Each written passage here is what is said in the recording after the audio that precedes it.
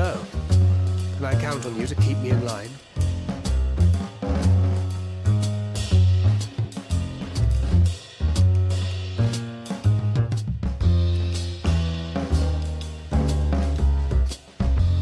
I haven't stolen anything. Yet.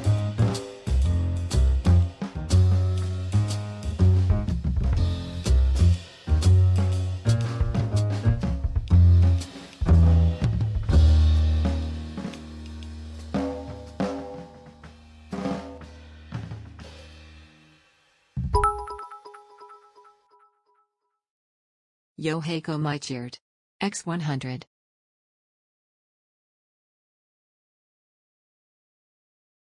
Hail and well met, fellow adventurers. Welcome back. Happy Mystery Sunday. Hope you're all doing well. Tonight, we're going to be playing some Cats in Time for about the first hour, and then we'll be switching over to Best Served Cold. Hello, Quack. Hello, Michaela. Hello, Yohei. Hello, Duke. How's it going? Hope you all enjoy the new overlays. We're going streaking through the quad and into the gymnasium. Come on, everybody! Woo! Come on! We're streaking! Yep, I got a new OBS source or new source for chat. What do you guys think of it?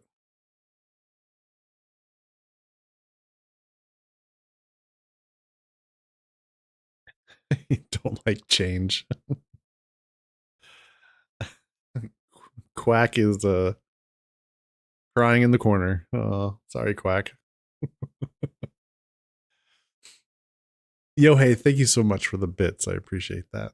Thank you very much. The camera looks shaky to you, if that makes sense. Looks shaky? Is it because the fronds are waving? Or is it because I'm hitting my desk too much? Maybe I'm bumping my desk too much.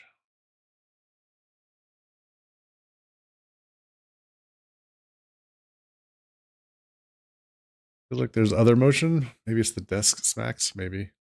Yeah, there's a vent right above the where the blinds are at the patio door, so it's moving. The warm air from the vent is blowing on the blinds. Give you an hour or so. I don't like it, but I'll get used to it. Wow, so many people.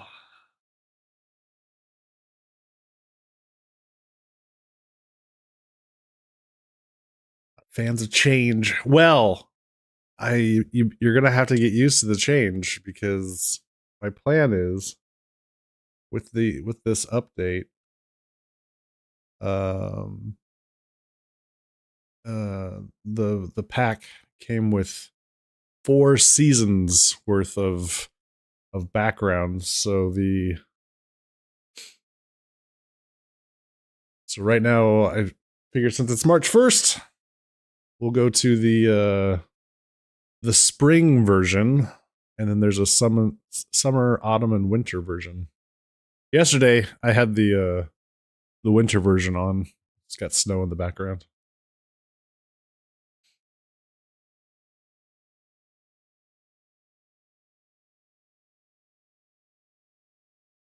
The only thing dependable about the future is uncertainty. That's right. You have to understand, I don't like change. You've had the same stream overlay for years. It's me, not you. Yeah, I think this is only the 3rd time I've changed up my overlays.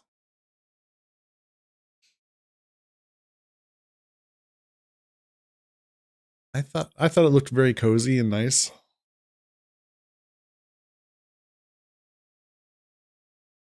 Yeah. Yeah. So sorry, this is only the 3rd set of overlays I've had. So yeah, you've seen both changes.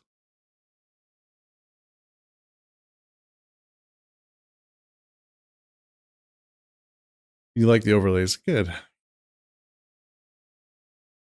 Yeah, your brain is soup today. Oh no.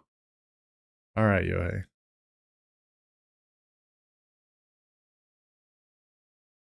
I liked the old starting screen more, but that's just because of your personal taste. I like how the chat looks cleaner. Front thing looks okay, but kind of feels weird to me. I don't know. I thought I'd give it a try. I can go to something more static. It really bothers people.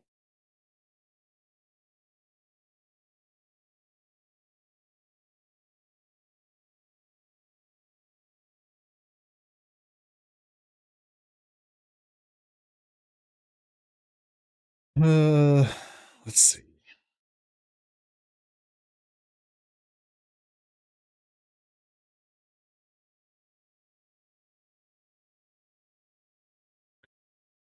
Cats in Time.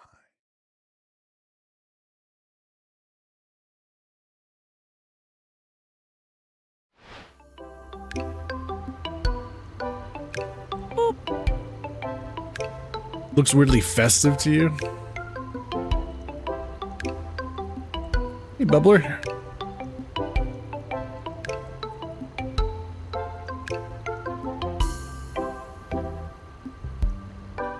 Okay. Cats in Time. Stop poking me! Railway.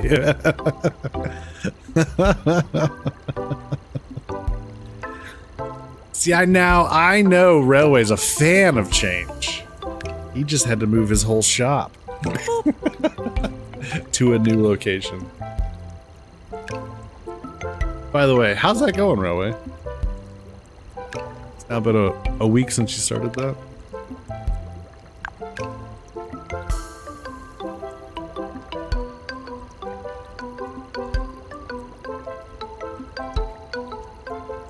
Oh, oops. I forgot. We gotta figure out what game we're giving away. I'm so sorry.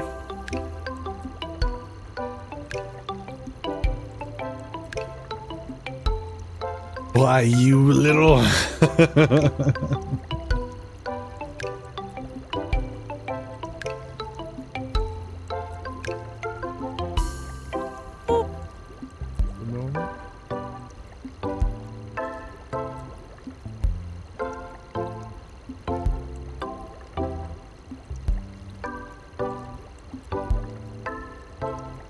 Moving sucks. Always will. Yeah, that's true.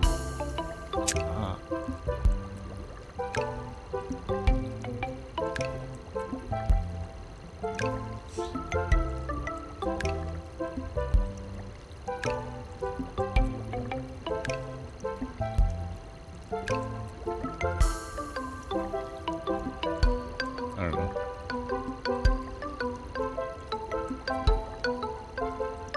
Seems fine. All right.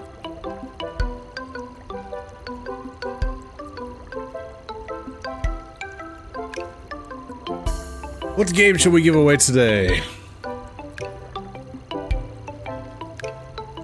Hey, Sharp.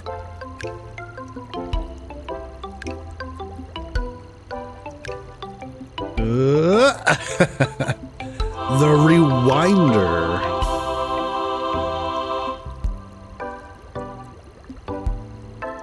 Right. Oh, my category. Thanks. Oh, I need to change it. Oh, jeez. Alright. Thank you.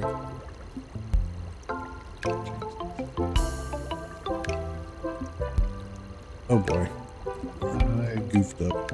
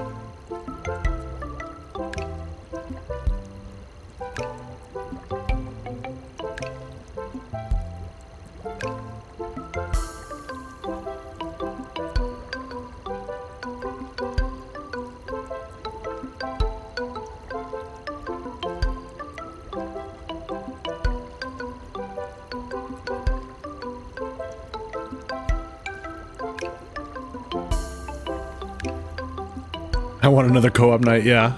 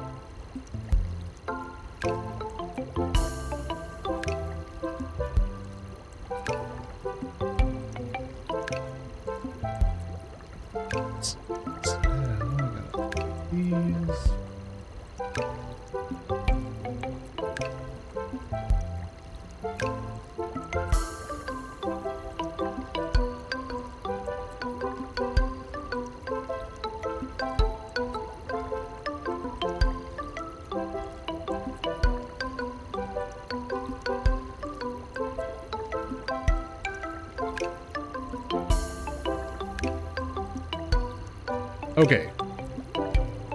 Title's been updated. Categories fixed. Giveaway command updated.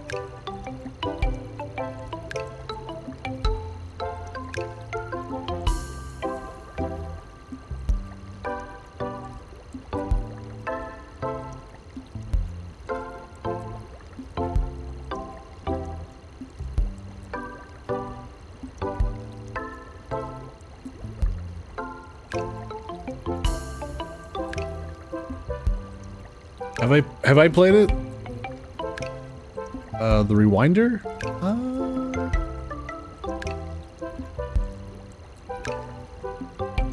I don't think so.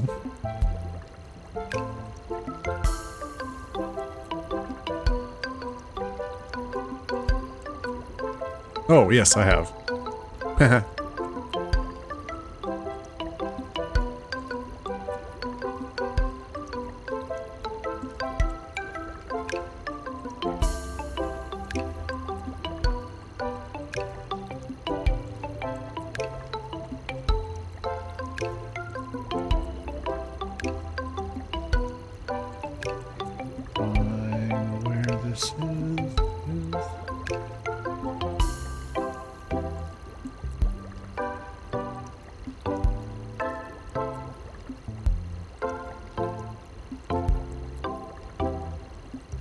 Okay. All caught up. Oops.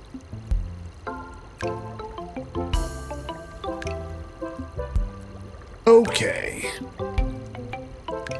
To the villa.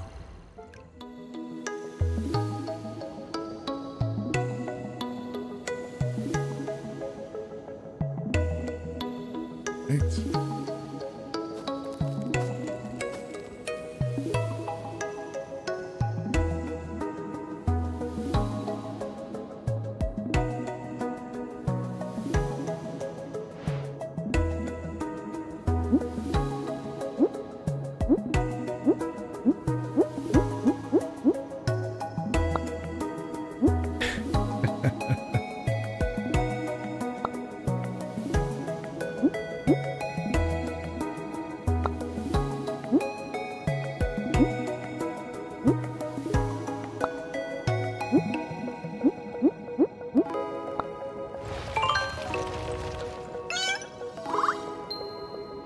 All right.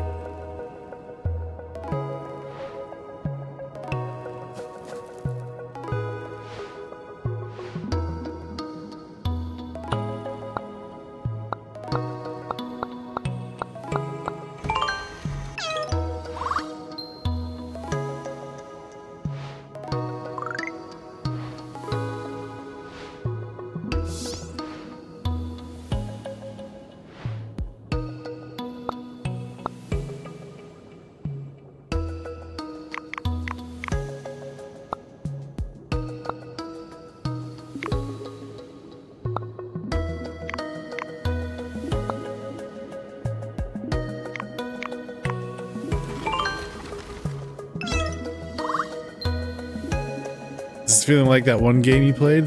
The Door or something? Yeah. Yeah.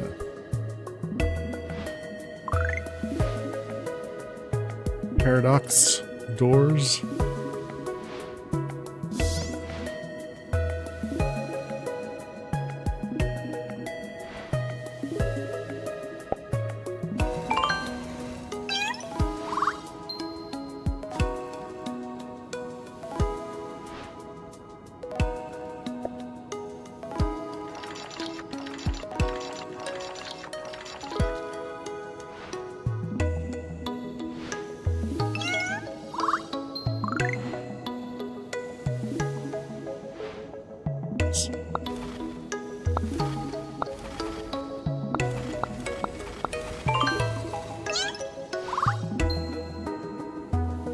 Ah. 4T, 3C, 2S1A.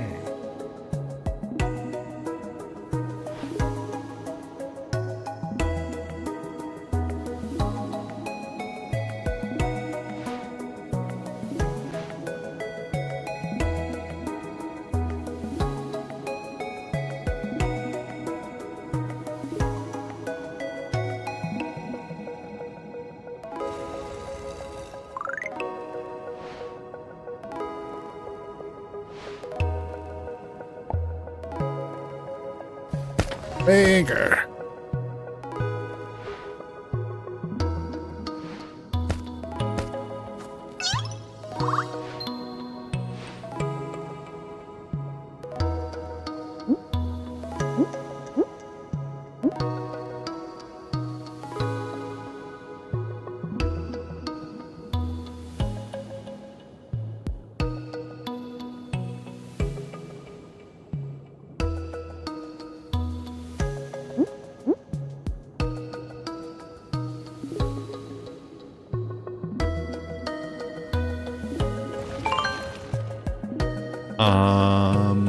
Okay.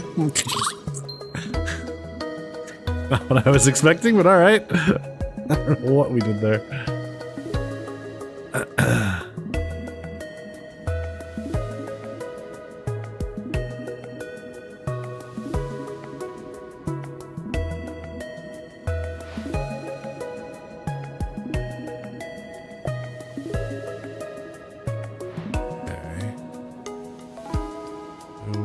Spell out ASCT.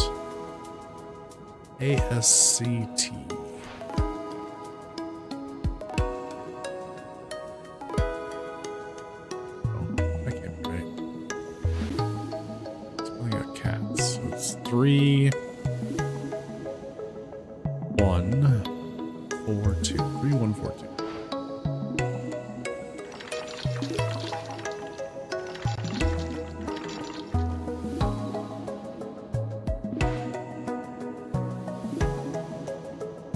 There's a direction. Ah.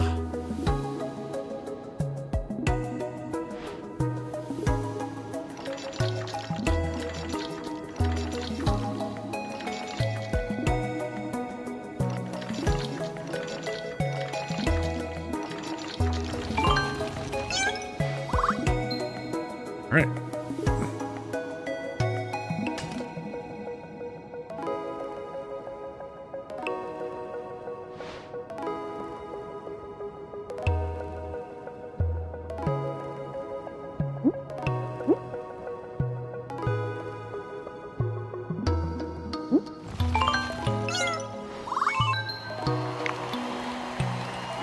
Okay, we're missing a hidden piece of paper. So, oh, there it is.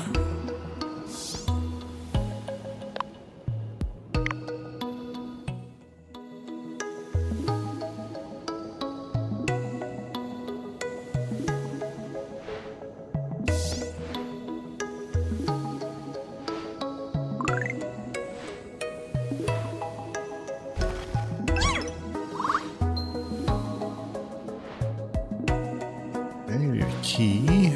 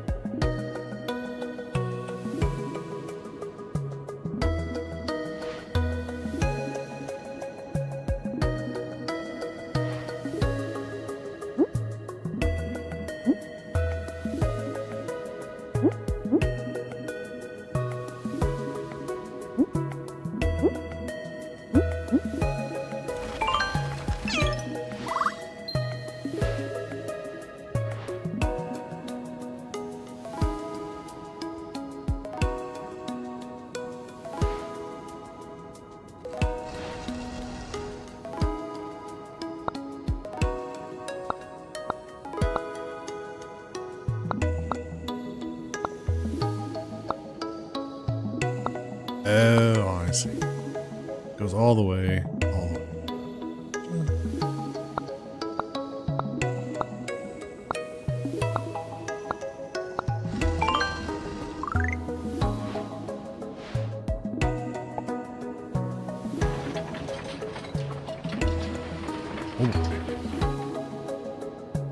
Oh.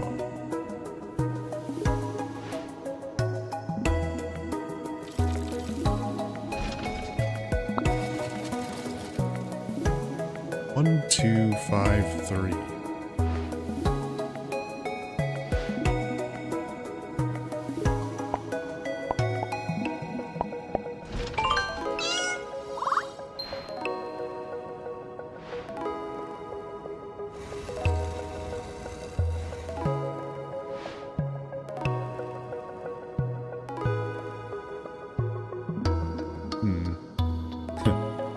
Need more information to go with that?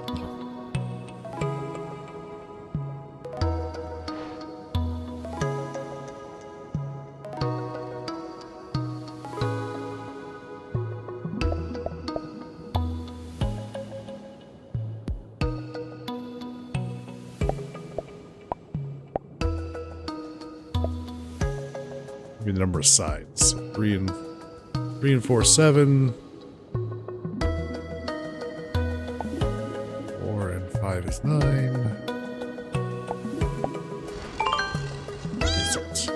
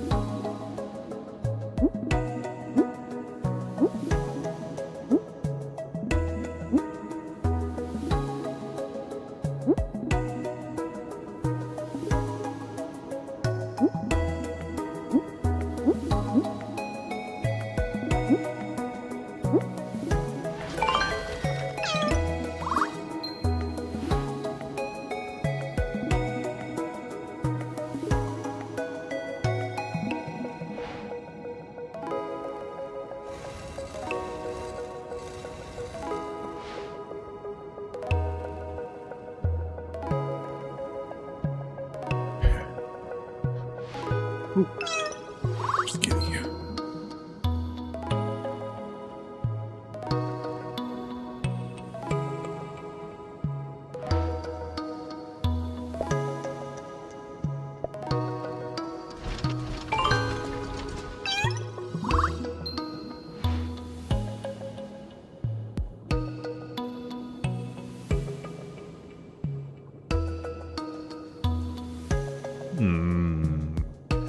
One more kitty and one more piece of paper.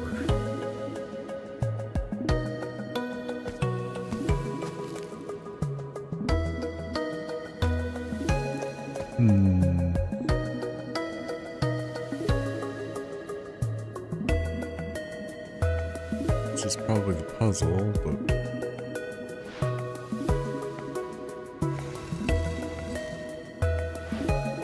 trying to do here?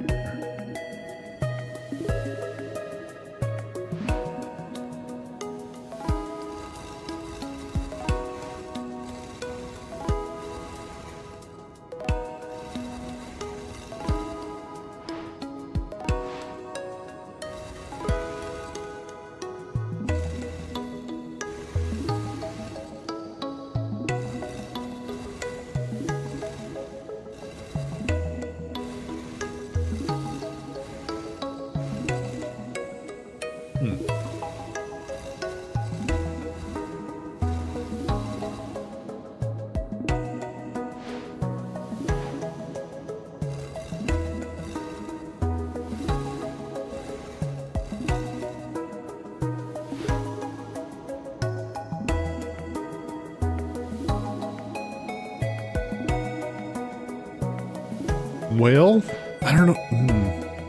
Don't know what we're trying to accomplish here. These. There's some information missing. Oh, here we go.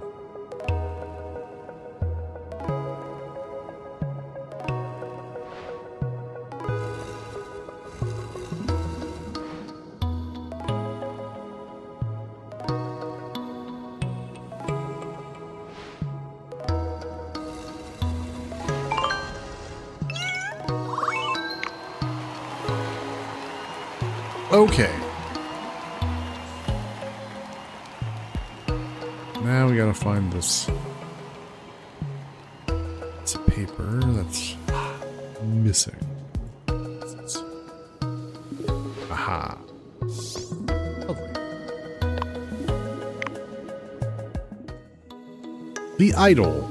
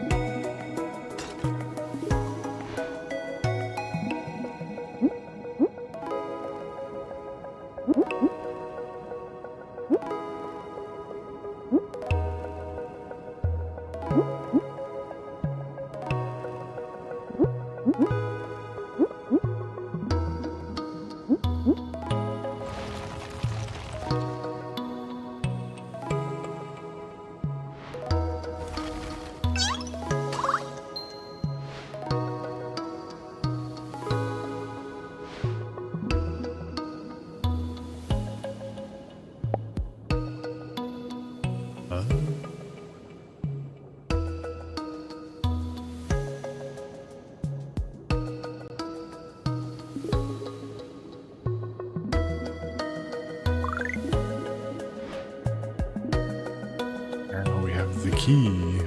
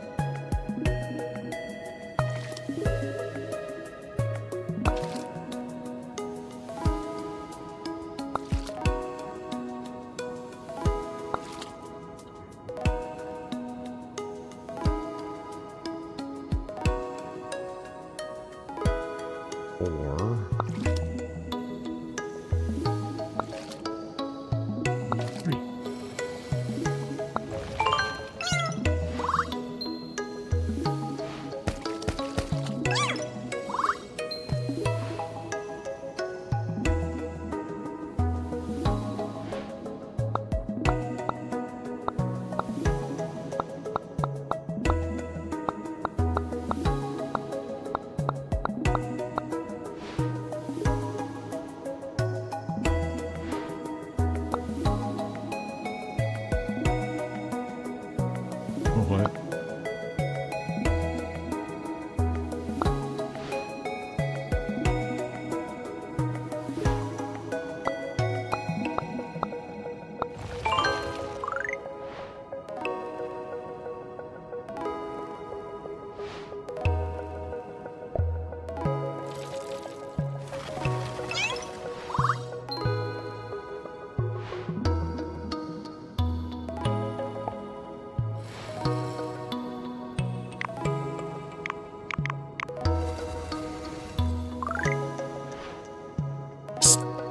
Got a saw?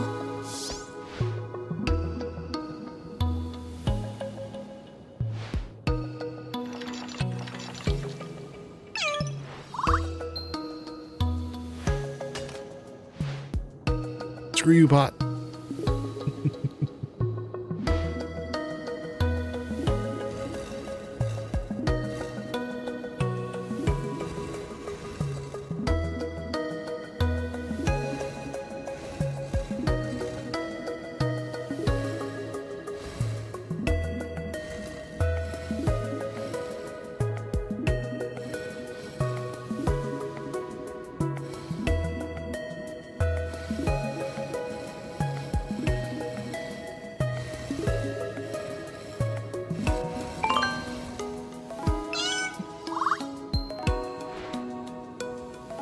All right.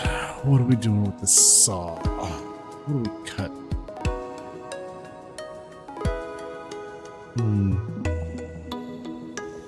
Oh.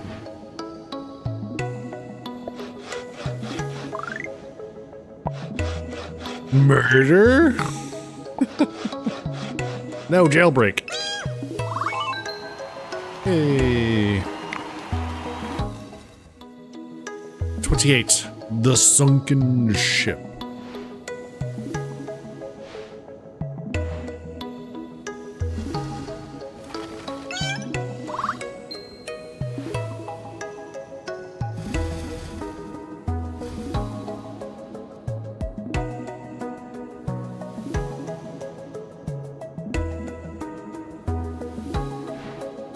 Okay. Come back to that.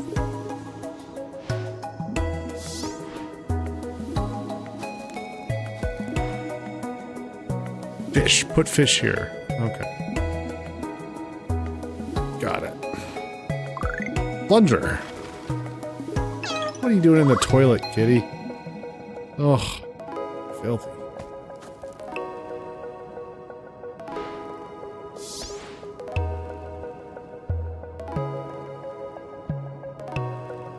Where are we gonna find fish in the ocean? That's a great question. There's some over there. Maybe we can go fishing. Maybe we'll harpoon one. Oh, there you go.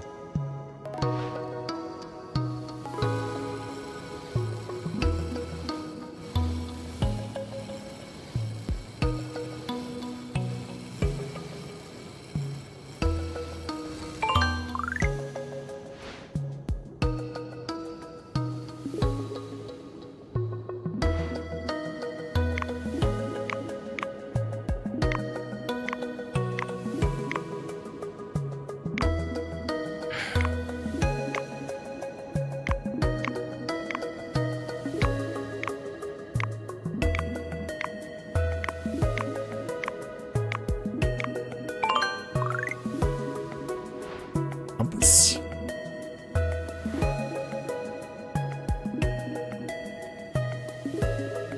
That doesn't seem like it's in the right place.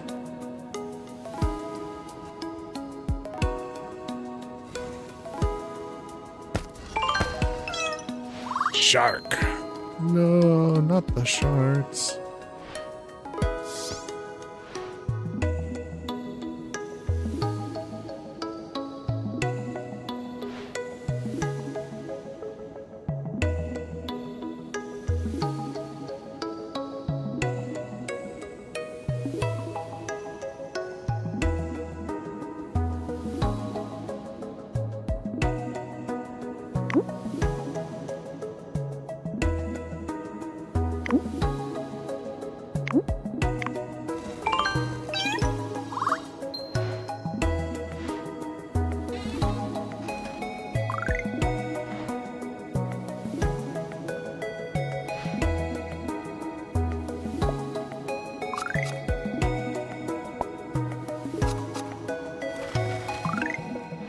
Fish. We have fish. Like fish.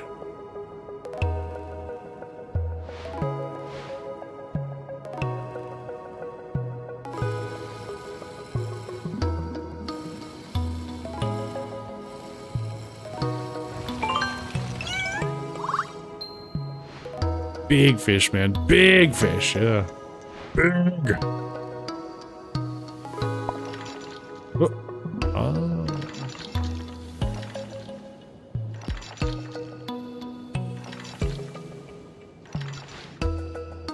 Hey. All right. Aha. That's where we got. Never mind. No aha. That's where we got the compass, right? Yeah.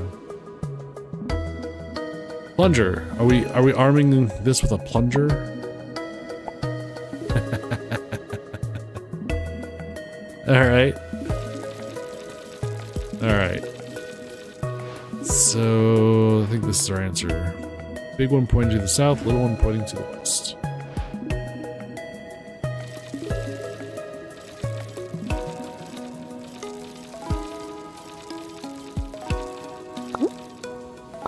fire! What? Where did we get him from? Where did we... Where? Alright. Best not to ask, probably.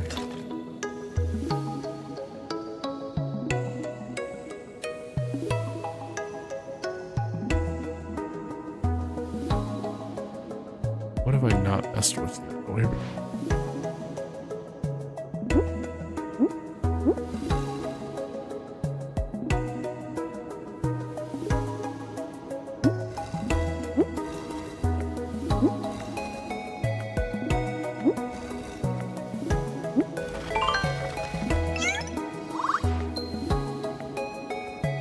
Okay.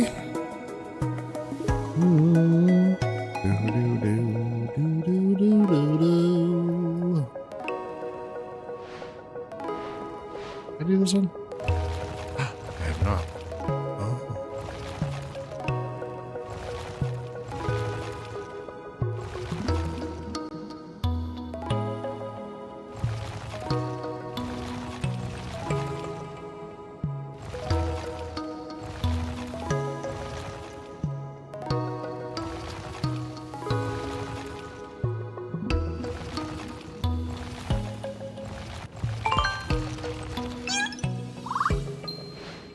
Okay. One more. Oh, he's right there.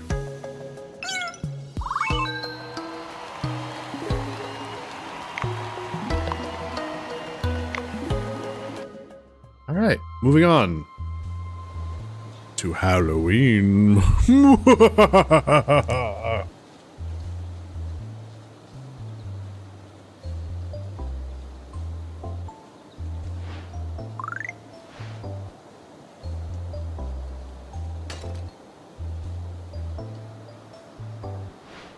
$26.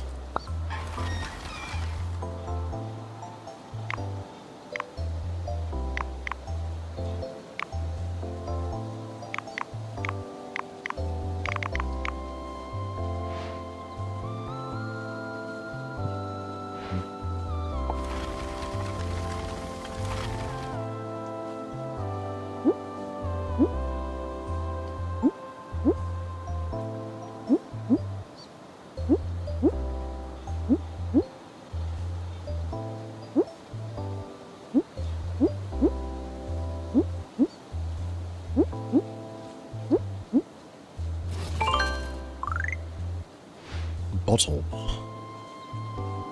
Got ourselves a bottle.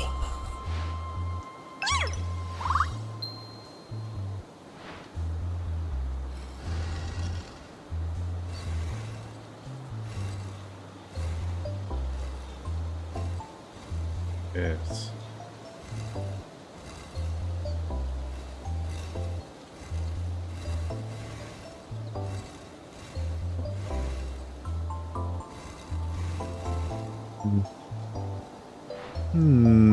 Oh. Is this related?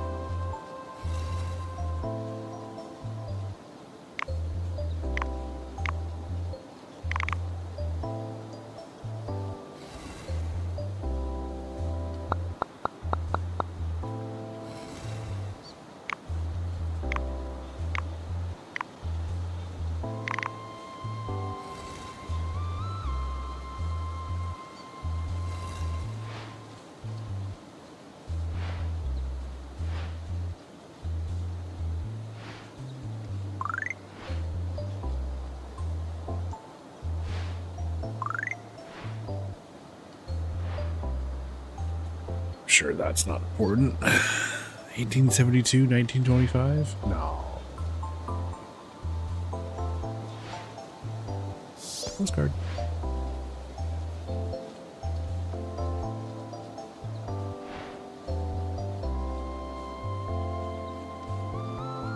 Break it with a hammer.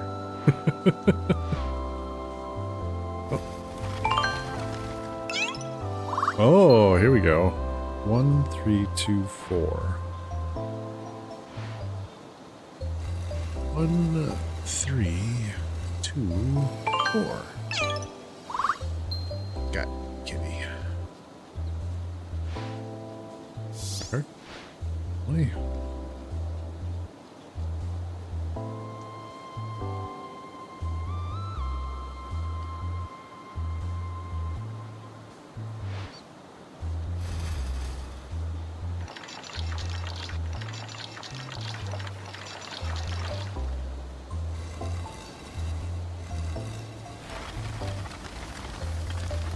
Oh no!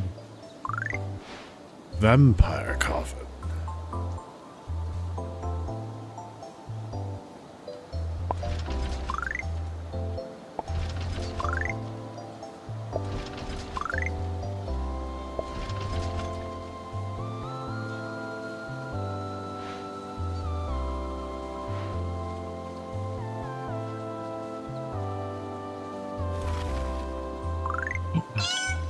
Giddy. And you immediately fucking open it. Yeah, I don't see the problem.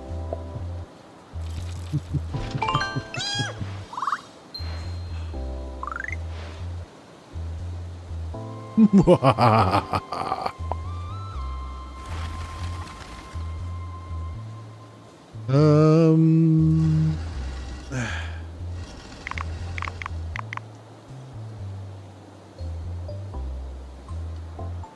Huh. Going back to that.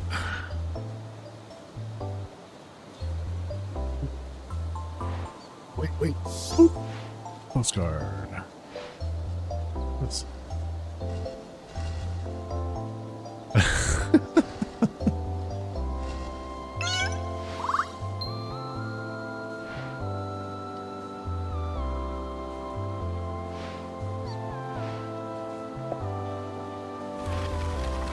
Oh, okay.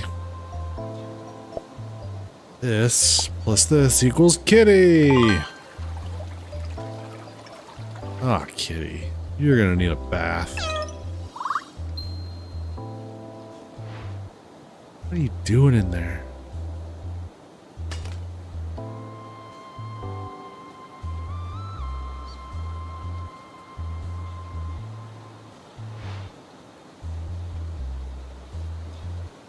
Candles.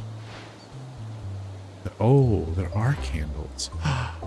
We need a candle. Okay, we're looking for a candle. Gotcha. And we got this over here. Still don't know what to make of this.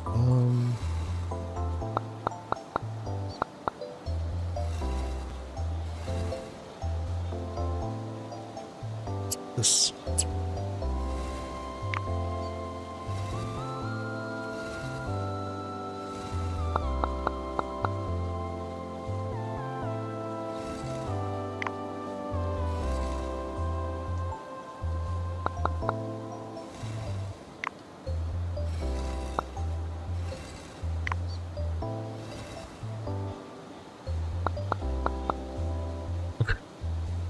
I don't know.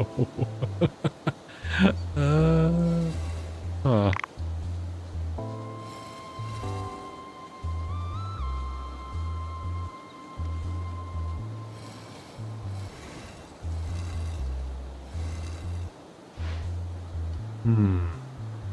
Okay.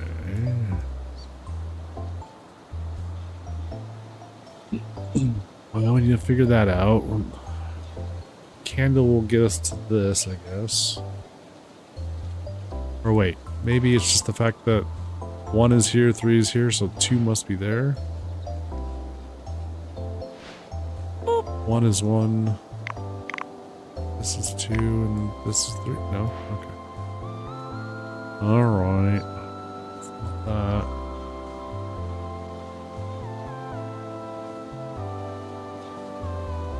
Here's some candles.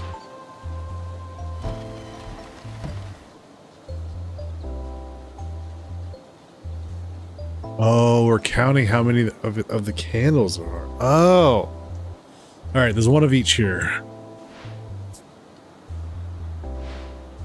And then there's an extra 1 and 3 here.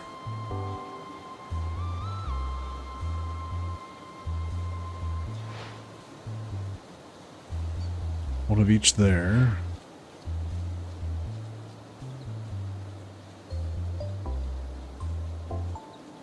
Okay.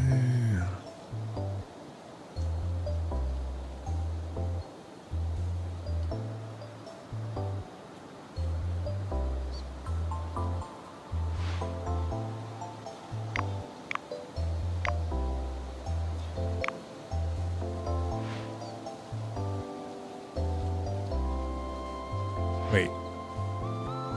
No. There's 2 3s there.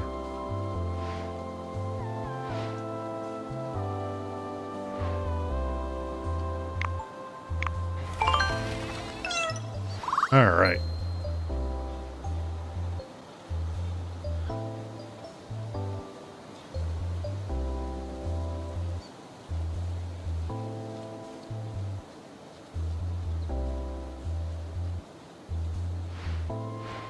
Oh, I see what we're doing here. 1872, 1925. Right. So the numbers we need are these X's. So it should be 1, 8.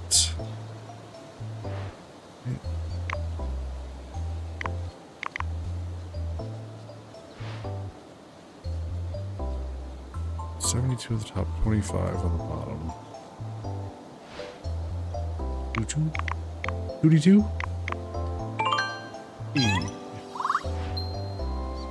Alright. One kitty. One kitty to rule them all.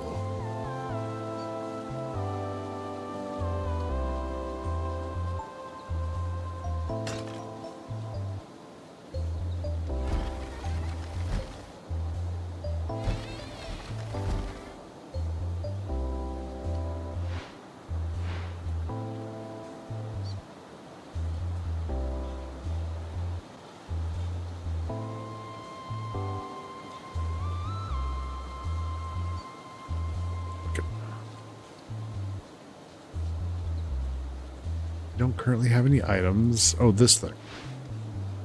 What is up with this? What are we doing?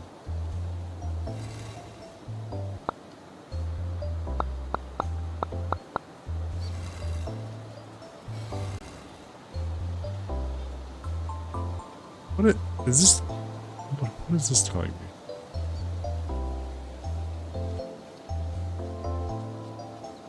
Oh, wait. They're broken up into pattern. Oh. Do the first one. And do this one.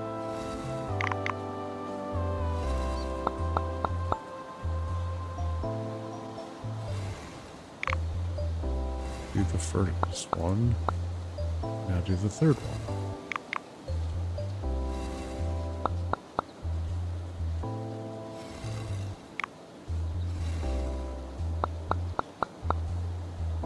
Sure, this is just all of them. Yeah. Hey, there we go.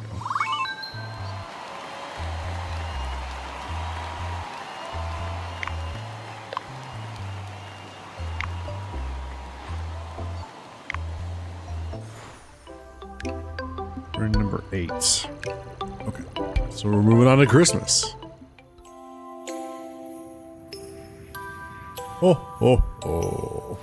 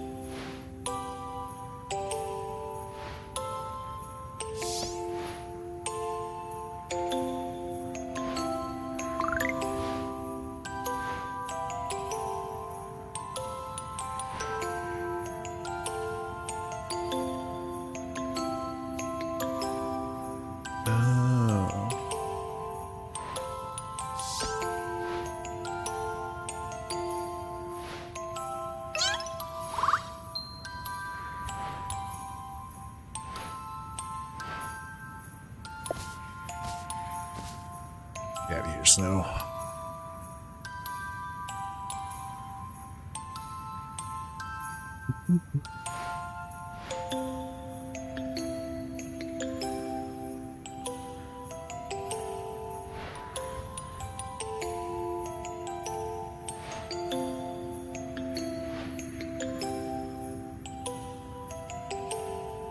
Two, three.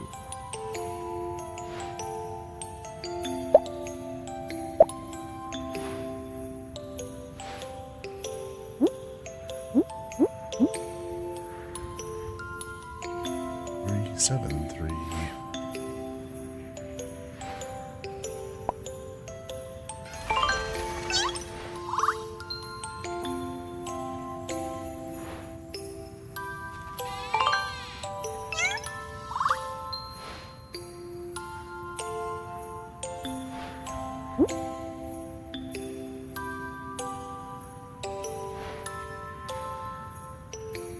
One, three, seven, three. Yeah. Where are we going to apply that?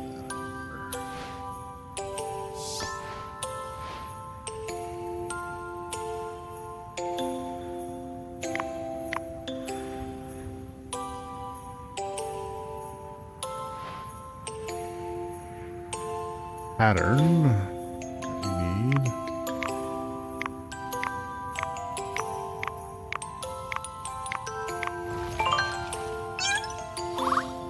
That pattern was this right here.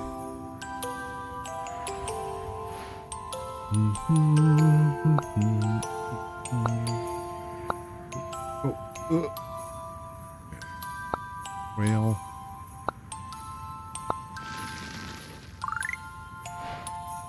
Button.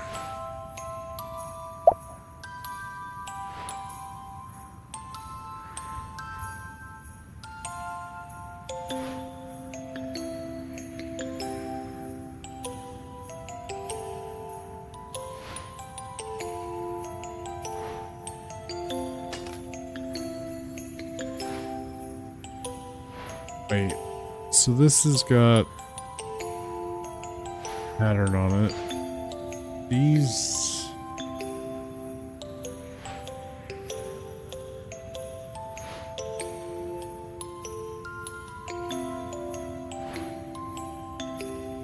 huh. Huh.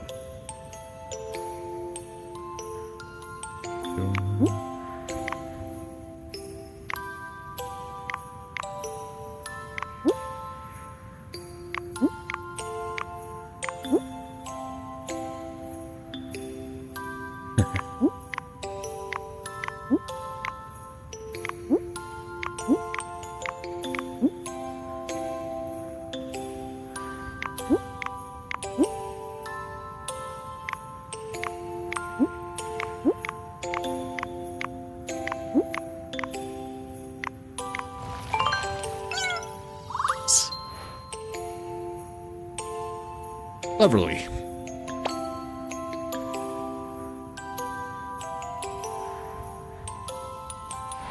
Ah, we're counting how many of each of these there are.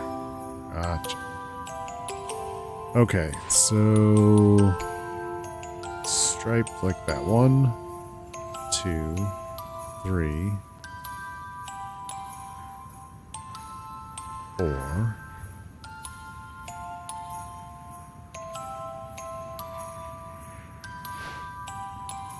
All this 4, all that 1, all that 2.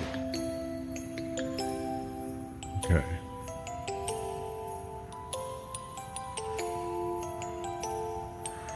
I'll cover some more. Till then,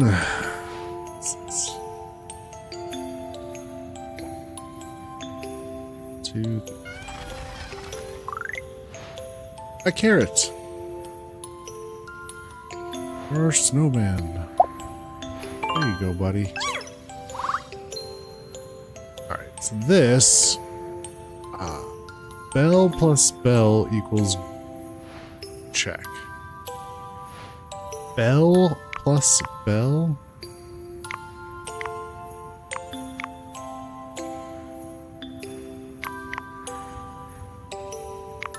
Put them next to each other, I guess.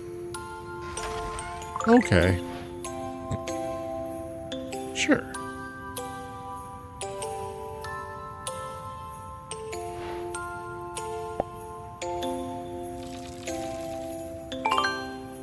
Ta-da! Kitty. 1373. What is that for?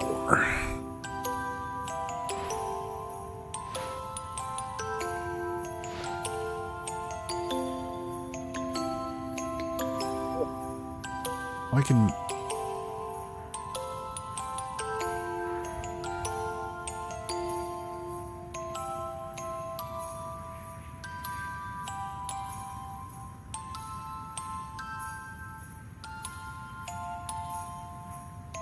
Or not.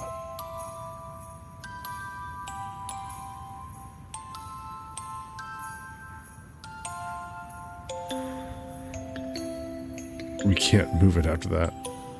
Okay. 8.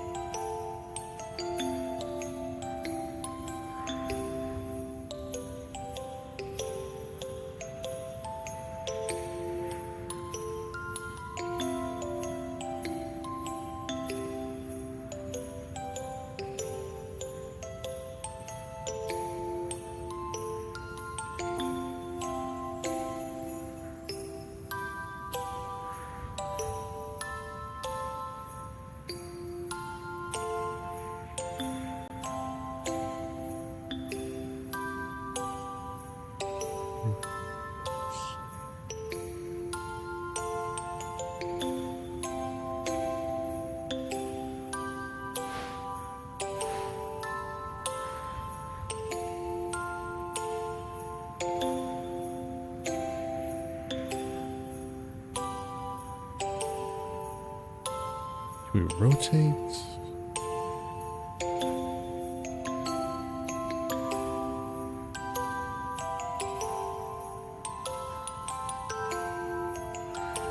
Oh.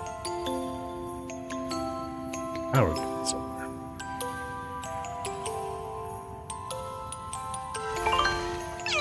Ah, little strike.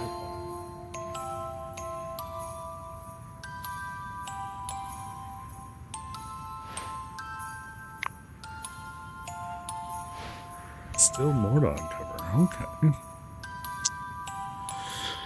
All right. What else do we need to mess with?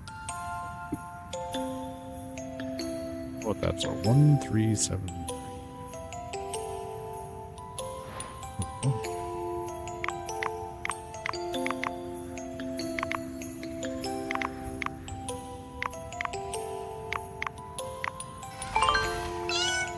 All right, we got that.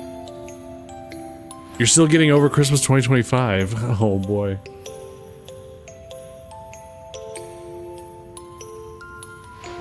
Oh, there's ornaments in here. 2 more of those and another polka dot.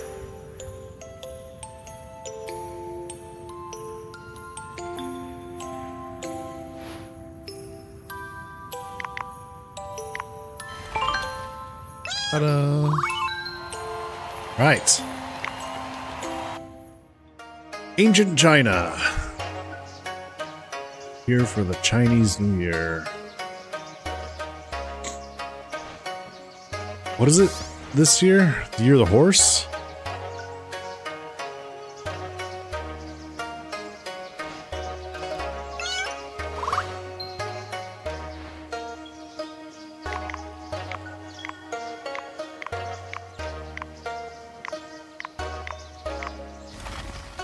Fire horse. Okay, now wait a minute. Why is it always fire horse? Has that always been one of the animals? It's not just horse? Is there a reason why it's fire horse? Because like last year was Year of the Rat. It was just rat, right? Or was it water rat or something like that?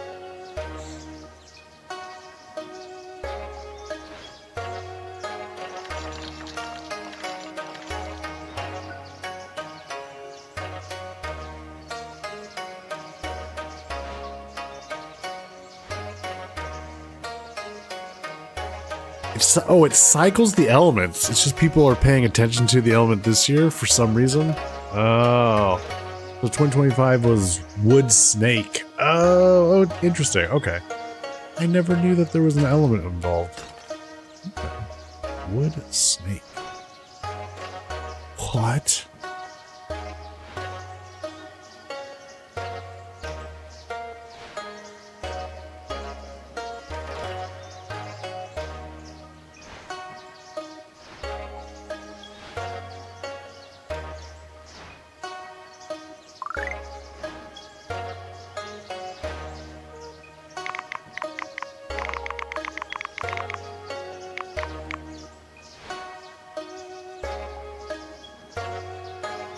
Wait 1 sec. 1 sec. Waiting.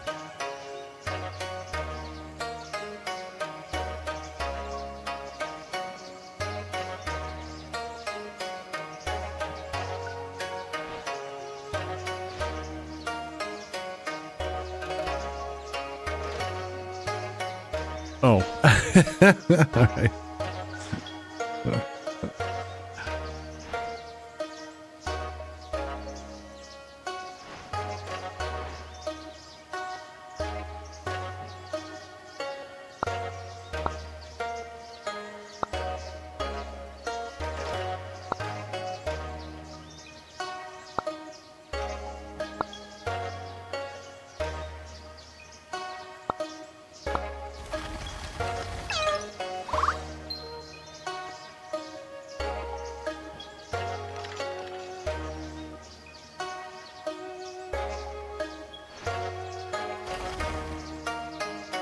Fortune cookie. Circle, diamond.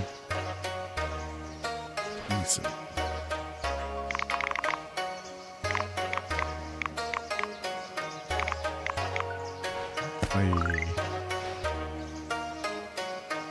We got a ball to load into the cannon, perhaps? Damn. We'll get there.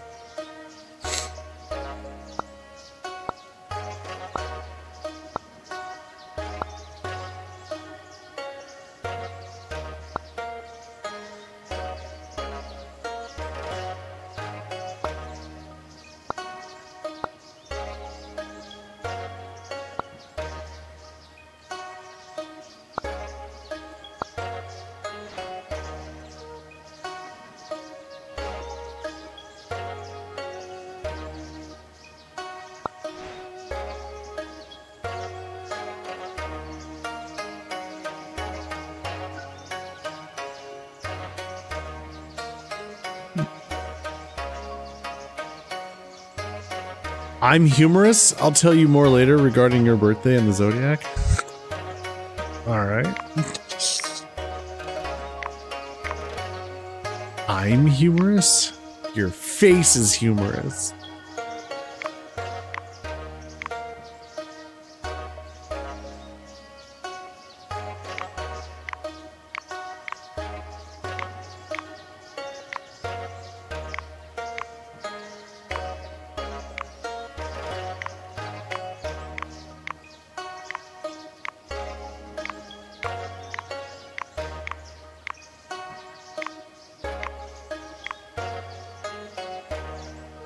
No, get out of here.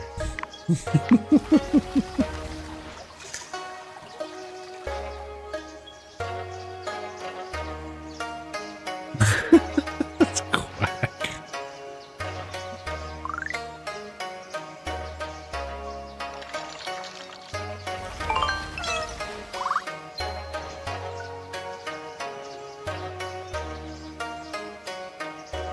Oh.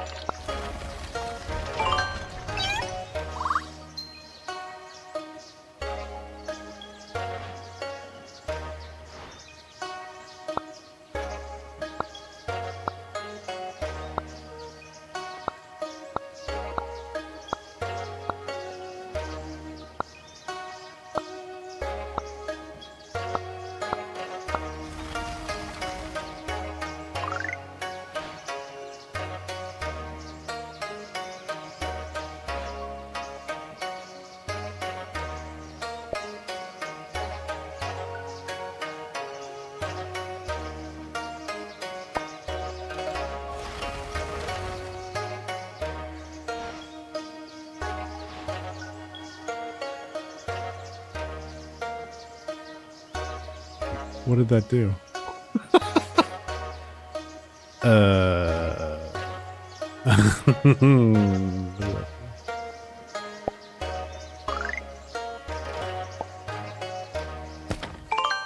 Kitty!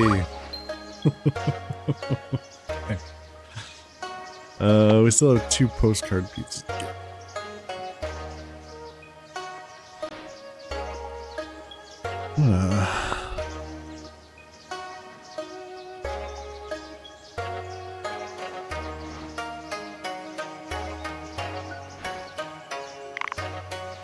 Four-digit code. Check. 3-digit code. Postcard keys. Oh, here we go. Okay. Oh.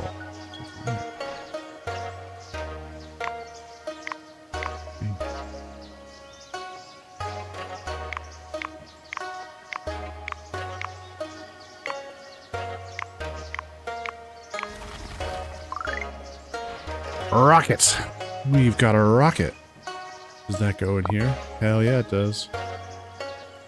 Fire! 1, 2, 5.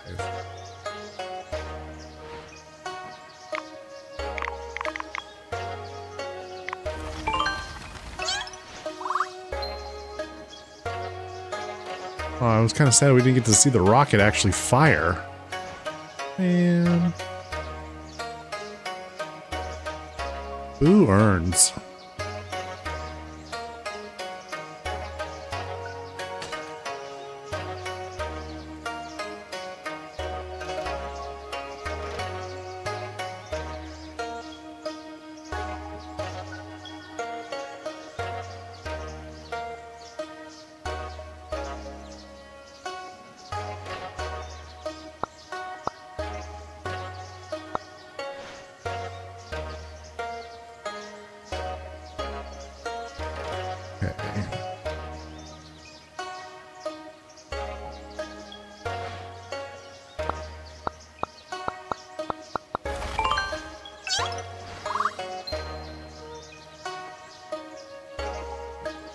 What is this?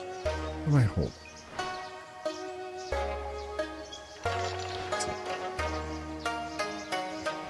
Do I just...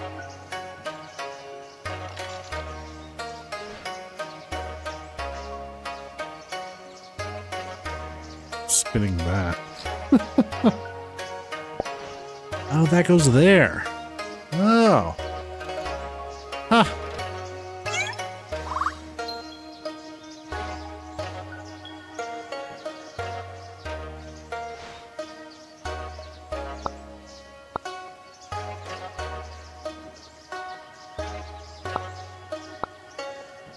One, two, three, four, five. 1, 2, 3, 4. 1, 2, 3. Can I move these? Oh, I see.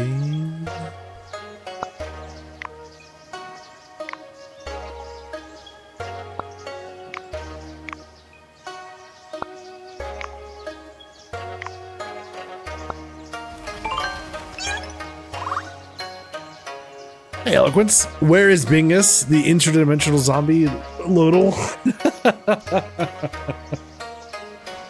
Work complete. Work complete. Zog zog.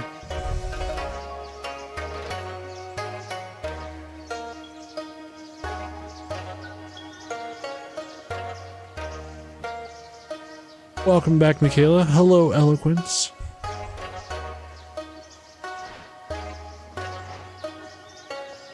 We're looking for another postcard and another kitty. Postcard.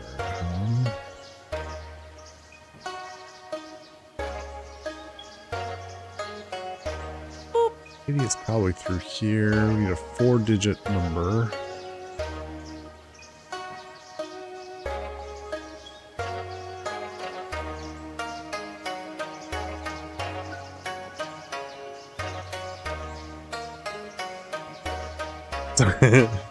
Stop poking me.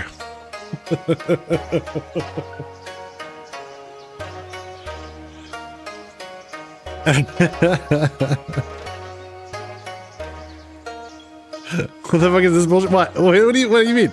Because you've been booped?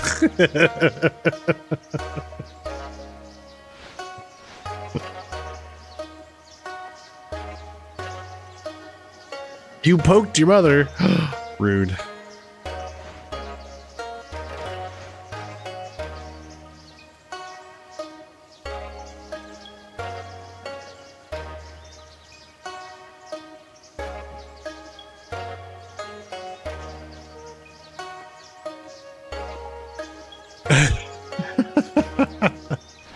Curse you, Rowan, your boopable nose.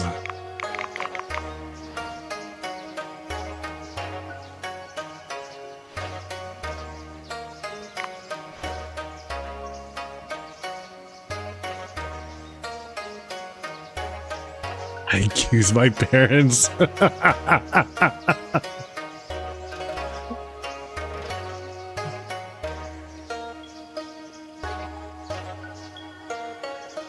Damn my parents and their good genes.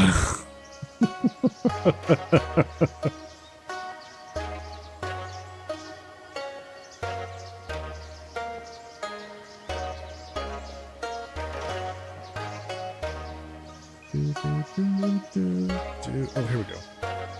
2572.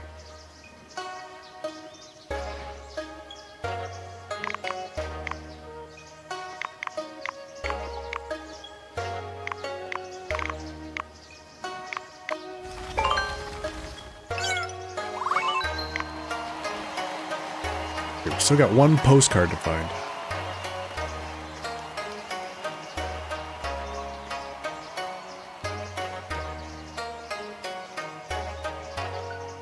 You poked your mom, now you're gonna poke her again. Super rude.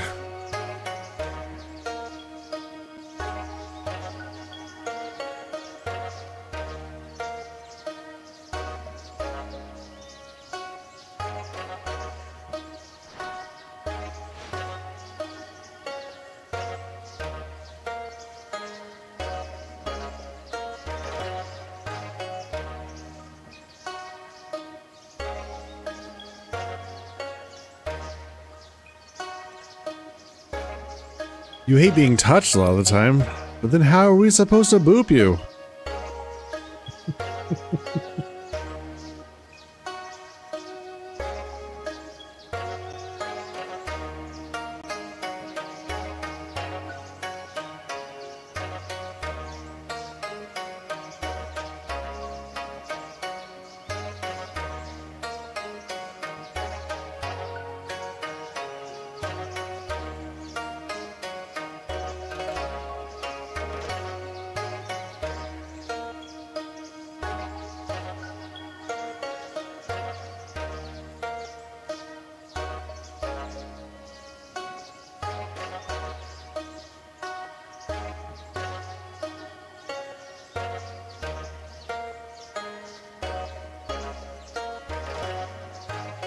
And everyone in your house is all super touchy. Oh, God. All this affection. Oh. Alright. That's the conclusion we now draw. Michaela is a cat.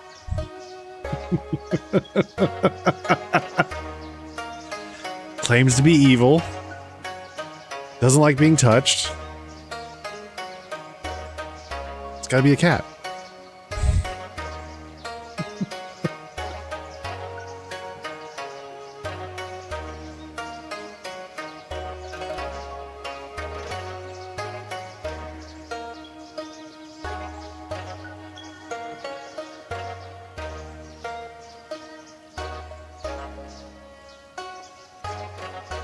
Alright, postcard, where are you? Where are you hiding? Go yourself.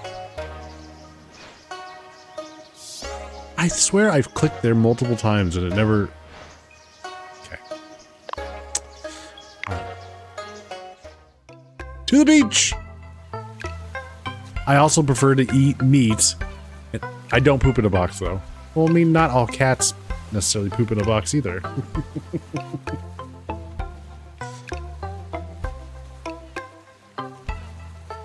So yeah, you're a cat.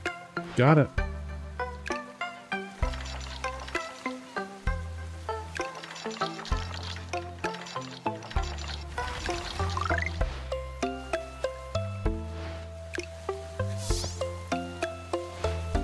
Postcard.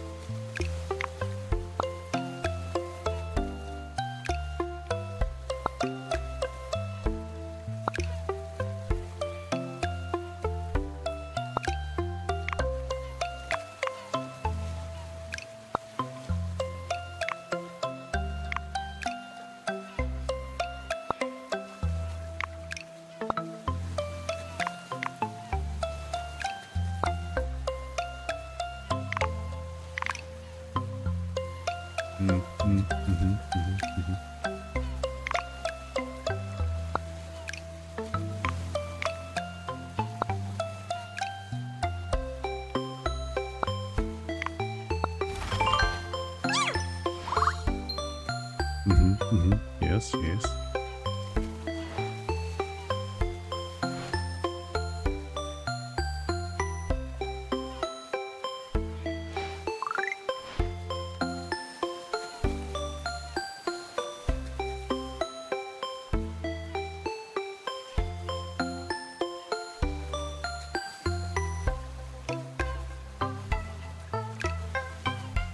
Paper boat. Cute.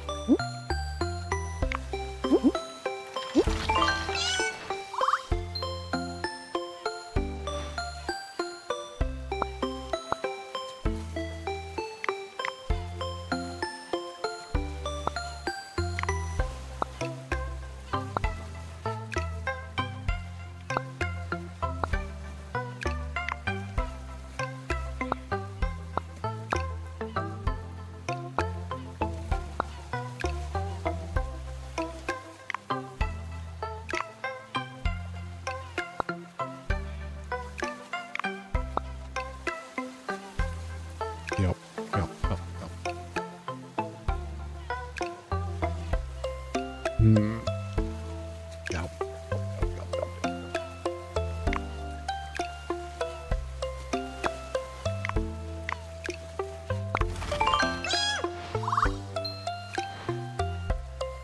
One, two, three.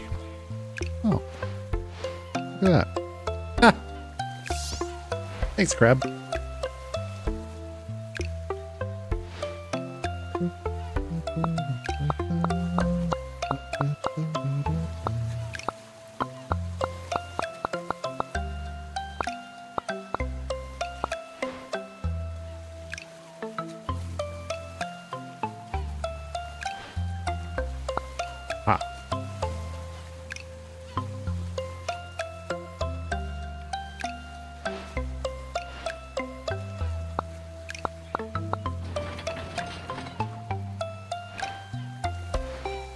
does that mean? Crabble. Crab people.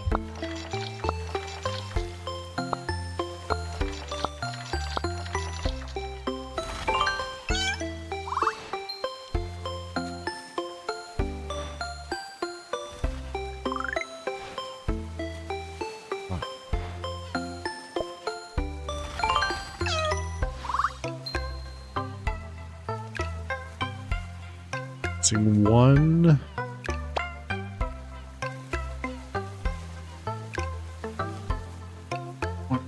Postcard.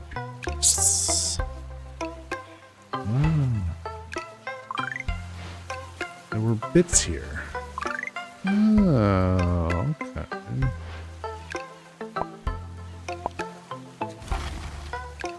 Oh boy.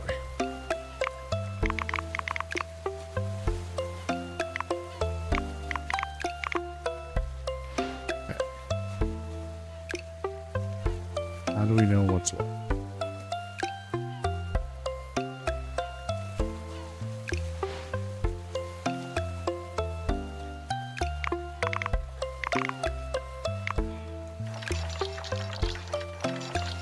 Oh, these are the. Oh. Oh, I see.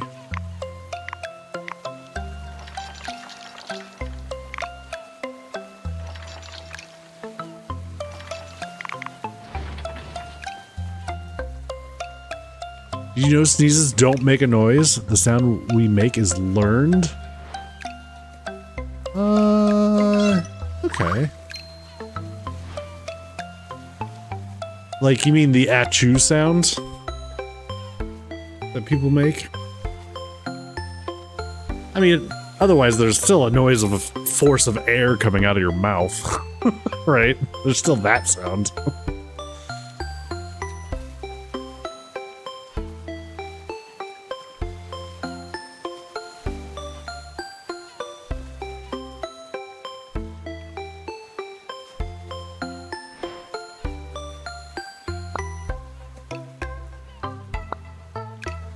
Is this?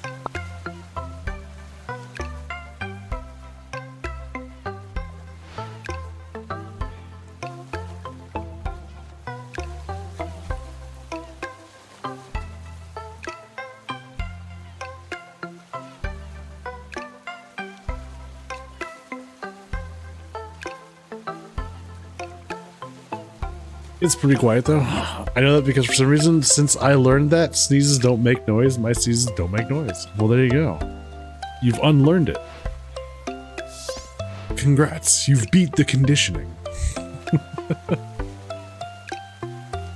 That is interesting.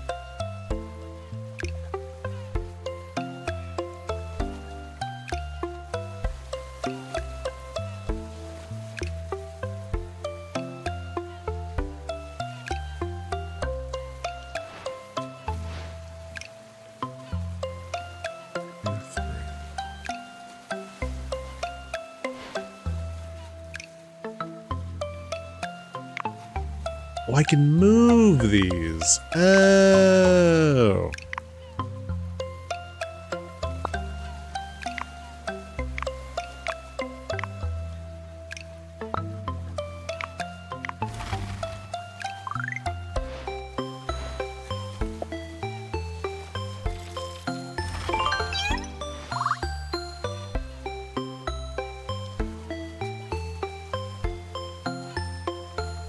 I think it's because I've always been paranoid about sneezes being disruptive. My sneezes always made very little noise, and it was like, I was just waiting for the permission to not chew. Meanwhile, my dad enjoys making his as loud as possible.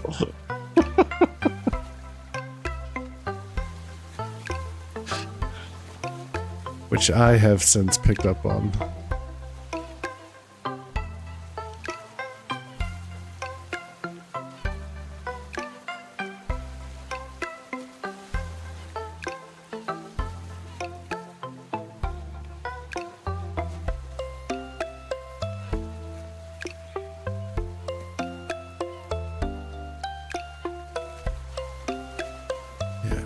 feel like I've used this information, but I'm not sure where to use this information. Is there another surfboard?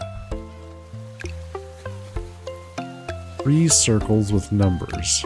Where am I missing? Or there's a cat right there. Never mind.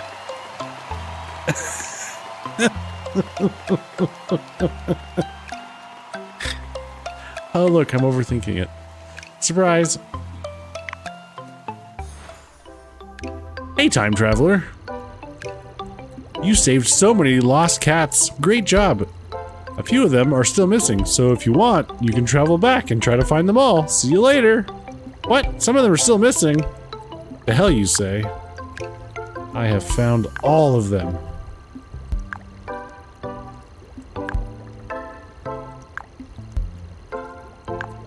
Including the postcards.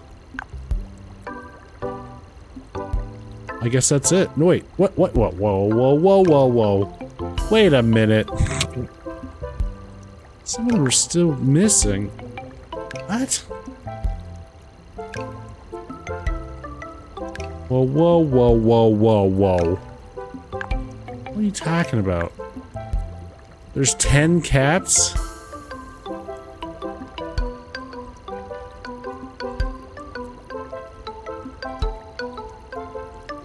The noise a sneeze makes is regional, even though it's learned. It isn't voluntary. Interesting. This cat escaped the tediousness of 9 to 5 life, escaping the mundane and tedious world to sit in a rubber tube on a timeless island and let the world go by. All right, wait a minute. What is this about? What's going on here? There's still 10 cats, but I found all the cats. I don't understand. How could there be 10 somewhere? And how would I know where to look?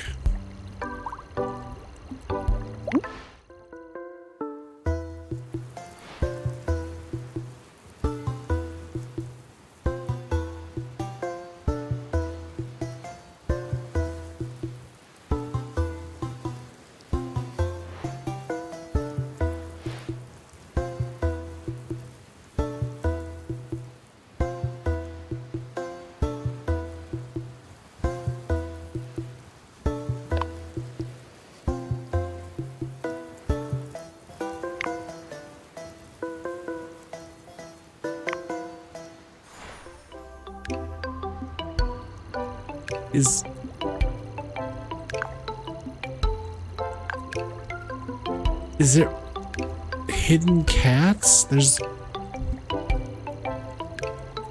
What is this? Where are these 10 other cats?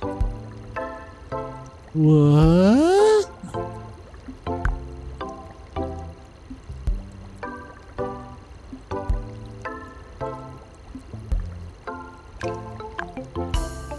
Postcards? Yeah, that's a good question. I don't know where the postcards are. Like, once you find them. Each of them has been a piece... Wait.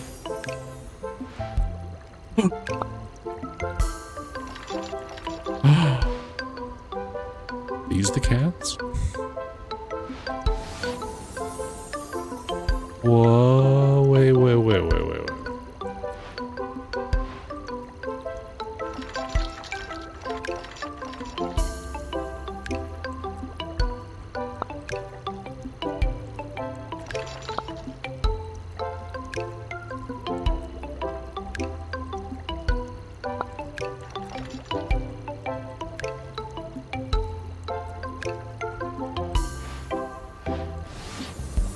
Let me try something here.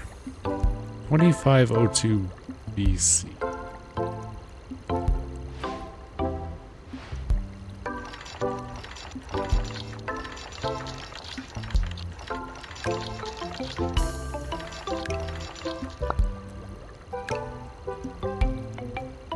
Okay. Hang on. Yeah, so each of those postcards that we collect, I always wonder, they always look like they're pieces of something. But I never figured out Like, where do you go to see those pieces once you've collected them? Like, what they come together, like, when they're put together. I've never noticed it or found it.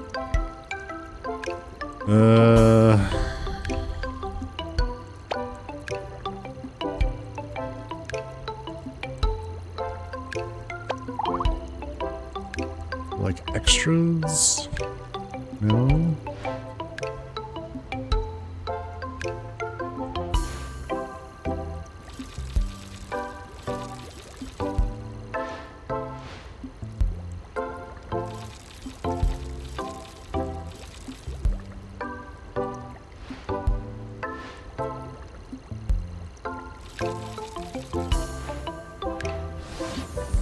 Is that leftover from the very beginning, or is that a thing?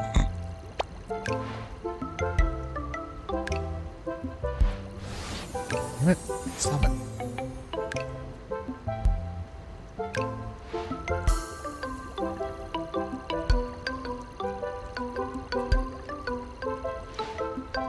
Oh, the board over here. Ah, there we go. Thanks, Quack.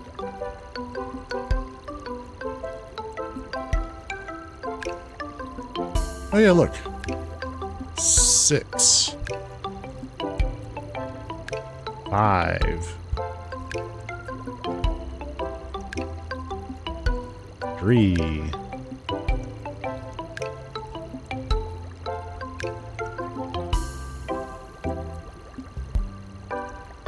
Oh, this is... Oh! These have to do with the thing over here. So we know where to... Oh! Okay, 6, 5, 3, 2.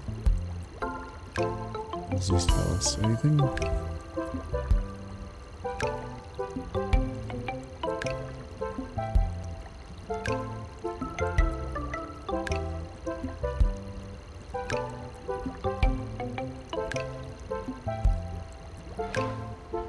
Hang on. 6, 5, 3, 2.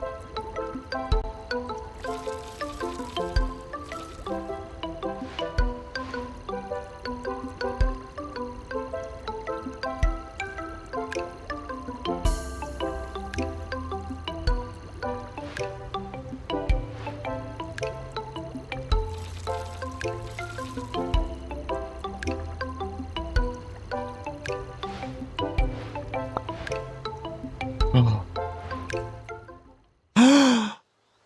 The time conundrum. What? We found a whole new thing. A whole new puzzle. A hidden puzzle. Amazing. Fantastic.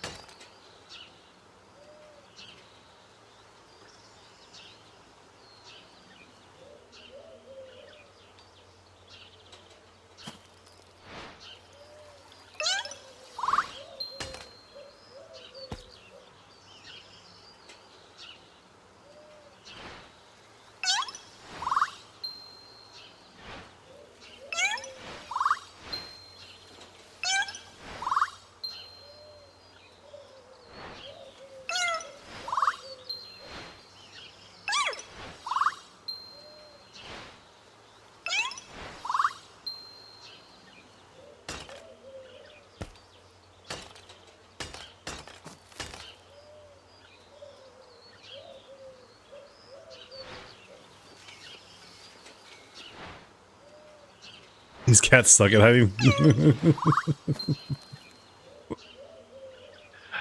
Oh, it's a TARDIS! Oh my god. The TARDIS is here. Incredible.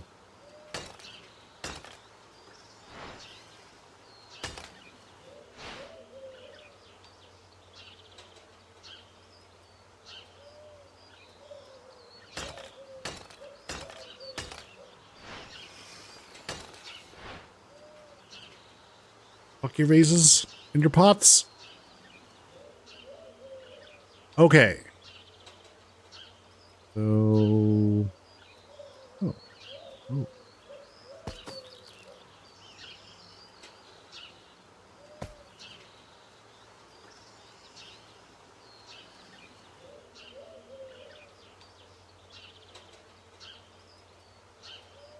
Stop spinning. I clicked on it. I'm hidden in a time bubble. There you go.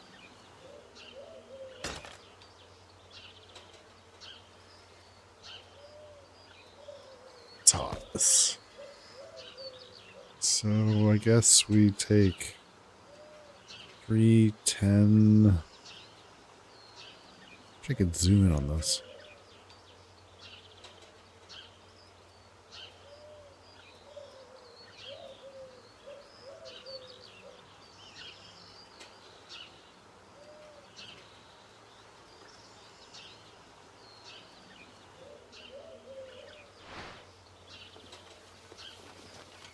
Thanks, Roy.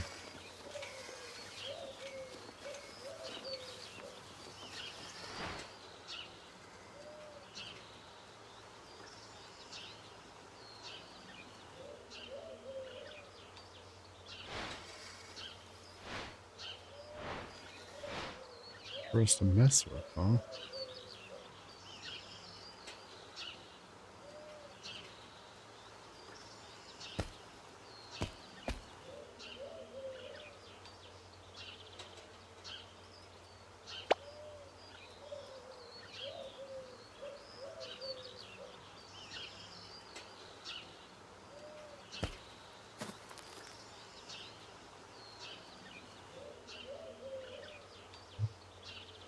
Something seems to be off here.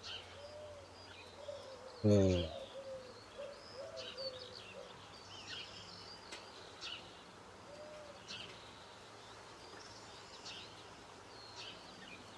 right, we need 4 numbers.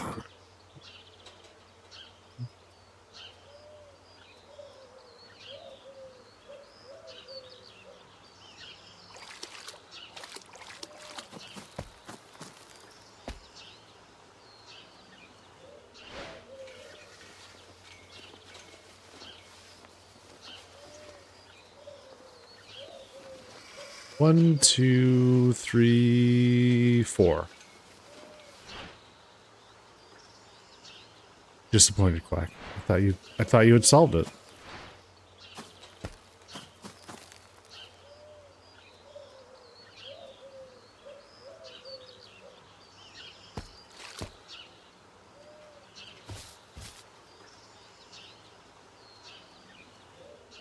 Okay, this is as close as I can get zooming into this. Doesn't really tell us much. This was spinning, though.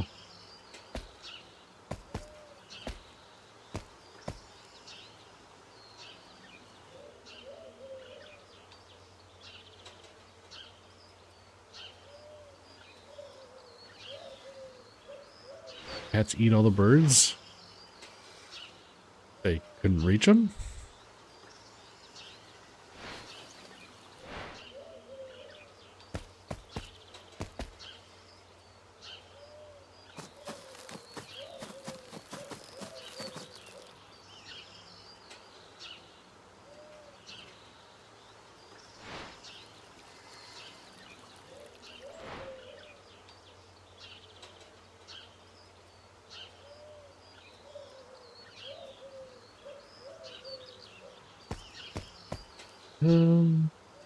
Where's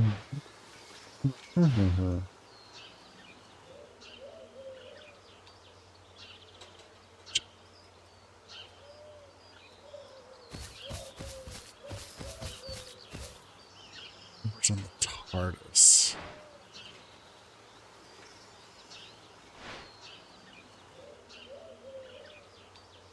Where's this police box?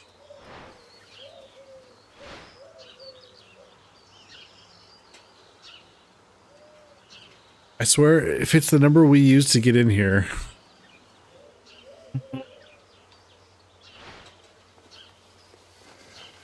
Yeah, what was that?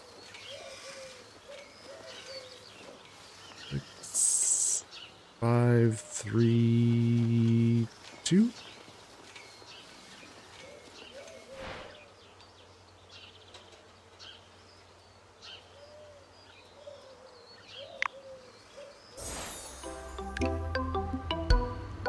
3-2.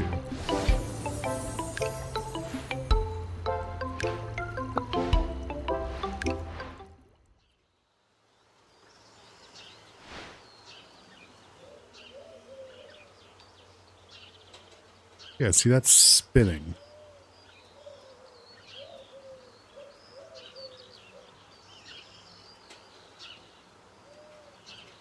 Do we need to stop it?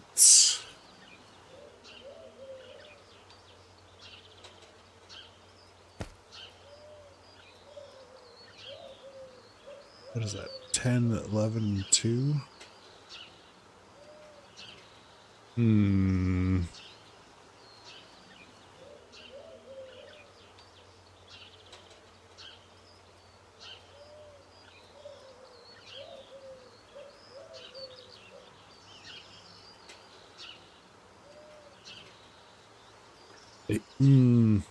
Yeah. What is this about? Hang on.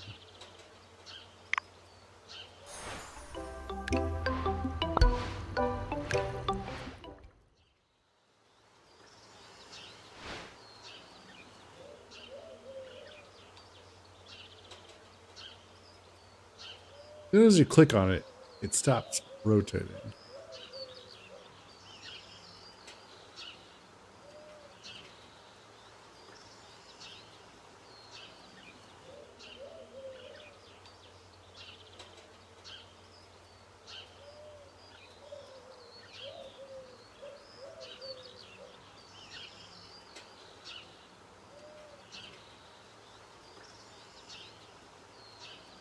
And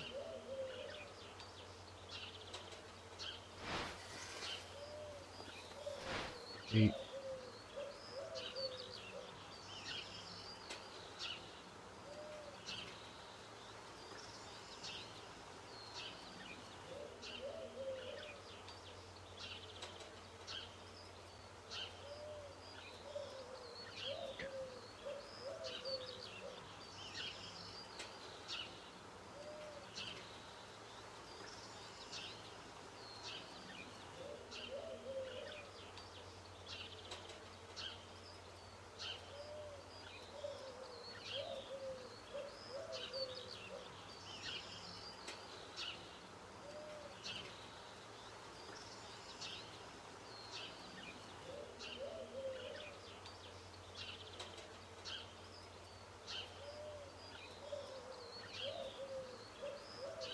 Well, the problem is that this only goes up to 6.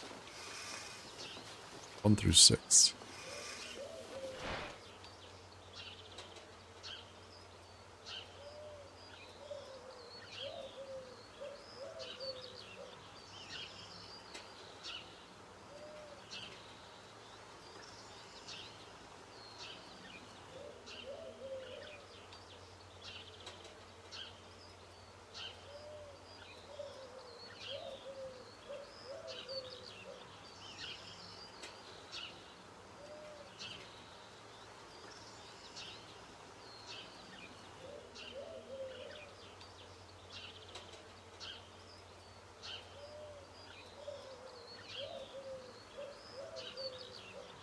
Hmm.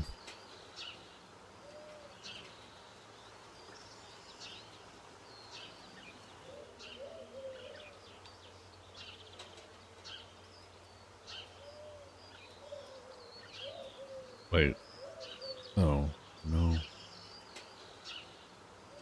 7's on there 3 different times, but the arrows don't line up for everything to point to 7.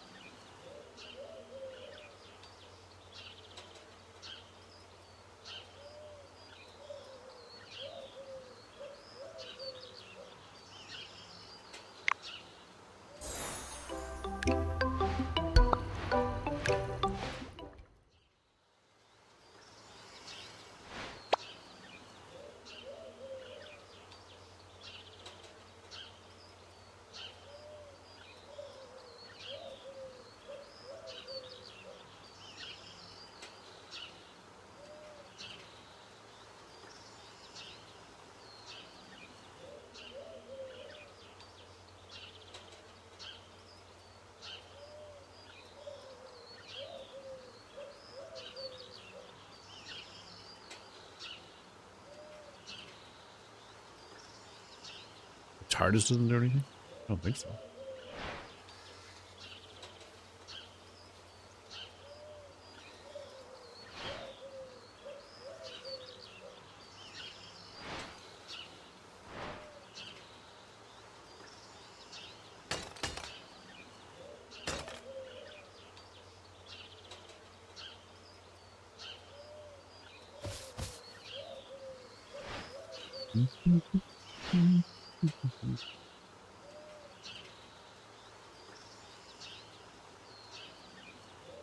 So, what 3 numbers do we want?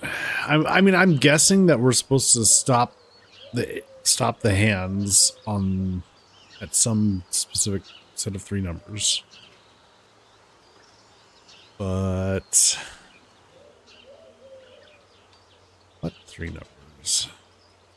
Is it related to? Let's see. We got the West here. We got Greece here. Futuristic Japan up here, Germany, Atlantis underwater, Egypt. So like all of the 8 locations are represented. Here's the city.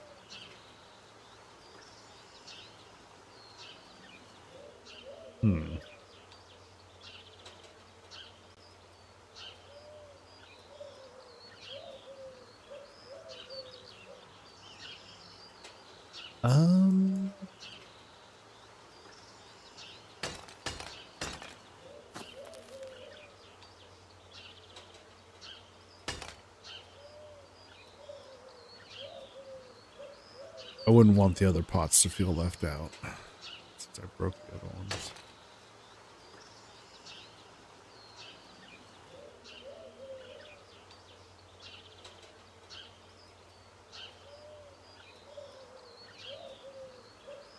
Is it all? Okay, so there's 8 settings.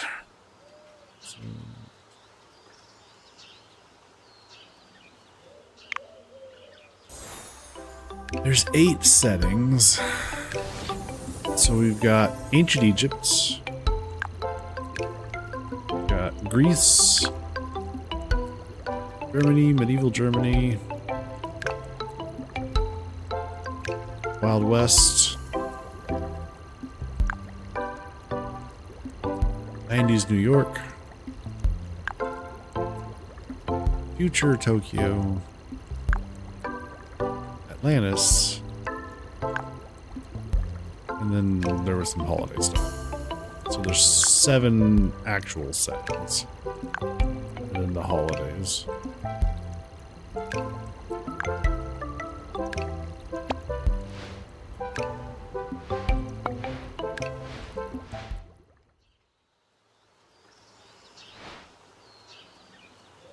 Futuristic Tokyo is up here. This is 90s New York, Atlantis, beautiful Germany, Egypt is over here, Wild West, Greece. Yeah. Yeah, we're missing 1 cat. And we have this clock. Rotates like this. If you click, anytime you click on the clock, it stops. It doesn't seem to start up again on its own, though. So I have to exit out of the level and come back to get it to rotate again.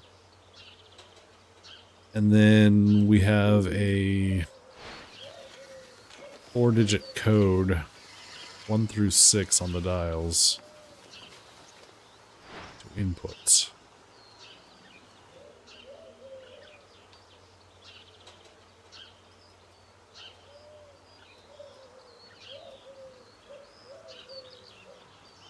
I did try 6532. Yep. Try going up.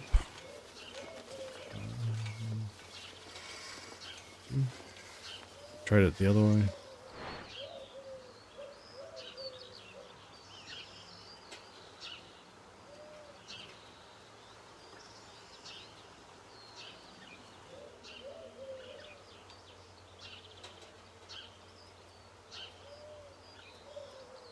How do we get the 4th number? Well, some of the numbers have 2 digits. 12, 10, 11.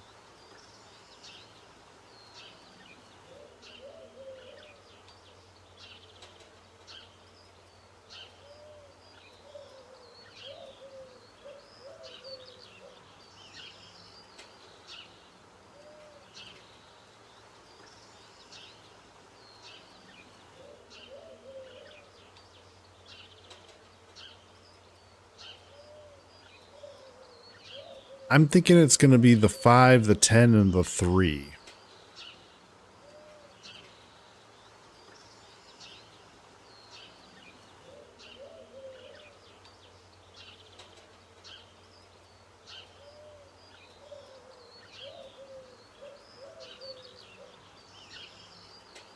Oh, it doesn't line up with 5 and the 10 don't line up.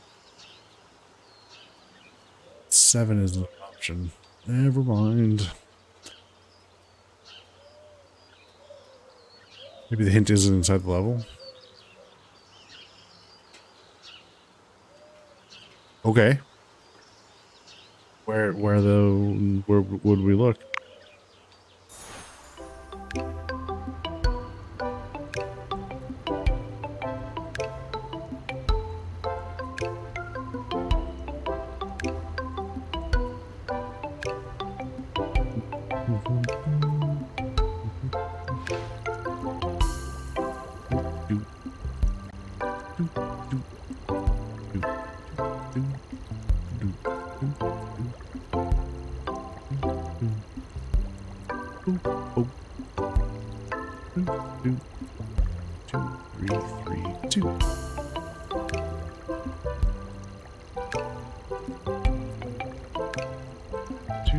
I think so. This is the one postcard that we didn't use.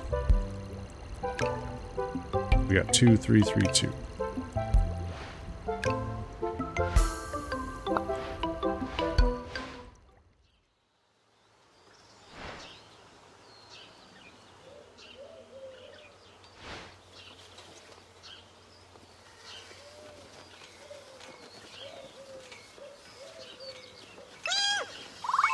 Hey! That's it! We did it! We found all the cats!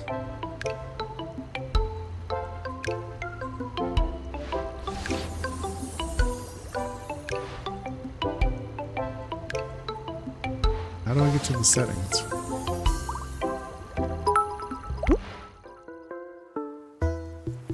Yoheiko Michiard. X100.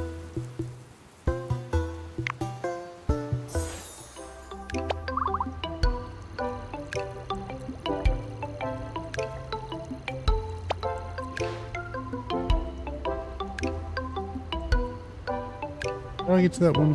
Whatever. We think we did it. Yo, hey, thank you so much for the bits. You're doing a great job. Appreciate that. Hey, thanks. Hey, we did it. We completed Cats in Time.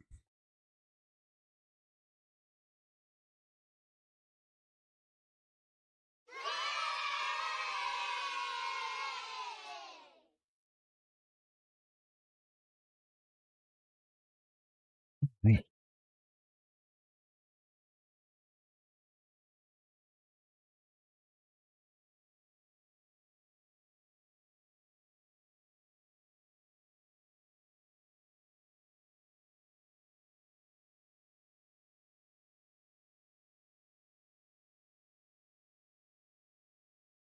What? Earthquakes?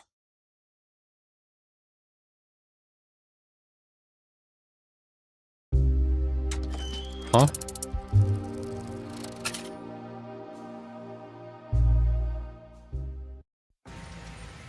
Bakovia used to be a star among cities. Historic, wealthy, and bustling with new businesses. That star's Hastings? been A 4.1 dying by for a Hastings? while. When was that? I never felt anything. Crime's on the rise. And with war brewing and the government tightening their grip, it's no surprise we're restless. Police might be keeping people.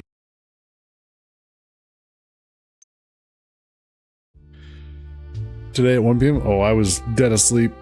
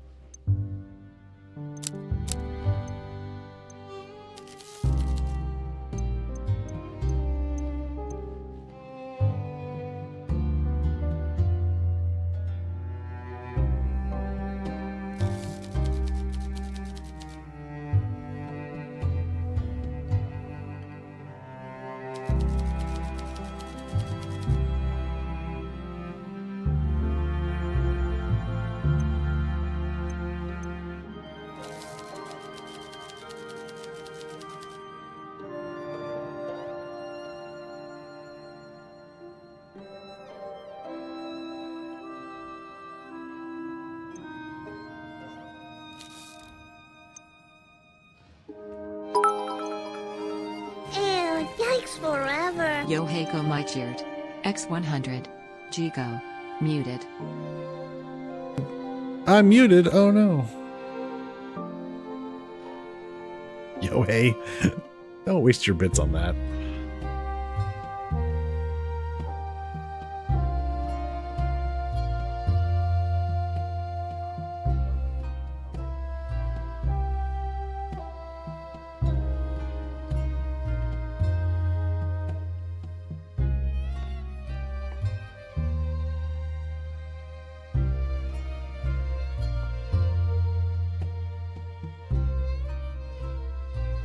Some idiots in Oklahoma were drilling an old fault line years ago. It's causing small earthquakes constantly until regulations caught up. Huh. Crazy.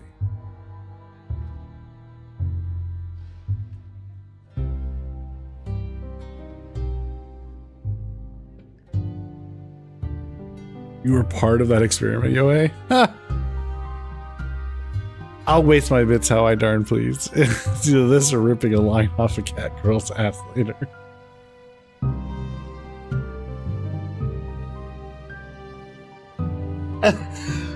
Oh god. All right. In case I was muted earlier, reminder: we are doing a giveaway at 8 p.m. Central. We're giving away the game, the Rewinder. So, point and click adventure.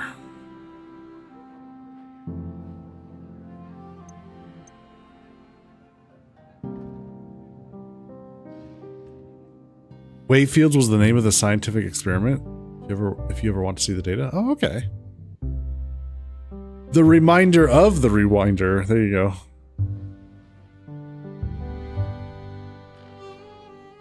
Do we get to vote on which, Yohei? Vote on which cat girl's ass he'll take a line off of?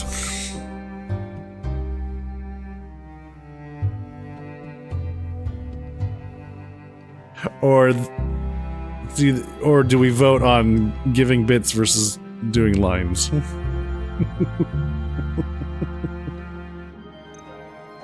I think he's into coffee. I'm trying to remember right, but I think he's into coffee. I guess you're a sharp one. I try. I'm very fond of a strong espresso, though a cappuccino has its place too. But you only drink those in the morning. I learned that when I visited Vitulia in my teens. Business looks to be going well. So you are a coffee enthusiast. We have a better name than coffee enthusiast. Java Junkie. Mocha Maniac. Java Junkie. What? No, I'm a brewmaster. Any tips? Many. Too many. But if I was to suggest a top 3... Yes? Grinding first. Only grind right before brewing. Too early with the grind and your coffee will be stale. Next is tamping. That's when you push the coffee down in the basket. You must tamp, but lightly and without pressure. Don't compact the coffee or the water won't flow through evenly and will channel. And third, don't shock your coffee with a cold cup. You can get every step correct and ruin a good coffee pour at the very end with a cold cup. Thanks for the tips. Anytime. I'm opening a bag of Yanni and Brown dark roast beans soon. Next time I brew some, I'll let you try it. Oh shoot, I forgot about the actions. Ah, crap. Gotta get him drunk. Hold on. Back it up. He's already gone. It saves right.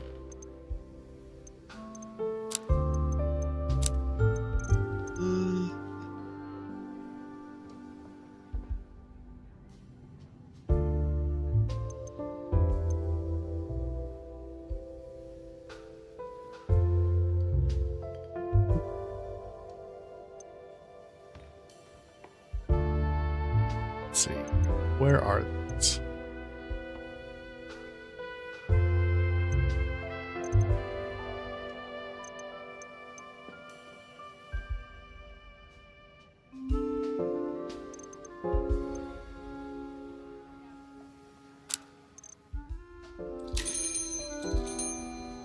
Okay, so a line of powdered coffee off a cat's girl asked that you pay for in bits. I'm so kidding. I was just trying to figure out, Railway, what would we be voting on? That's all.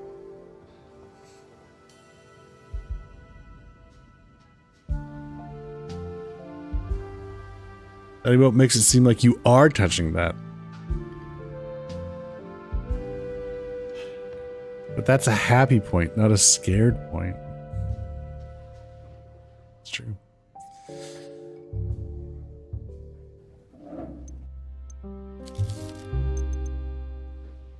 Okay.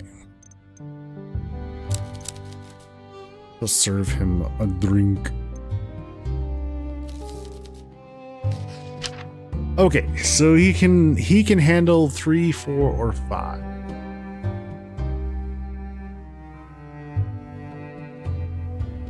But we want to get him drunk, so we need to give him a 6, 7, or 8.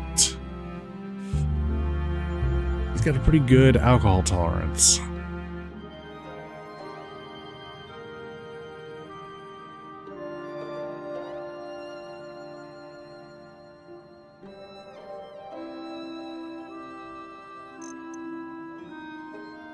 So we could do the night count, we could do the one night stand.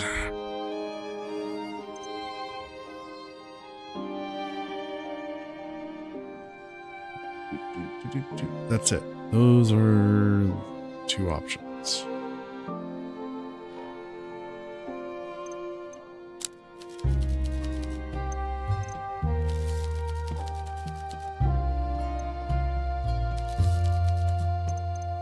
If he likes anything coffee.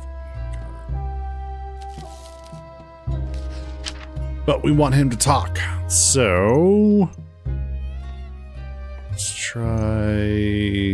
try this one because we get 3 more questions with it in case we need it.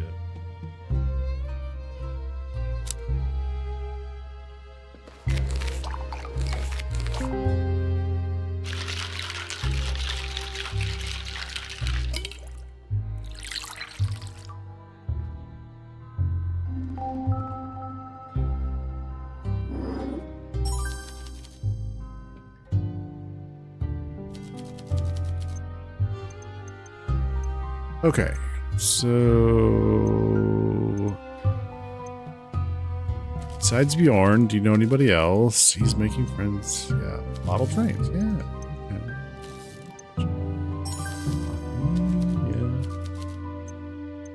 Okay, so tell me more about coffee. Caffeine addict.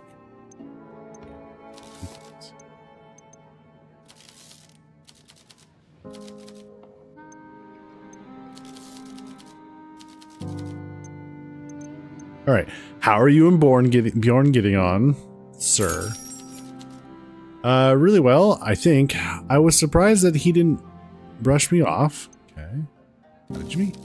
At Libraria upstairs. I don't think he is a big reader, but he was browsing a book about birds. I just introduced myself. I was nervous, and normally I am so relaxed in social situations.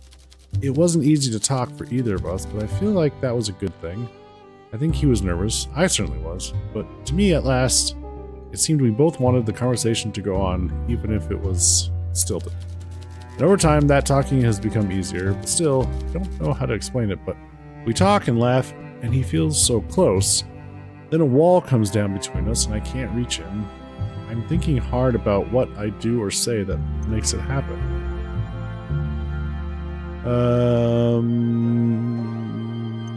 What are you doing when he shuts down? I don't know. It seems to happen so suddenly. We're enjoying each other's company, and then it's like he's still looking at me, but he is gone. His eyes are distant. Maybe it's... Why is he keeping me at arm's length? I don't know you well, but you seem like a straightforward and honest sort. So tell me this. How do you know the difference between a friendship and something like love? By communicating. You ask. It's really that simple, is it? What if I ask and he says no? Then you know. Make it sound so simple and romanceless, but maybe that's how it has to be. Thank you. I'll think about it. Thank you for helping me. Business. Okay, so... Alright, well, we got that done. I could show him some clues, I suppose.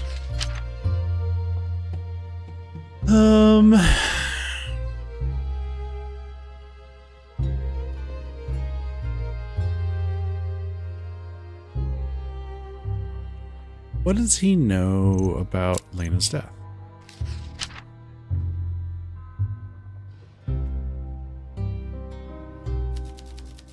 I heard about it. Goodness, what a nightmare. My thoughts go out to her friends and family.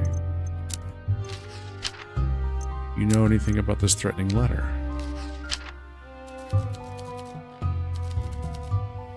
Okay. Hey, goodbye.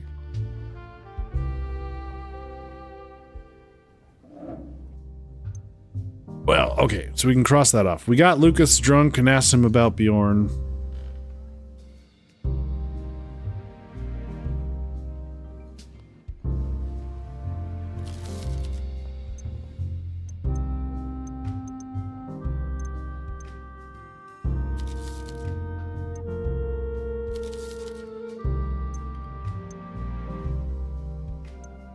Well, we're gonna need to get him drunk, probably.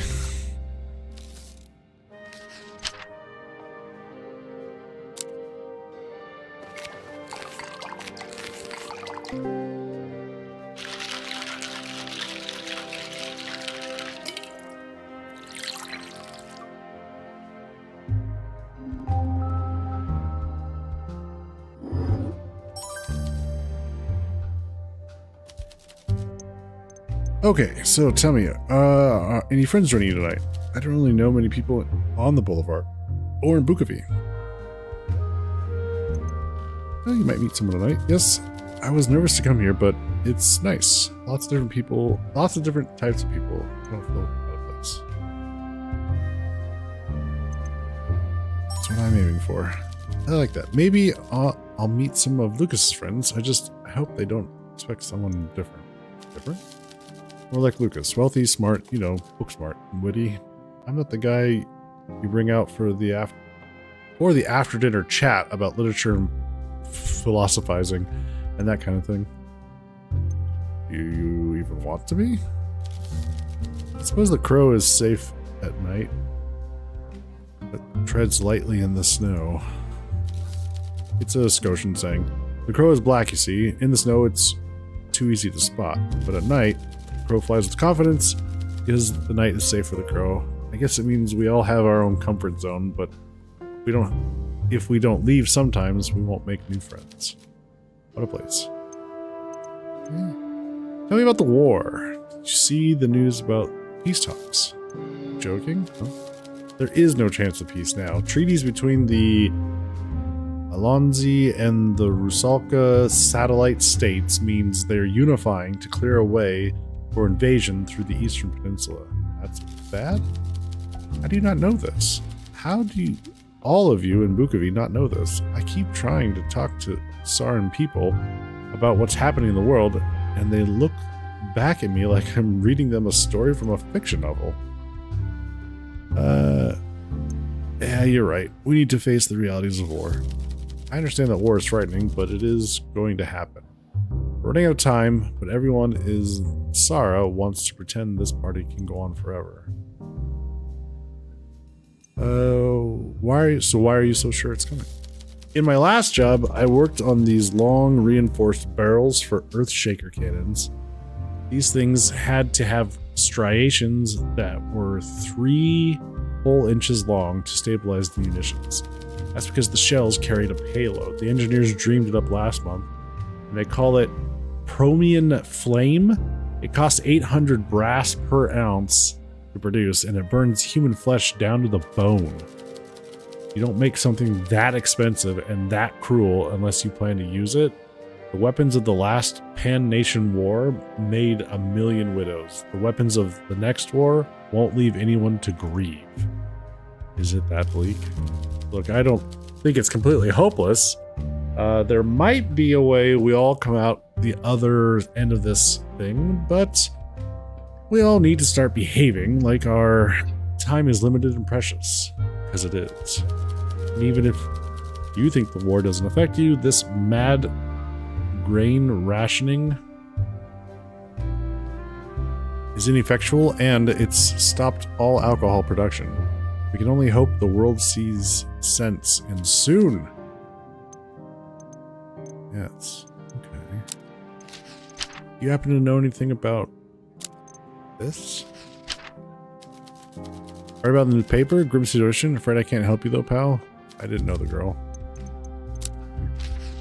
Do you know anything about this poisoning? Oh, what a horrible poison. Goes to show that how much as we like to feel in control, nature has endless ways of causing us harm if we're not careful.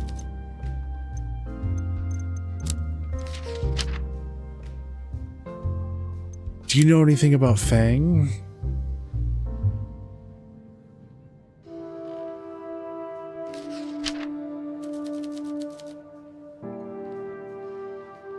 Sorry, I don't feel like you should be telling me. It doesn't feel right. Sure. Okay. I better hit the tracks. All right.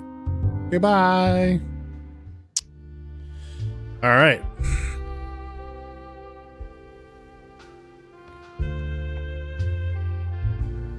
What do we need to do next?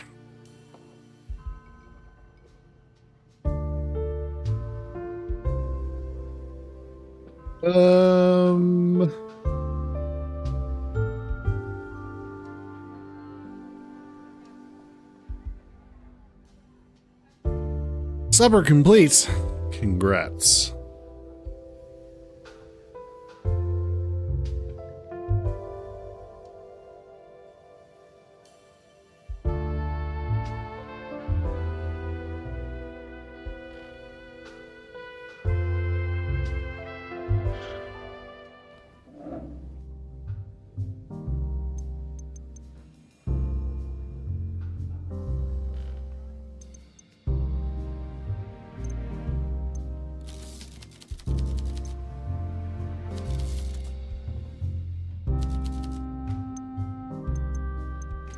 Okay, we got a lot of things to talk to him about, so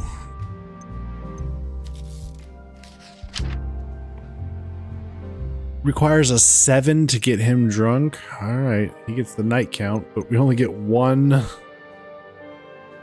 extra talking point if we do that. Ah.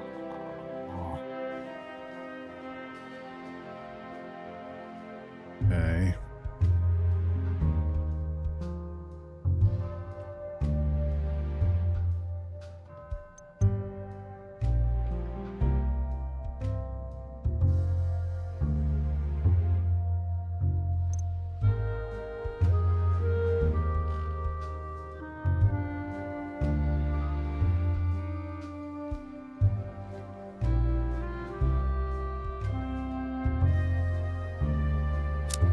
Yeah, let's do it.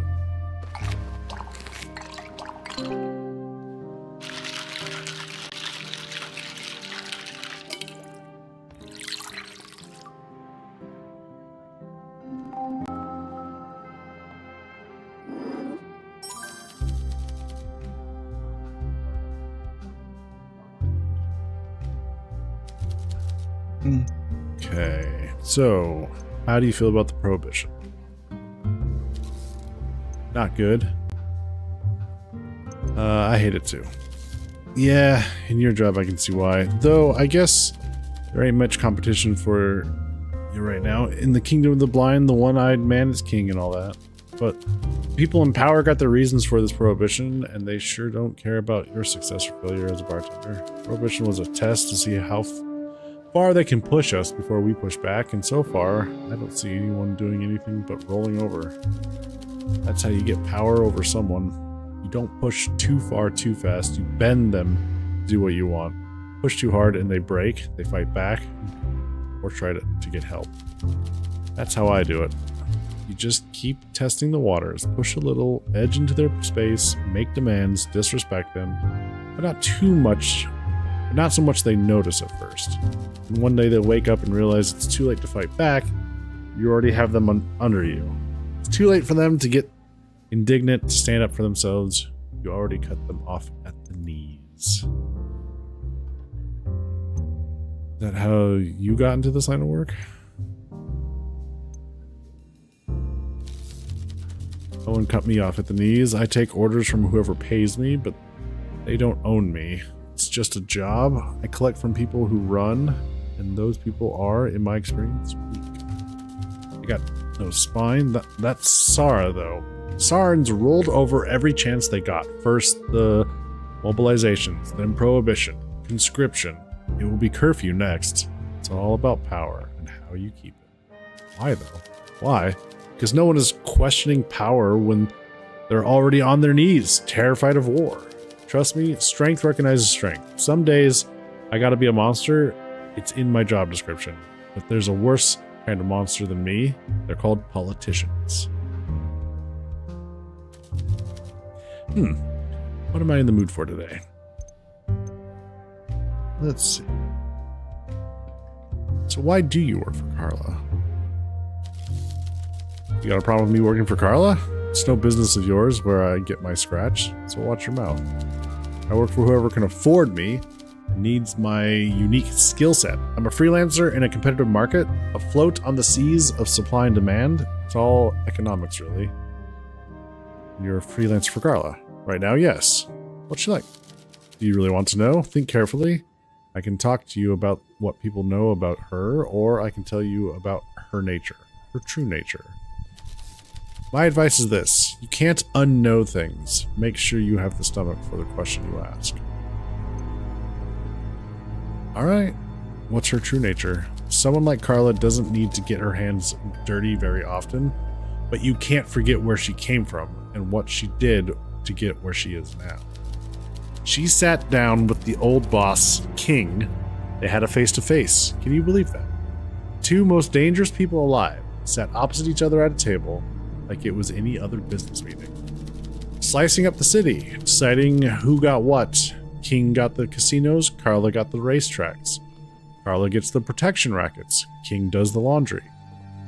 Only problem was, Carla decided her piece of the cake wasn't big enough. At the end of the meeting, they can't reconcile, but King doesn't seem worried. He goes up to Carla and reaches out a hand. I guess he thought at the end of the day, she's just a dame. They was both unarmed. What could she do to him? What did she do? She took his hand, and then she looks him in the eye and says, "It's already done." What was already done? That's what he asks. He doesn't seem nervous, but he should be. She explains, all your men, all your connections, everyone you think you can rely on, they're already gone. Gone? Gone. One way or another. Most she killed, a few she turned. She knew the meeting wasn't going to work out, but it was all a distraction. The final part of a meticulous plan, years in the making. What did he say? It was too late for him to say or do anything, and in that moment, the craziest thing was, he believed her. It would be easier to dismiss her words as a bluff, but he knew. He knew she was telling the truth. How did she do it? Bombs hid in radio cars, hit men waiting in cafes, poison in wine, piano wire around the neck. I hear she iced 47 guys, all in a 10-minute window during that one meeting. Can you imagine the planning that takes? She even had King's boys who were standing outside the meeting room strung up, waiting for him like decorations. The guys in the room already turned 2. That's why Carla is dangerous. They say anger is the strongest emotion, but the quickest. It's gone in a flash. Not for Carla. Her anger is cold, and it waits and waits, and it never goes away. That's how I judge people. Our true nature isn't what we show to people. Our true nature is what we are capable of. What can we hold on to, and what can we do when someone threatens what we have? That's who we are. Okay. Well then. Woo!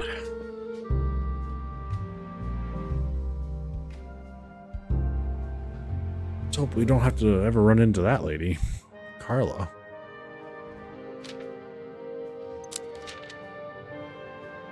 Once worked for King, mod boss is his current employer, Carla, ruthlessly wiped off the board.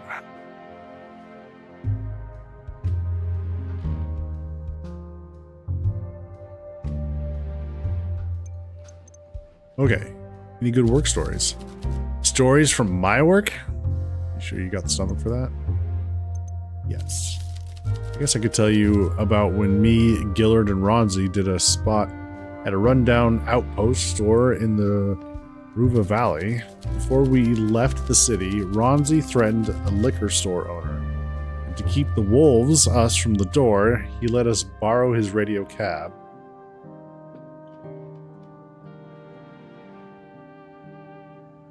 It had a big storage unit in the back. You know, like those delivery trucks that bring the fish to market downtown. Anyway, we were all thoroughly inebriated on the bitterberry wine Gillard had secured for us that morning. While those two were taking shots, driving and drinking, I had a rummage in the back, and you won't believe what I found. What? A fancy dress costume, a big fluffy bear costume. The liquor store owner must have been doing kids' parties on the weekend or something. Anyway, Gillard gets so drunk he puts the costume on while me and Ronzi are taking a piss. The suit was massive, fuzzy, and even had the ears and everything. Fancy stuff. He's stumbling around, making bear noises, and we're all laughing our asses off. But this mad farmer comes running out of the trees. Turned out he lived in a farmhouse nearby, and you will never guess what this guy was worried about. Real bears. Turns out they have big brown ones up there. Poor Gillard didn't even see it coming. Both barrels of the shotgun. Boom. Oh my god. Did this really happen? You remember what I said at the start, right? What made you think this was going to be a happy story? Ah, he was a mad bastard anyway. At least he went out in a memorable way. Most other guys I worked with back in those days had just had infected stab wounds or pickled their own livers. Poor Gillard. I like to think of him in the afterlife, in the goddess's arms, still wearing that stupid bear costume. And he's still growling. It's late, I'm going home. Okay, bye.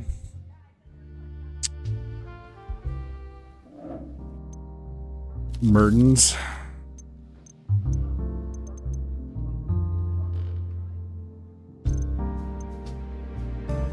Anything else I should know about Elena?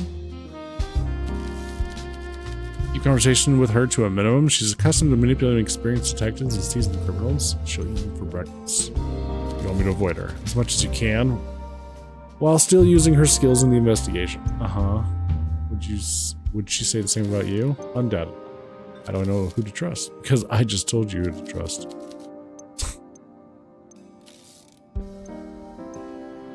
Fun.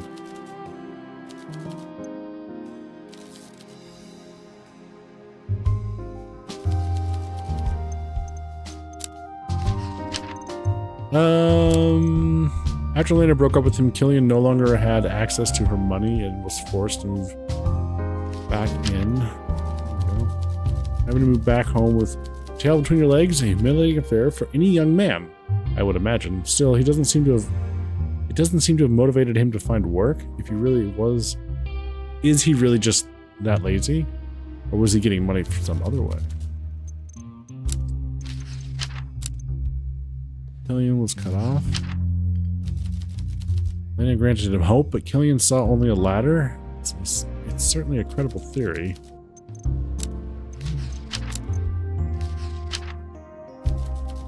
Sounds credible. The timeline sure lines up, but why would Elena's use of medication have sparked a conflict this serious? I would understand a reaction of concern or disapproval from Maria, but anger strong enough to end a lifelong friendship. There must be more to it. Accepted her always ending in second place as long as she believed Elena won her matches fairly. A long-suffering victim of foul play, ending their rivalry with a final checkmate. Solid theory. Still, would Miss Popa have been capable of such a cold, calculated act? Let's try to find out how she really felt about Elena.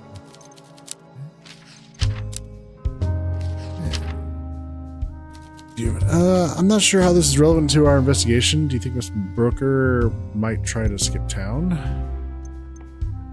I think she'll.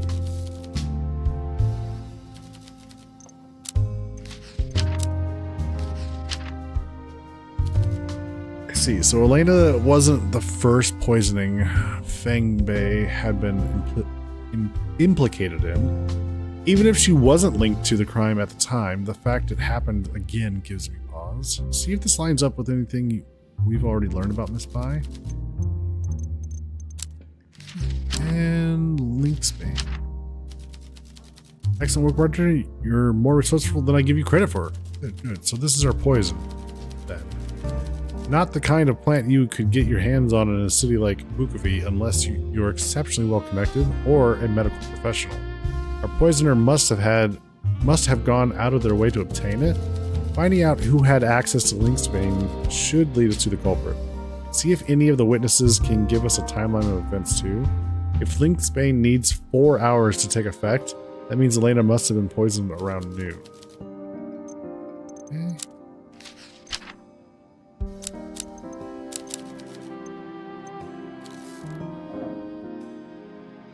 Okay.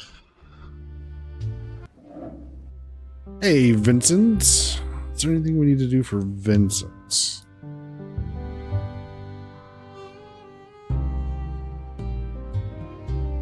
What does it appear to be? He doesn't have anything new to talk about. I don't know that I need to give him... I don't know that I need to discuss any clues with him. Maybe we just keep building our rep.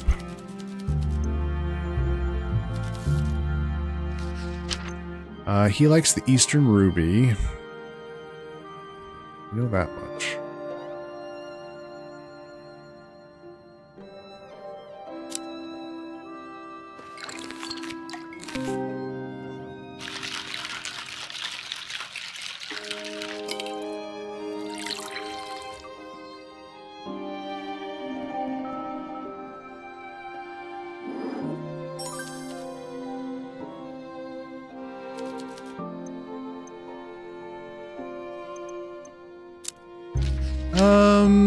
Did you hear about Elena's death? You certainly are taking this detective work seriously. Is it decent to be digging into the poor girl's dirty laundry like this? I need to find out why she was murdered. I suppose so. Needless to say, I know nothing about it, and I'd prefer to keep it that way. Alright. You know anything about Feng's past? Dear Goddess Bartender, are these the kinds of things I'm having you on Earth? Miss Bai has been here long before immigrant workers were imported in droves like they are now. Back when I ran proper background checks. Don't go putting any crazy ideas in your head.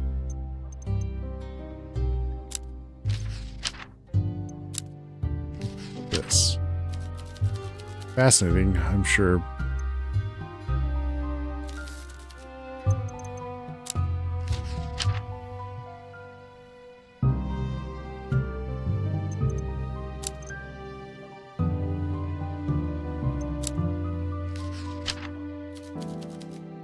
I've read about that one before in an illustrated botanical guide. Beautiful flowers, but they're very potent indeed. Dreadful to think something so deadly dots many a garden and meadow.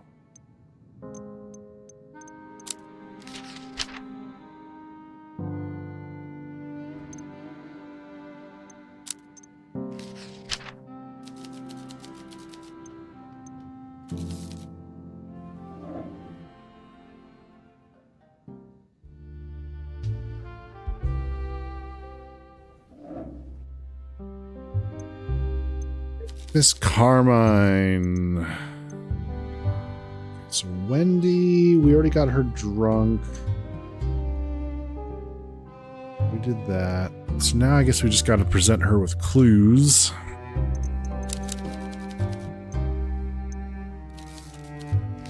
So let's get her talking. This gives us the most actions.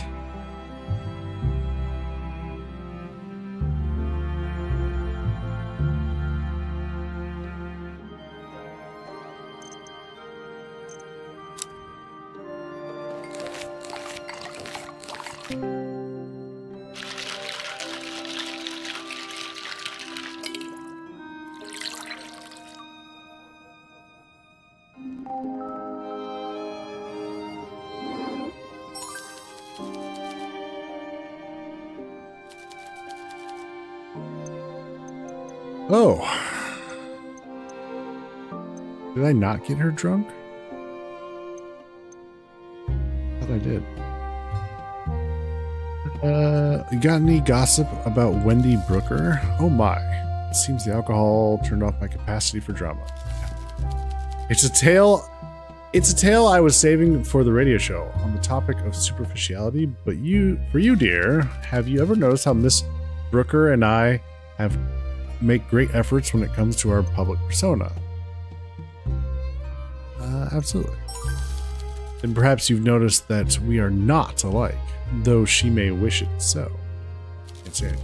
My earrings, choker, headband, all chosen for the occasion. I dress for the impression I want to make, and the people I will see. Miss Brooker, meanwhile, always wears the same diamonds for every event.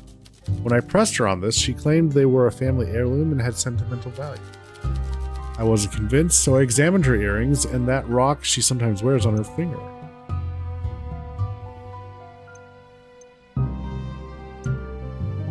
Could be interesting. And they're not diamonds. They're rhinestone, as fake as the rouge on my cheeks.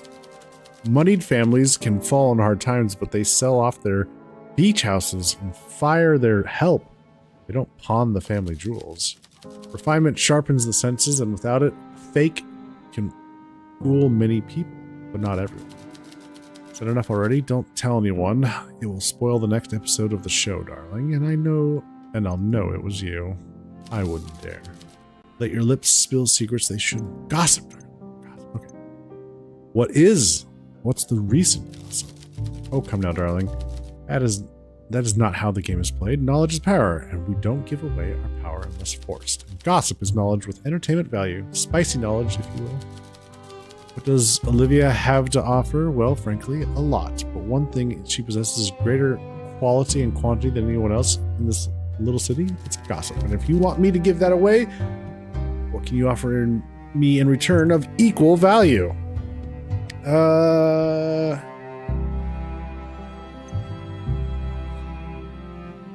Equal value?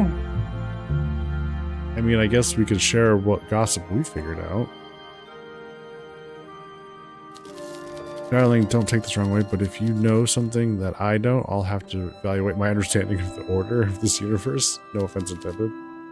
Have a better, a professional recommendation from an esteemed member of the community, like a skilled bartender, can attract more listeners than 100 posters.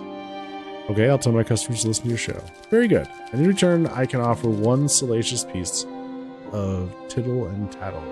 But only one. The question is, who do you think holds the most interesting secrets?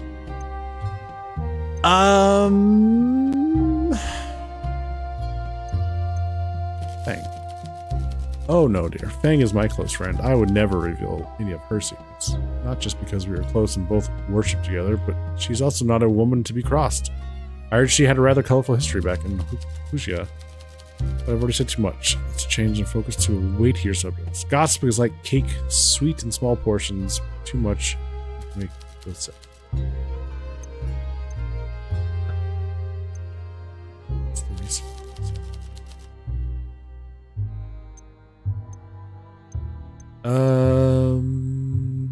Maria. Oh, you won't get much drama out of that sad sack, I'm afraid. I mean, fair enough. I don't have a heart of ice.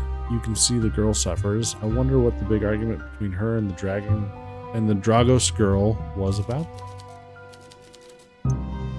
Yeah, keep dishing.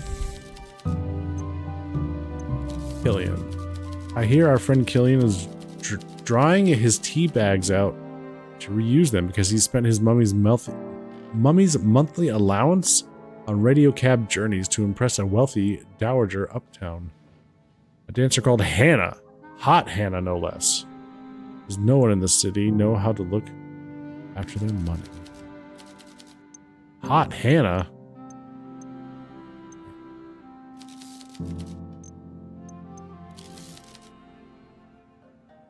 The girls at the bridge club say she hires a young laborer from the stables to wear a saddle while she scars his buttocks with a riding crop.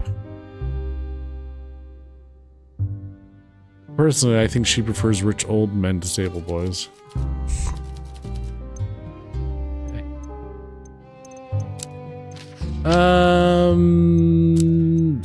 Let's talk about visiting family. Pardon me, darling. Much as I love gods, I'm not too sure I know enough about this. Oh.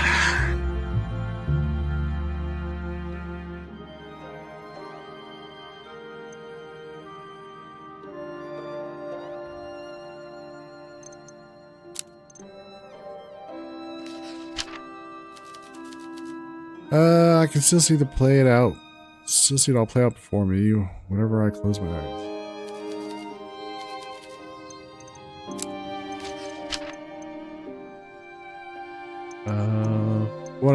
Who else could we ask her? So we learned about the rhinestone heirlooms from her. Maybe ask her about this. No, alright. Well, shoot.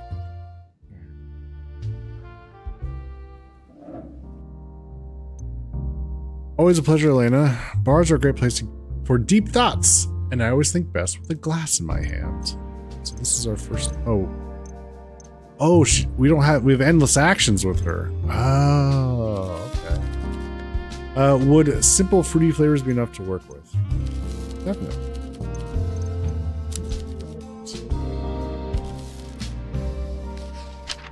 So her favorite is the orange daisy.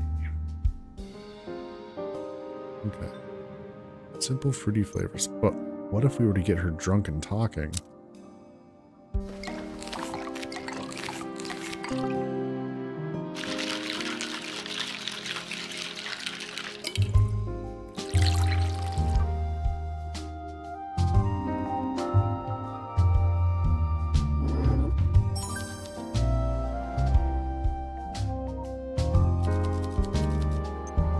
Okay. So why did you decide to come out of retirement? The Poison Girl, Elena, she was a bit of an outsider. Something about her death felt familiar. And that feeling, it's a scab I have to pick at. It reminds you of another case. Yes and no. It reminds me of a way I used to be. It reminds me of the old Elena, who didn't back down from challenges and wasn't afraid to follow her instincts and see where they lead. What happened to you? Defeat humbled me. Defeat by whom? I had not expected to be talking about this with you or anyone. Perhaps when we know each other better, I'll say more. Okay, so potentially we need to work up Elena.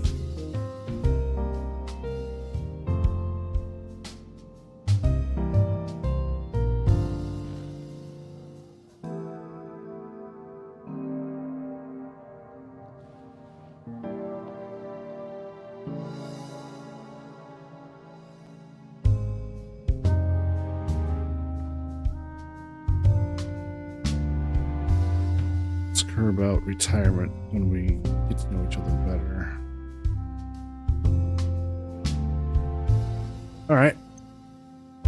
What do you think of Detective Mertens? What do I think of him? Yes. Well, he didn't get his current position without displaying some ability. He's no fool. But his strongest trait is not his intuition or deduction, it's his ambition. And it has led him into foreign lands, literally. I don't trust him. Trust him? No. I don't trust him to look after your interests or mine, but I trust he will do what he can to stop this killer. We can use him, but he is a tool, and a tool only works well when you use it for the right job. What do we use him for? You're either smart enough to work your way around Detective Mertens, or you're not. But if you need a little advice, leave some openings that he can explore. Don't give him conclusions, point him in directions. He can put two and two together. For anything more complicated, that's where you might have to draw him a picture. Perhaps I'm too hard on him. He has the potential to be a good detective, or perhaps he had potential. He is lost, dwelling on his own shortcomings.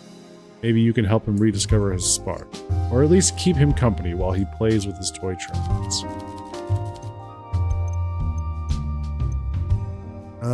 P.I. What's it like being a private investigator?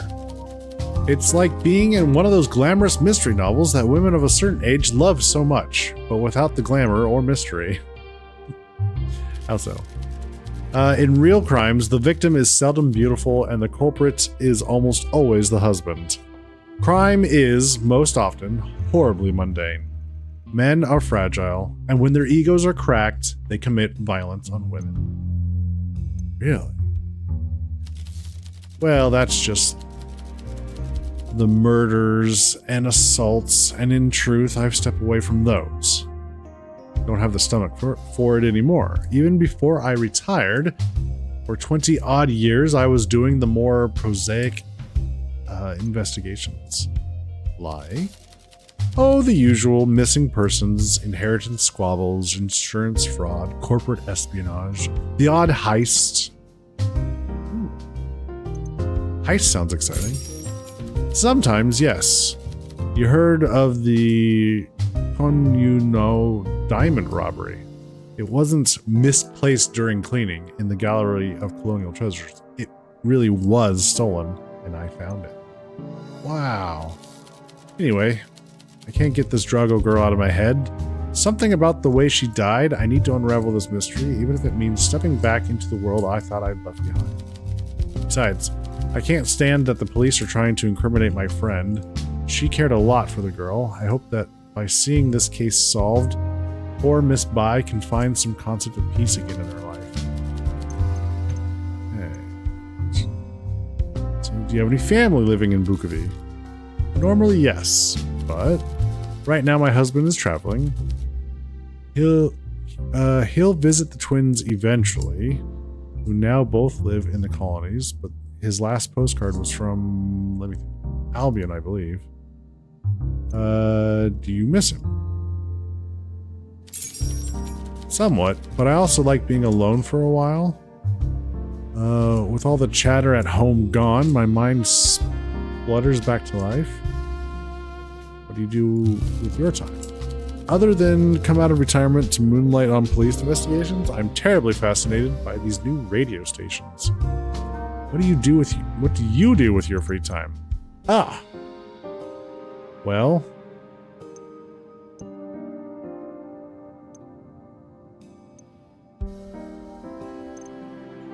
I need to pay off debt somehow. Well, I can't help you with that, but I'm happy you feel you can confide in me. I look forward to solving the mystery of the young woman's death together.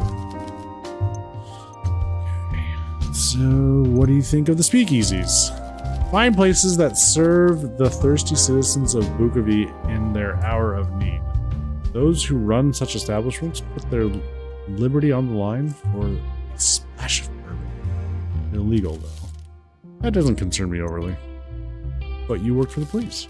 I worked for them. I'm not married to the police. I don't need to pretend I agree with them. Indeed, the Bukavi constabulary comes to me for my contrarian nature. Contrarian? I found that the ruder I am to the officers in the downtown metropole precinct, the more they like me. When I was a young detective, they couldn't keep up with me, but they didn't listen to me or respect me either.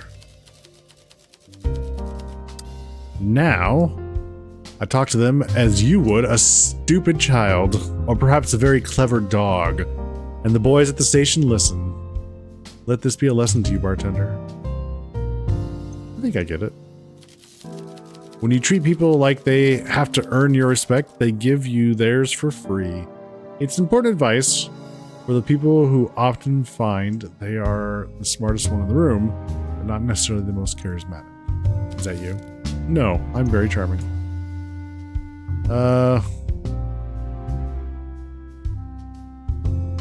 You're very shrewd. Yes. Oh, she didn't like that. Shit. I can't afford to piss her off. We need to build our wrath. God damn it.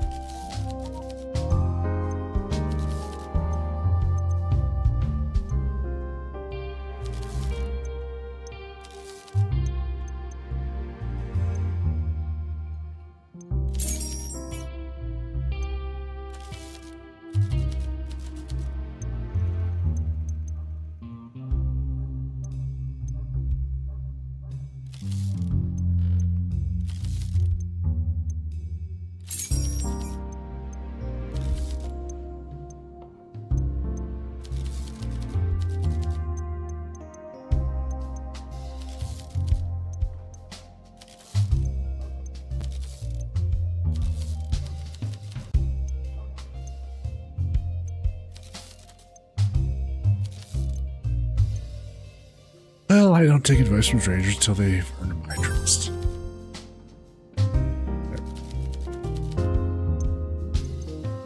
Okay.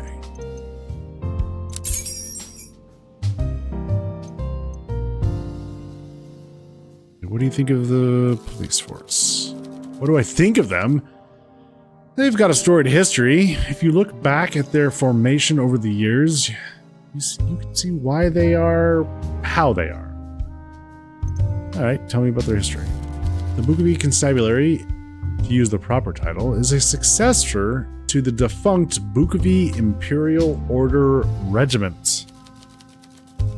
You see, the old BIOR was militarized, and with Bukowski's history of uprisings and coups, the reigning aristocracy was mainly focused on keeping order in the streets.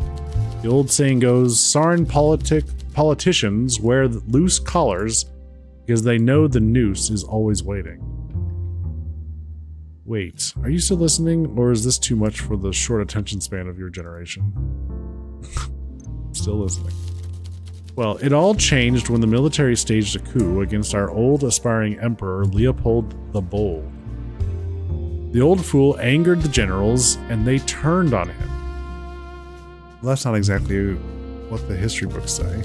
It is if you read them properly and consider who wrote them. Anyway, this bickering between the Imperial Guard, the BIOR, and the actual army started to worry the real power brokers in Sara, the landed gentry.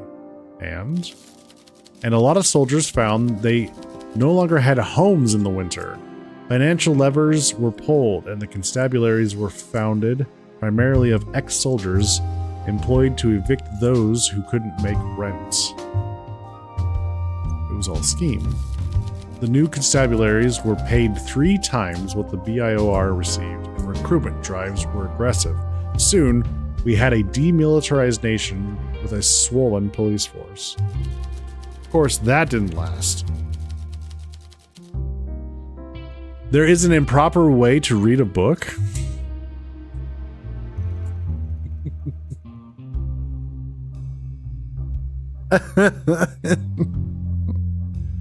If you read the right books, if you read between the lines.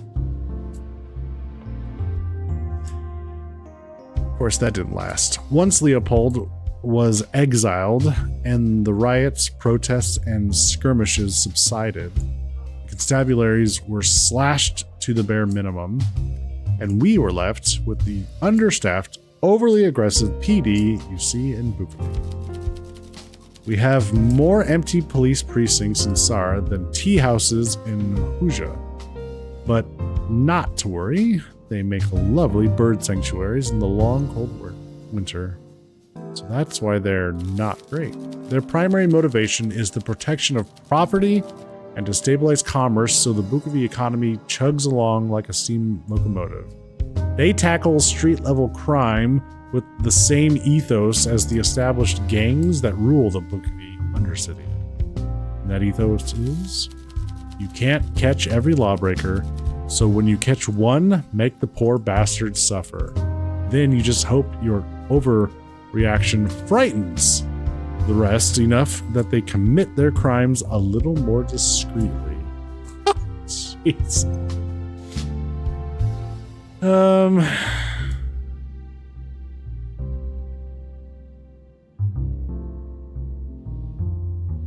Yeah, people shouldn't be afraid of the police. I agree. Bars are a great... Okay, that's... Wait. Maybe I could ask you some questions? How about we switch things up a bit and I ask you some questions? I feel like you're doing a lot of interrogation and maybe we turn the tables for a minute? Treat it like a lesson, darling. I've been getting information out of suspects all my life. Let me show you how it's done. Oh, okay. Do you think you're up to the task of tracking down a killer? I can do it. Confident. Interesting. Let me give you some advice. When you're trying to get a read on someone, there's only one question you need to hold in your head. And that is, what does this person want me to feel about them? That's it. That's it. We all wear a mask when speaking with others, and the mask is built to show something. Be on the lookout for what people are trying to show you. It won't be hard to spot. Now, what kind of investigator do you want to be? Do you want to serve your community or save yourself? Let's see.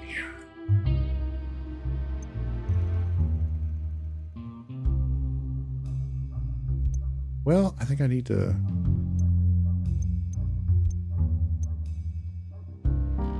Well, that's a good question. I don't know. I don't think that's a wrong answer here. I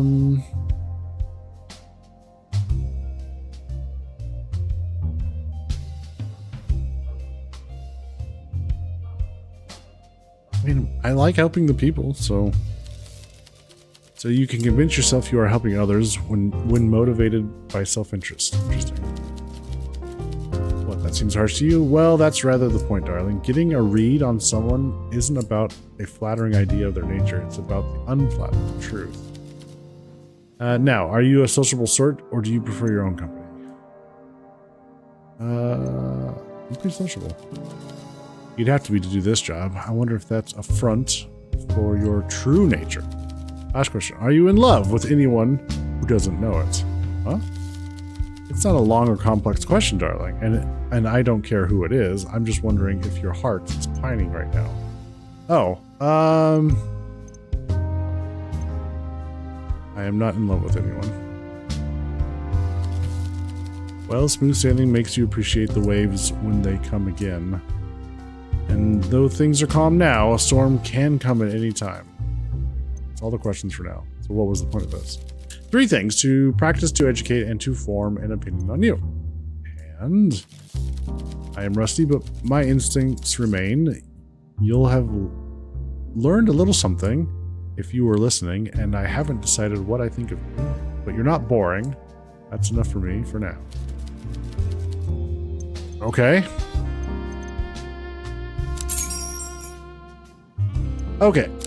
So now we have to get through all these clues. Alright. A dreadful way to go, considering Elena's age and general good health. I can't imagine this being anything but foul play. But what could have brought on these particular symptoms? You need to find out more about the cause of death if you want to narrow down your list of suspects. Okay. She was being blackmailed. Plot thickens.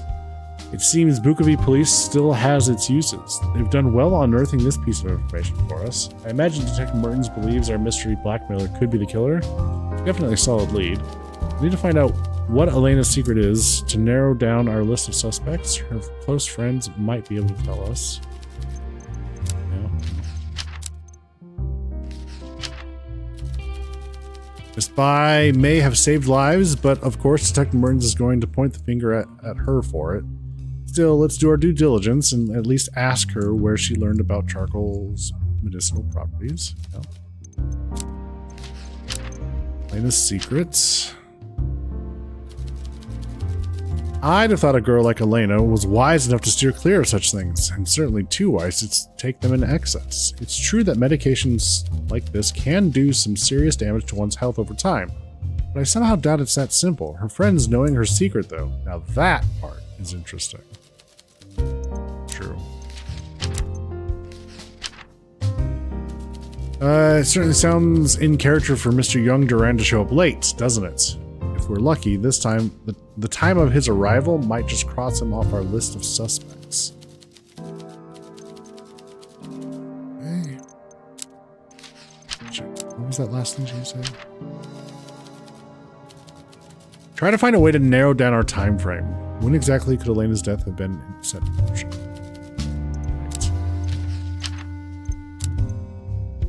Right. Okay, someone that knew Elena's drug use had been blackmailing her.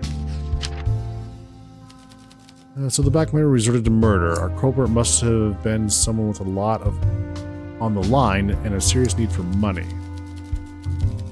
Okay. Yep.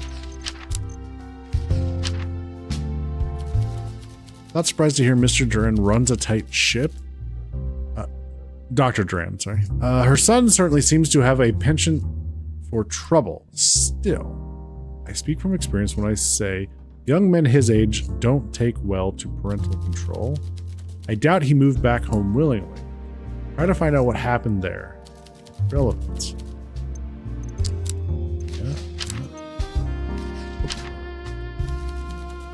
Miss Flore could stand to hold privacy of. Sorry, Mr. Flore could stand to hold the privacy of his customers in higher regard, but in this case, it has brought us a valuable piece of information. This doesn't look good for Miss Popa.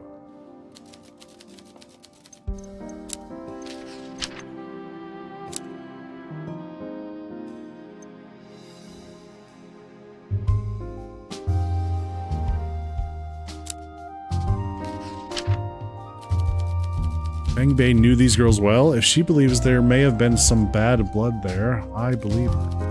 We need to find out what the quarrel could have been about. One of the friends might be able to tell us more.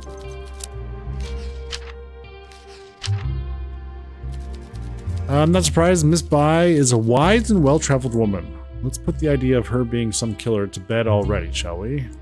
She's been hassled enough by our detective. Must we go digging in her past too?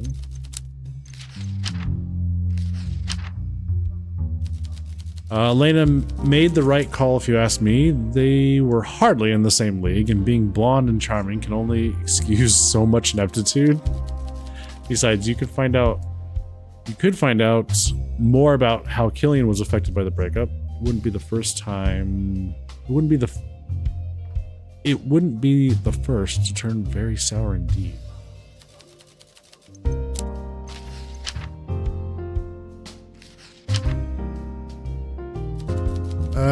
You play the social game well, bartender. Nice work getting her to open up. Grief like this is not what I would expect from a murderer, but tears alone are no defense. You'll need some confirmation that her feelings are genuine from someone who knows her well. Yeah, we need to talk to Fang about her. Hey, Sanganif! How's it going?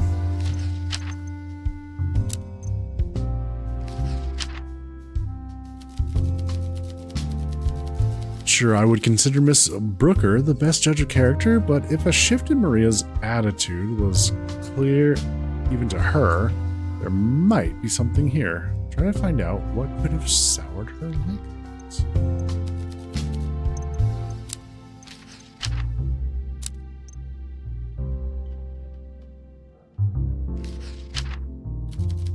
Rejection clipped his wings, did it?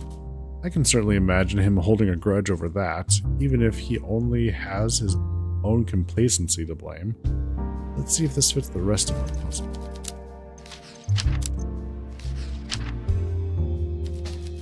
You believe Mr. Duran could be our blackmailer. It's certainly a credible theory. He may have grown a little too comfortable getting to share Elena's wealth. I can only imagine how well he handled her payments drying up.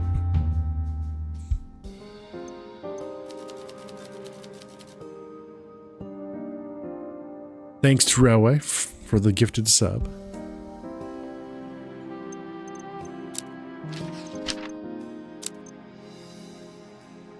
Let's see. So we got 6 months ago, Maria learned that Elena was using performance-enhancing drugs to excel at chess.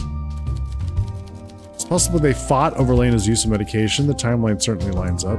Before it to have ended their friendship entirely, I'd imagine there's a little more to this we have yet to piece together.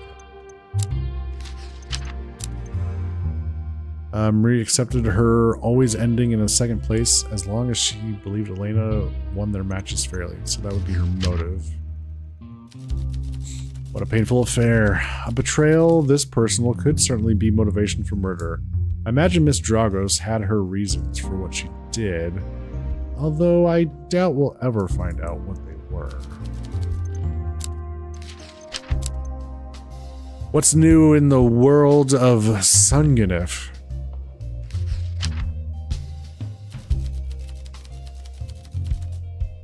Taking a relaxing vacation in the middle of an ongoing murder investigation might come across a bit callous, but I suppose it's her right.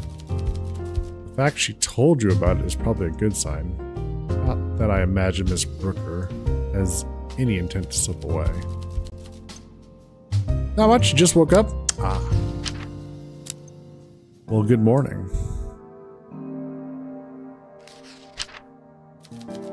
I suppose I'm impressed. To learn about Feng's past without her consent is no simple task, but you seem determined to dig up her secrets. Don't go putting any wild thoughts in your head, bartender. This means nothing. Okay. Fascinating. All of Elena's symptoms match those of Lixia poisoning. That's a plant native only in Tusara. Our nation's history is littered with stories and rumors about lynxbane poisoning. It's a useful medicine, but a potent toxin. As with all things, it's the dosage that makes the difference, and that can be hard to measure if you're not familiar with the plant and the process. You'd be shocked if you didn't find a small stash of the stuff in the office of any doctor on the Bukavi Boulevard. How do you know this?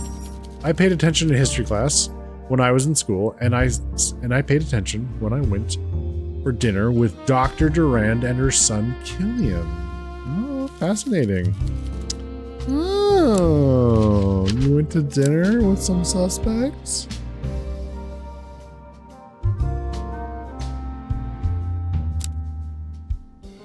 Elena explained that lynxbane is commonly used by medical professionals for medical properties, including doctors such as Killian's mother. Aha. So he has access. He has access to the deadly clue. To the deadly poison.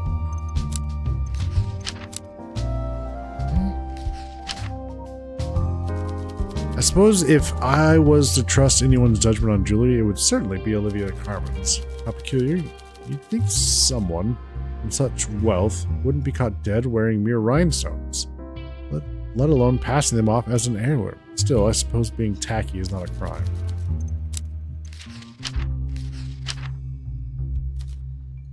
I don't know what poor Agatha Durand did to be cursed with such a fool of a son. Perhaps his father dropped him on his head as a child. If he does turn out to be our culprit, at least you can be certain her punishment will be more severe than that of any judge. Alright.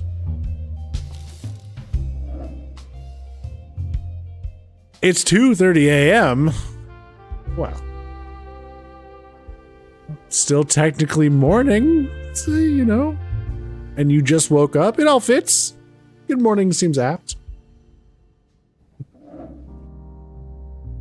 Seems appropriate.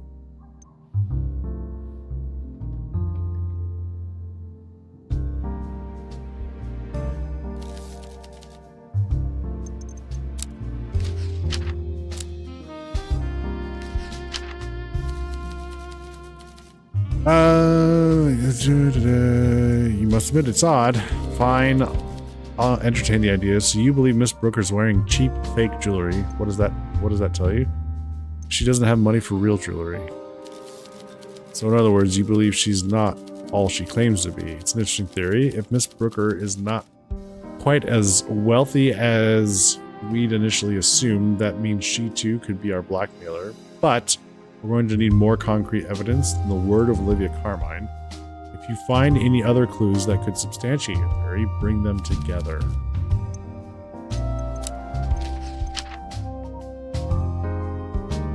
That's not wake up time. That's go to bed time. Ever since I retired, my sleep cycle's been totally messed up. Aw.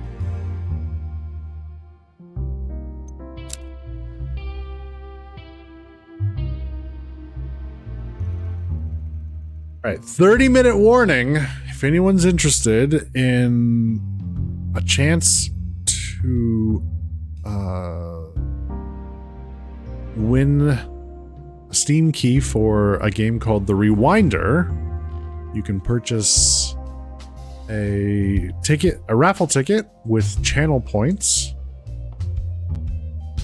and each individual can have up to 10 tickets, 10 raffle tickets. We'll be drawing a name at 8 p.m.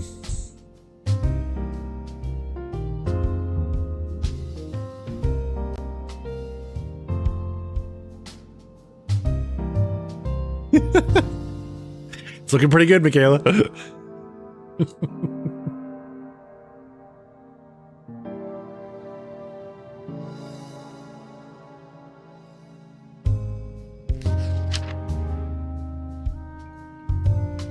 it's good.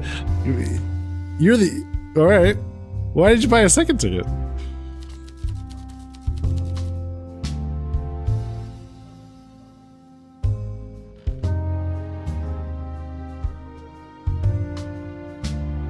So your hypothesis that Killian used Lynxbane poisoning after acquiring it from his mother's pharmacy cabinet. It's a possibility. Are you familiar with the feeling of deja vu? Let's just say I've been here before, but I can't discuss past case, of course. Let's keep working on this theory. Do you have any questions for me? Because if I only had one and was the only one, I'd feel like I scammed something. I always buy at least two anyway. Okay. Alright, that's fair. There you go. Competition.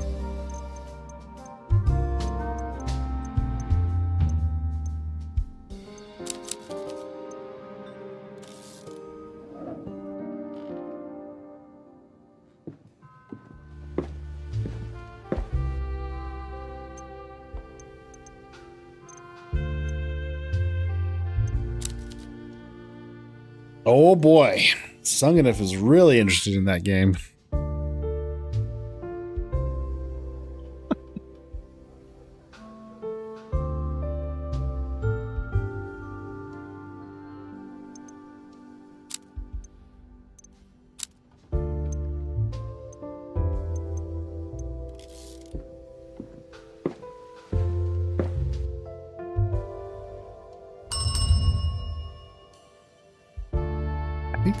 I think we've talked to everyone for the day. Yes, I believe so.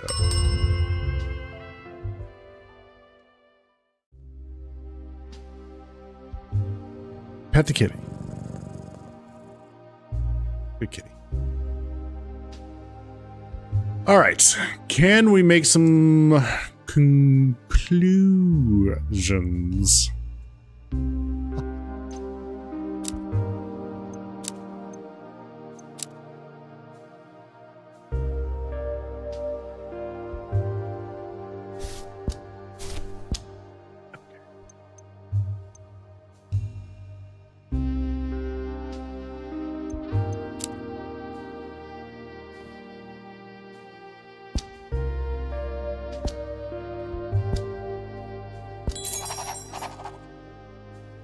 Well, he couldn't have been there to do the poisoning. He was busy, apparently. Whoever poisoned Lance, he must have done so before Killian arrived. So we've got a defense for Killian. There we go.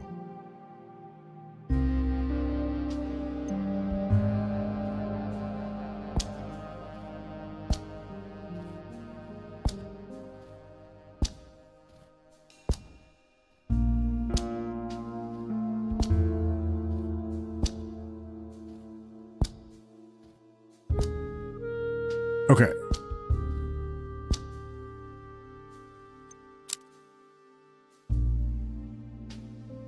Ah, the rhinestone. So we need to... And Fang's past. I need to get these. Okay. So...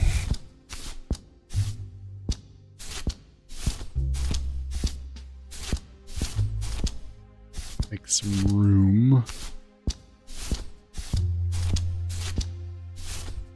Fang's past. Her rhinestones.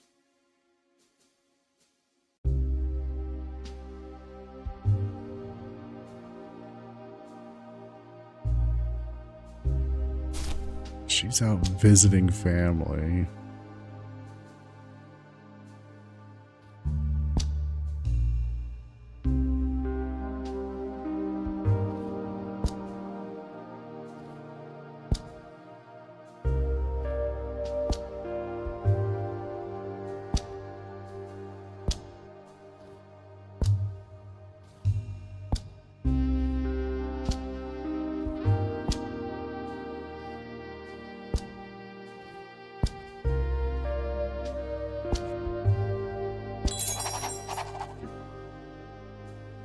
So with her past and her ability at toxicology, she could have been one. Maybe. So that gives us... But what would be the motive? Still don't have a motive for her.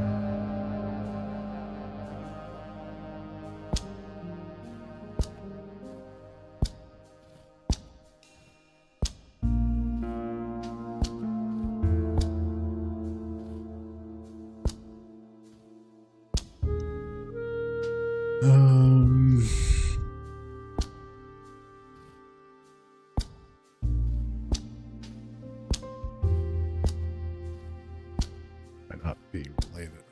Let me see what's related to these. She's visiting family. Why is that why are we worried?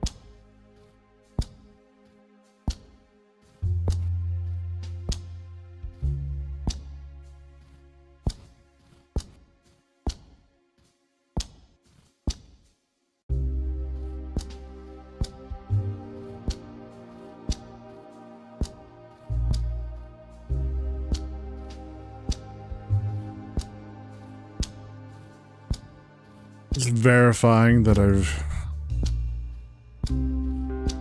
taken care of all the possible connections.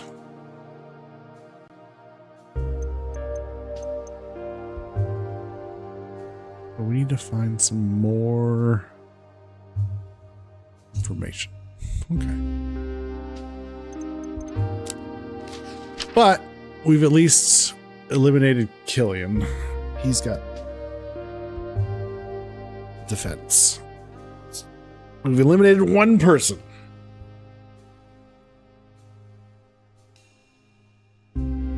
Okay. You just have a lot of channel points? Oh, okay. All right.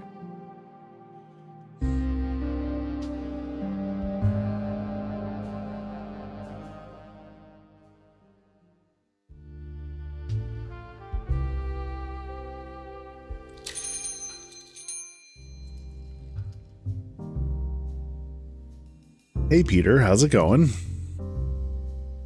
What's new? Peter Wagner stomps into the speakeasy. He seems distracted. He's about to sit down. As he's about to sit down, he mumbles to himself, turns sharply, and heads toward the bar instead. Okay. Something bothering you, Peter? Yes, there's a nosy bartender asking too many questions. Oh, shit. I'm the only bartender in town. You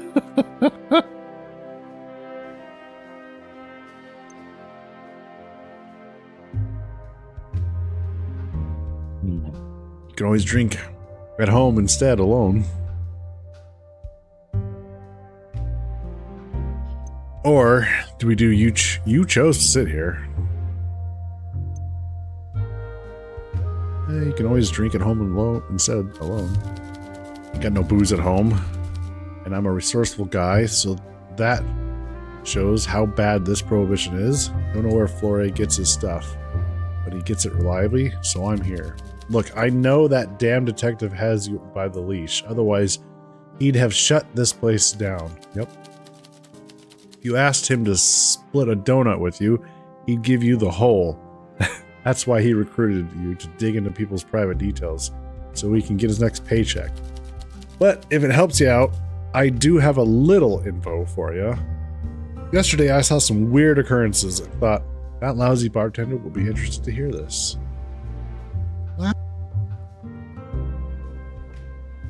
Lousy?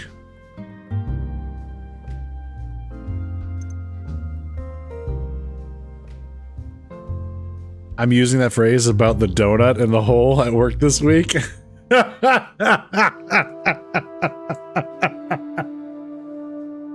Oh no. I don't think anyone in chat would split a donut like that.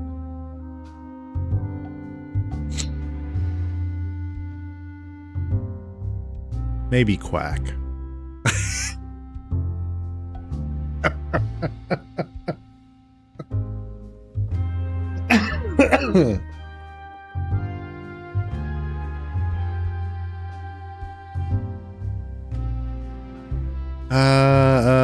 Let's see.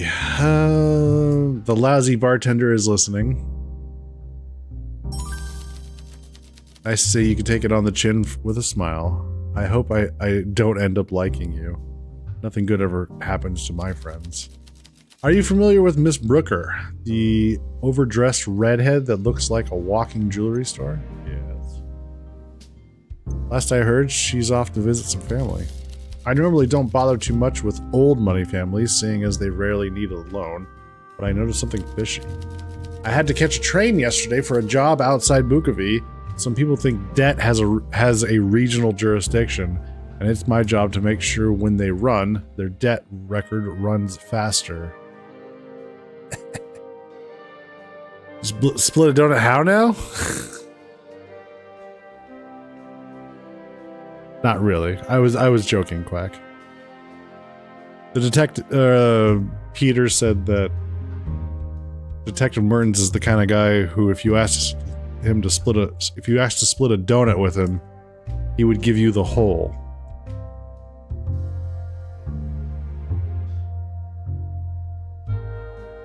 I'm gonna find out. I think where that lies for me, I'll report on Friday.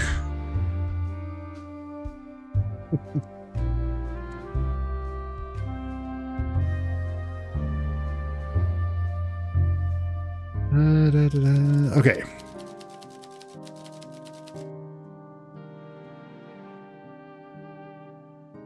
I thought I spotted a familiar figure at the station.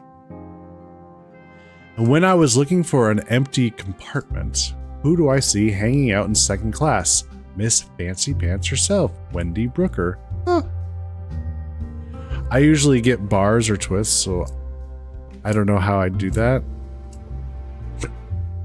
But you understand what he means by that, at least. What Peter means by that, right?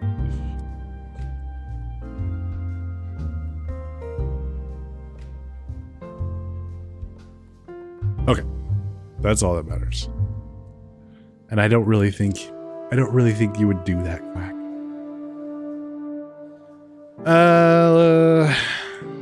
So did she see you as well? Besides the scar, I'm hard to spot in a sea of dirty proles, and she was trying very hard not to make eye contact with anyone. She already stood out like a sore thumb, but what really bothered me was the fact that she didn't get off at the second to last stop. Where was the train headed? Ever been to Rauva? It's that backwater rural piss hole up north. I had to get off one stop early, but when I passed her compartment, she was still sitting there. The main exports of that region are fruit, vegetables, and statistics on poverty. Whatever business Miss Brooker had up there, can't be anything legit. Very interesting. There, I did my duty and helped out a pal. Now be a pal back, and if I need a favor in the future, hear me out? Fair? Think about it.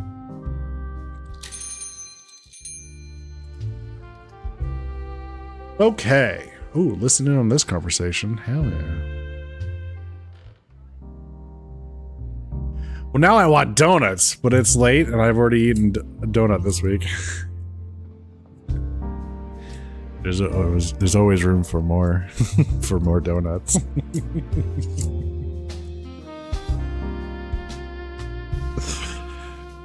You aren't planning on dropping this case, are you? No, Hugo, my investigation is still ongoing, as I would hope is yours. I'm with Bego. That's quitter talk.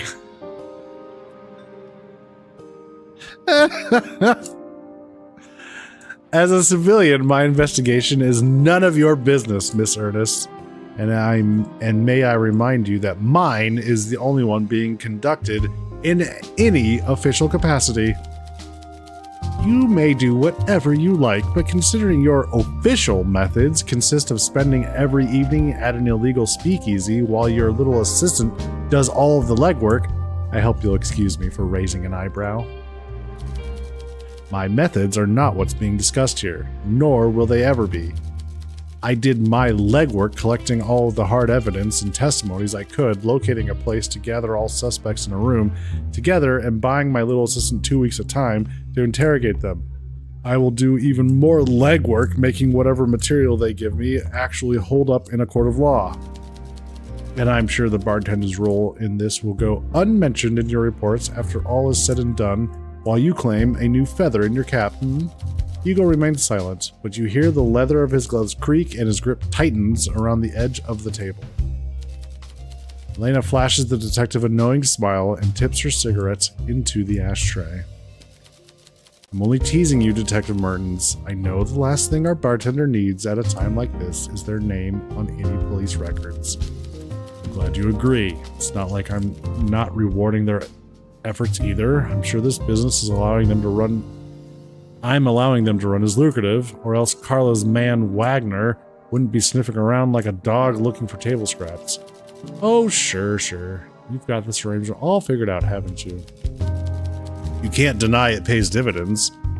They've been making some solid deductions based on material we would struggle to get out of my suspects. Everyone lets their guard down around a bartender. Under different circumstances, I'd be telling you to speak for yourself, Hugo, but I'll admit you're onto something. Despite my chiding, I do respect your out-of-the-box thinking in setting all of this up. That was always your strength after all. What you lack in social finesse, you make up for in initiative. I just hope you're not losing sight of what you're doing all this for. Can we please get back to talking about the way you're putting both yourself and this case at risk by doing an unofficial investigation without any official backing or protections? No, dear, we cannot. And she's done. It is. I work afternoons, so there's absolutely no way I'm getting a donut unless I want to be upcharged like $20. $20? Wait a minute. I bet you there's a grocery store that you could get a donut from for relatively inexpensive. I mean, I know the grocery stores around me, they're open till like 11 at night. And there's usually donuts sitting in the bakery section, ready for consumption, waiting to be picked out by Quack.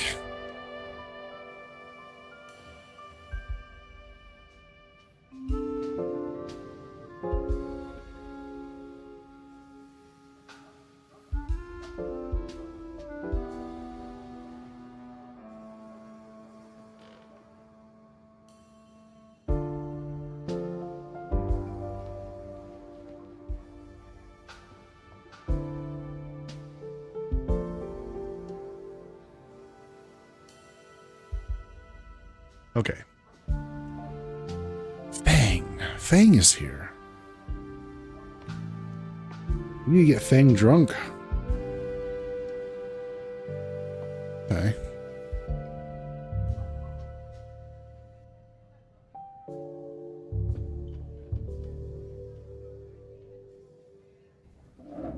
Let's talk to Bjorn first. Good evening. Evening? Anything new? No? Okay. Well, let's build our rep.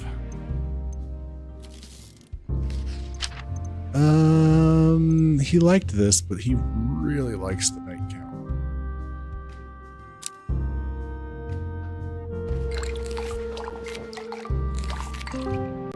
There you go, buddy.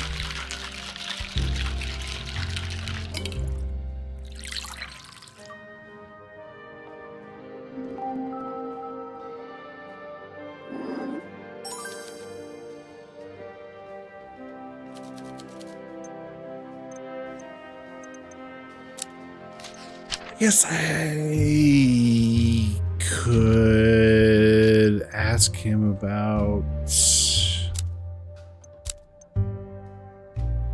Maybe he knows something about Wendy.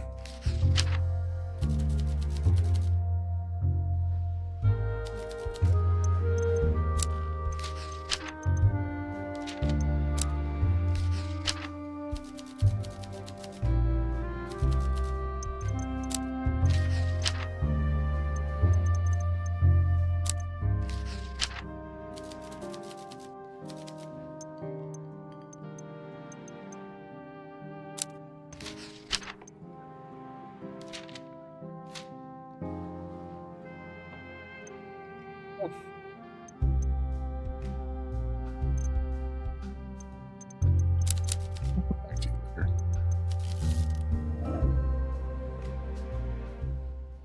Grocery store closes at 10 where I am. I know there's one that closed at 11, but it's far enough away to where it'll either be closed or the workers won't let me in by the time I get there. Pretty much the only thing open at my out time is an In-N-Out and maybe a CVS.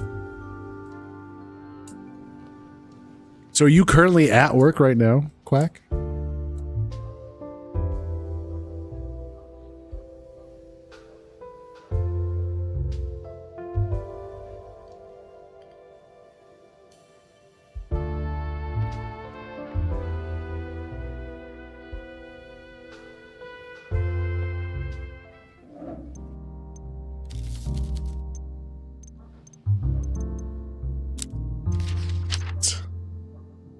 Figure this out.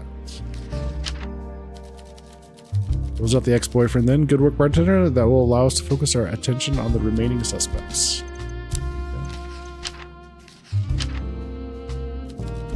Tea House assassination hooks. Yeah, I remember reading articles about that event during my training. Jen was involved all along.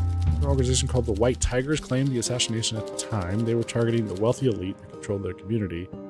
In a way, you could say the nobility here in Sara are everything the White Tigers hate. Decadent, powerful, and deeply entrenched in the government. So maybe they were targeting old money, but that certainly doesn't describe Elena. The one at the table who does match that description is Wendy Brooker. Her record is clean. But if Miss Bai holds some grudges the White Tigers once did, could Miss Brooker have been a true target all along? Was the charcoal a failed attempt to correct an assassination gone wrong?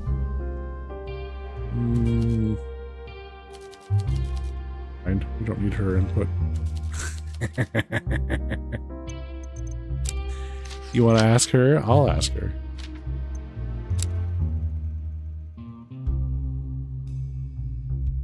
You work weekends? It's just dead as hell because it's a Sunday? Quack, you naughty boy. It's fine. I shouldn't be eating donuts anyway, especially late at night.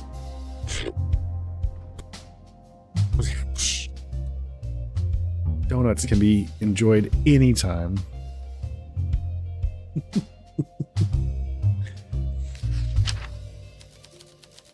Let me get this straight. You're saying Peter gave you this information. Peter Wagner.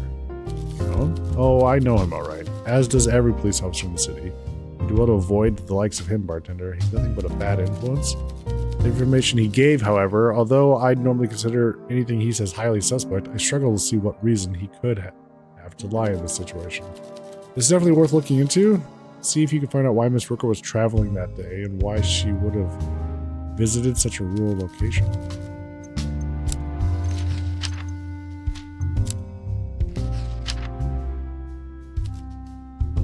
I think the theory has merit, but perhaps you can find holes in it that I'm not saying. Okay.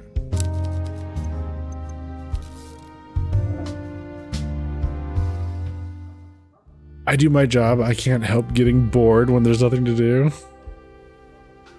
I know. I'm just giving you shit. All right.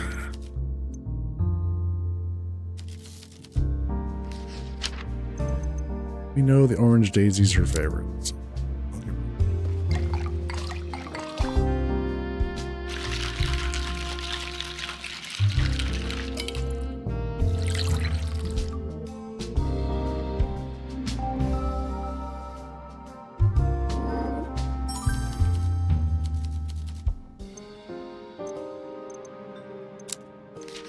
Okay.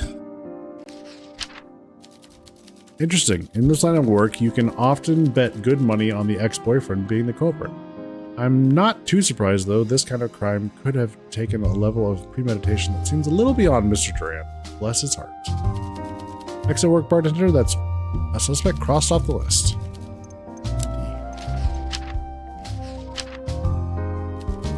Colorful history. You're basing your wild theories on speculation from the distant past?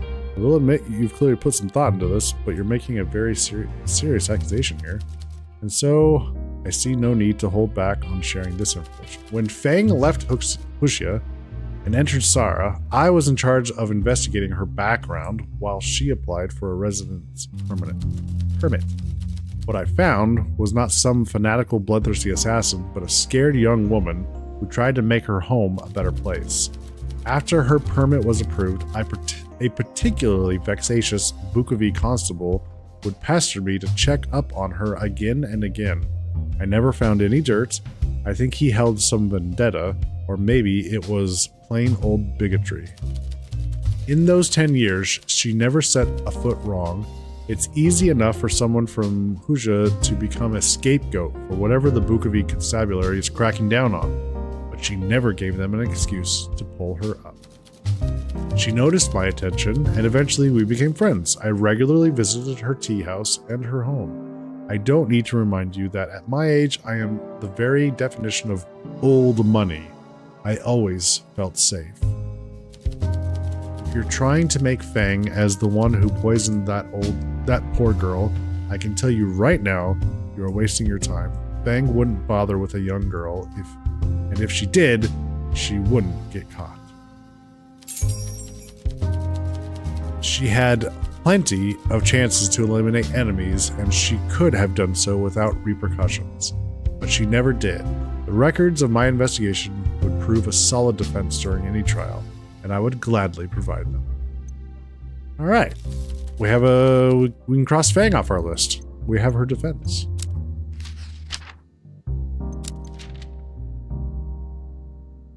Bing boom. There you go.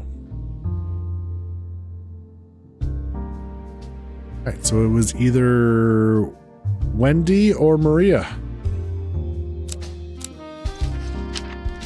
And speaking of, check this out.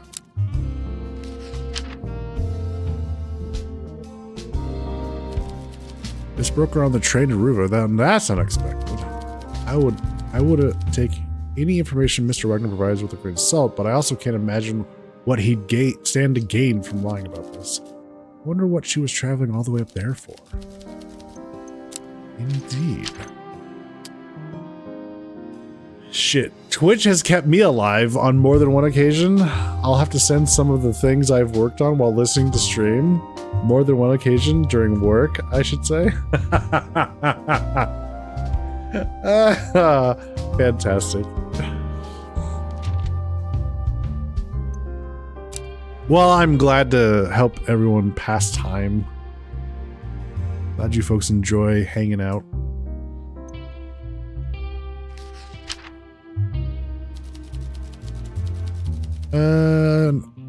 Okay, another one of Detective Merton's delightful theories, isn't it? Don't expect me to agree on this kind of hogwash. It's pure speculation. That's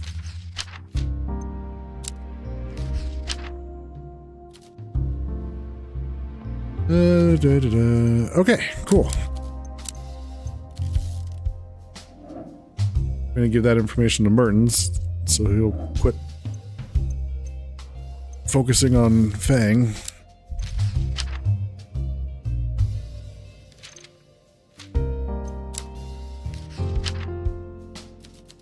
Shame. The article was an interesting find, but this does clear Miss Bai of our suspicions. Whatever my feelings on Miss Ernest may be, I won't deny she was a thorough investigator in her prime. We can trust in her due diligence. There you go. Now go sit down. Okay. Miss Fang, we need to get you drunk. Dear lady.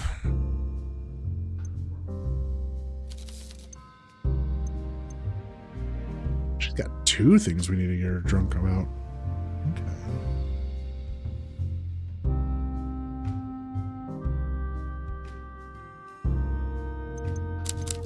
Okay.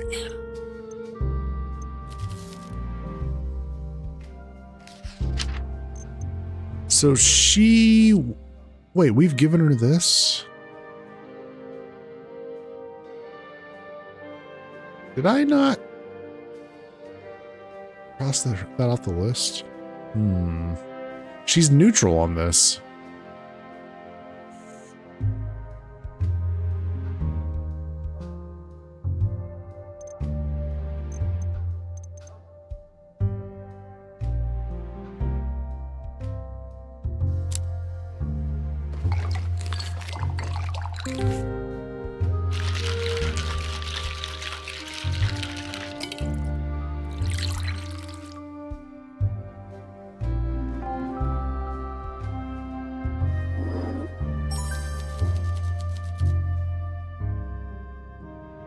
You remind me of a young me, always looking for bold new flavors to combine. Perfectly palatable.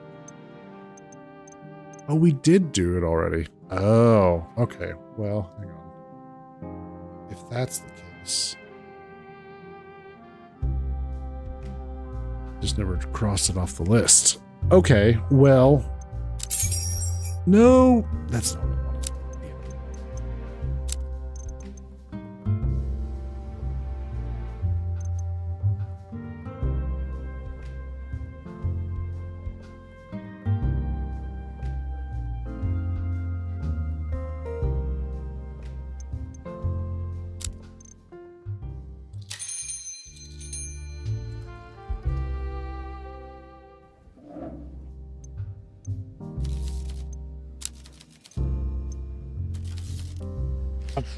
Well, we know this is her favorite, so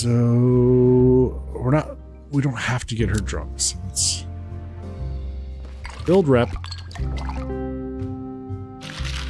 Get some questions, get some clues presented.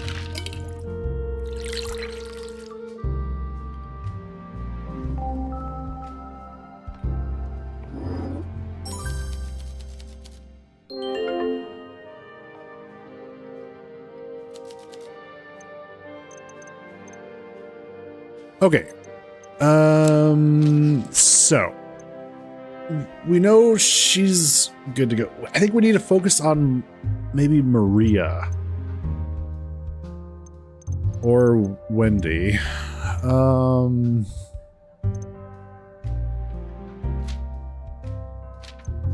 Let's start with Maria. What would be a good clue to give? Maria broke down in tears when asked about Lane's death. Someone who knows her well can confirm these are her true feelings. Okay, let's try this. How much do you know about Maria? Well, certainly more than most people. She and Elena visited the tea terrace nearly every day, practicing chess, talking, laughing. In all my years, I've rarely seen a more close and intimate friendship.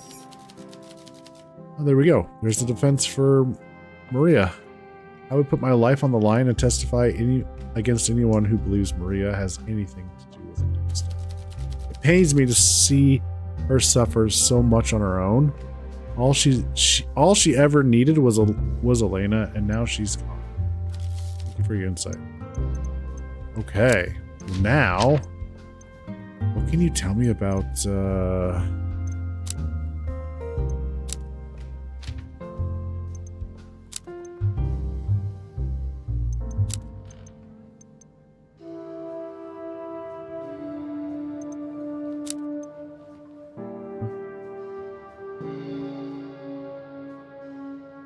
Hey, Texas Ranger. How's it going? Hey, it's 8 o'clock. Look at that. It's time for the giveaway.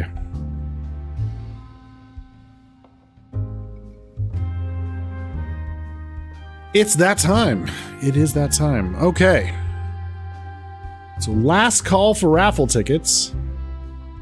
If anybody else wants to purchase raffle tickets, this is your last chance.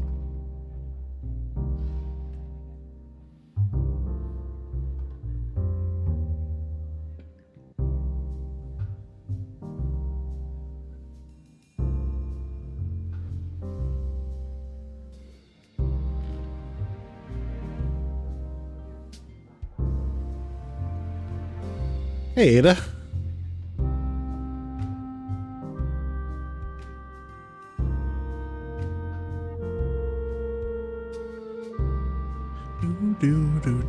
Oh, the raffle is for the game The Rewinder, a point and click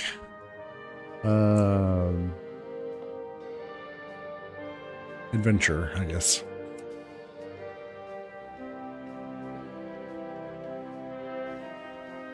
I played it on stream a while back. I can recommend it. It's a good game.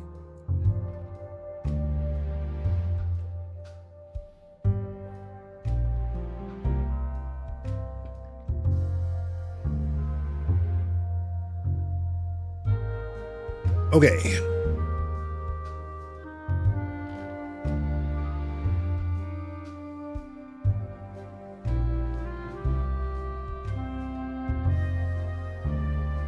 Let's see.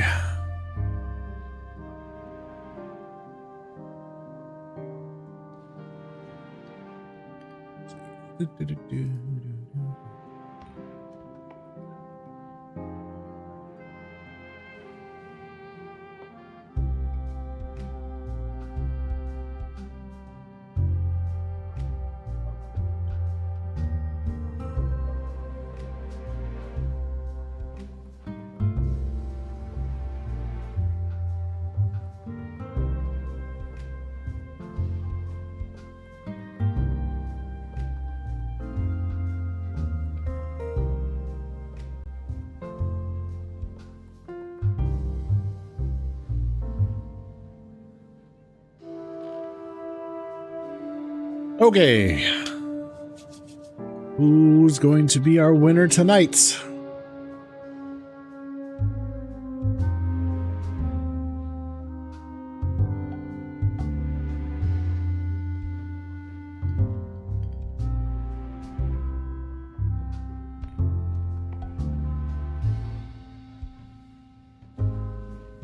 I think it's going to be Sunganif.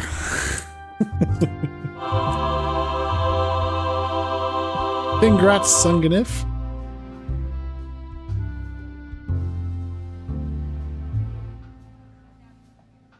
Shocked. Shocked, says Yohei. All right, Sun. Let's see. I will send you the key. I'll whisper you on Twitch if that works for you.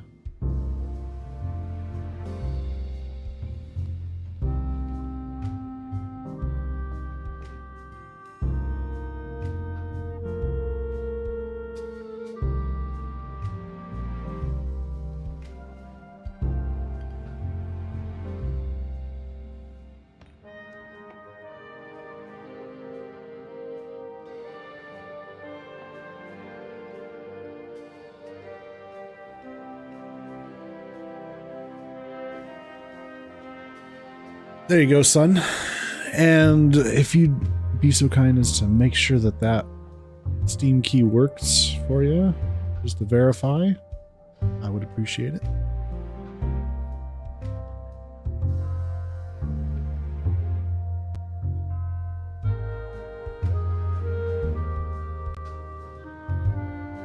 Congrats again to Sunganif.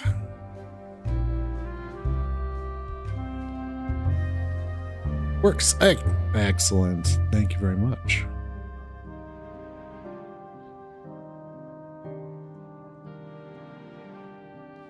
Okay. So we can unpin the message.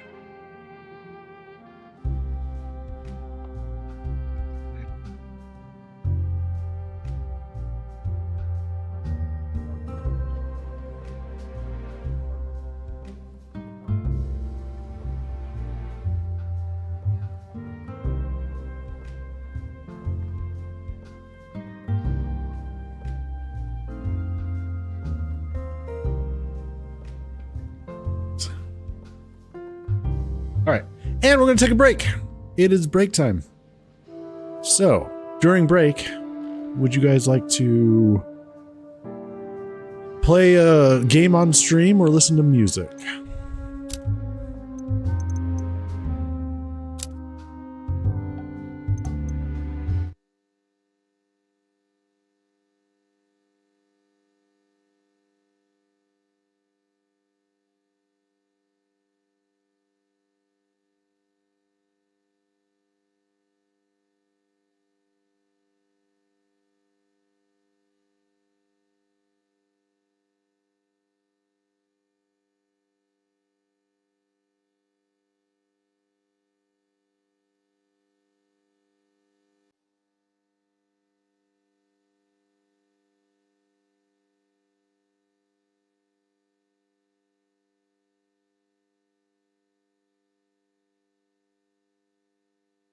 like you're all champing at the bit to play a game. Where I was able to look at the movie? Oh, no, not yet. Not yet. Music for sure. Okay, what music? Does anyone have a particular genre they're in the mood for?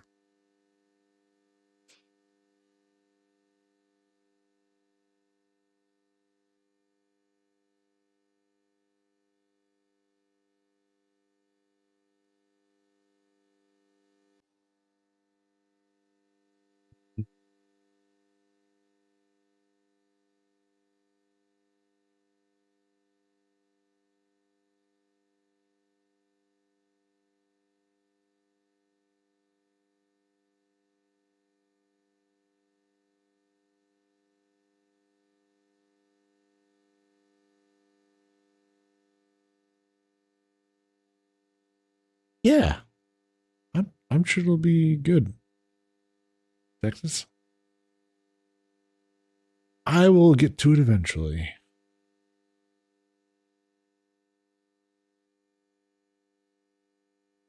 Texas, what kind of music do you like?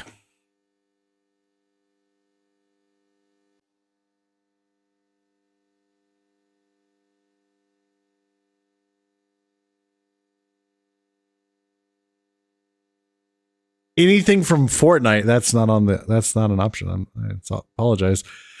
That would be copyrighted. Oh, darn.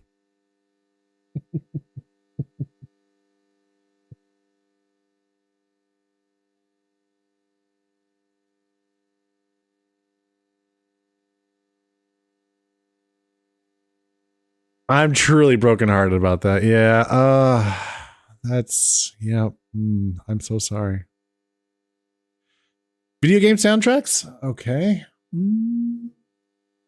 Let's see. Do I have something? Do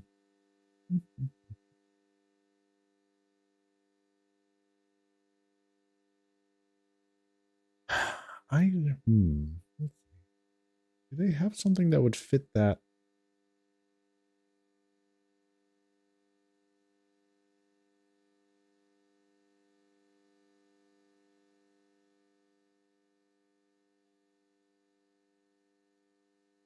I don't know that they necessarily have anything for video games. Besides, it'd all be copyrighted. Anything from Nintendo? Totally nothing going to happen, right? Yeah, right. Chiptune-esque. Chiptune.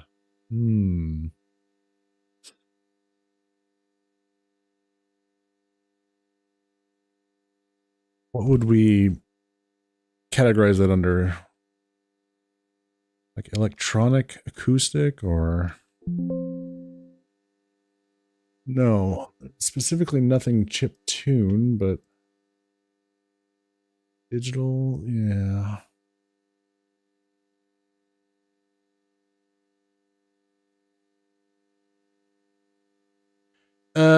They have bit music, I guess. Maybe bit music?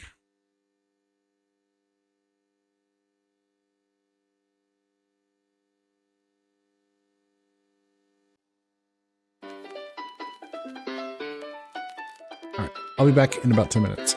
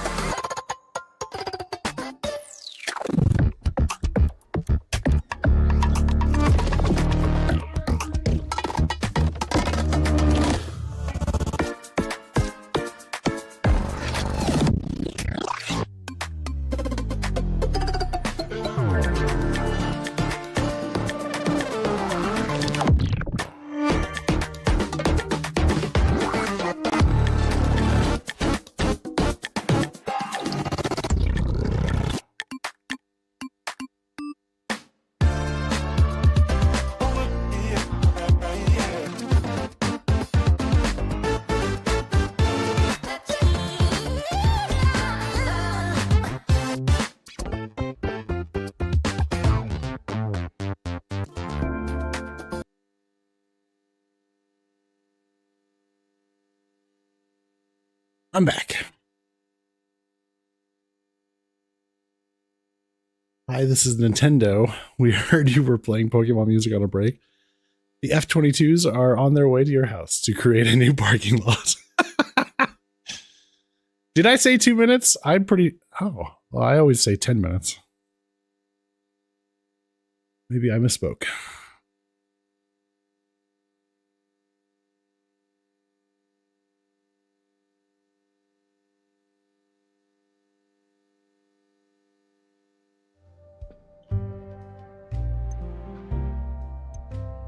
Okay. Let's get this back there. There we go. Okay, so we need to present a clue to Fang involving Wendy Brooker.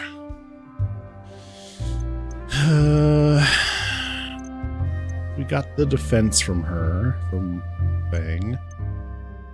What should we present? How many questions do we have? I ask her 3 things.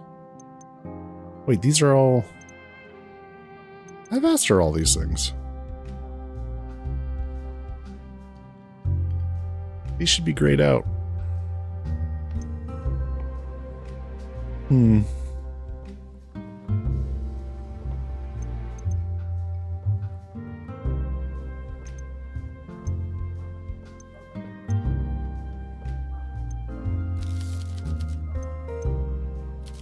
Yeah.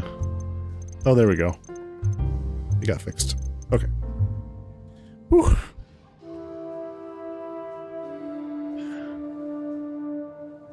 Be a bit weird. You should have asked me to play a German song or two that you love. Oh.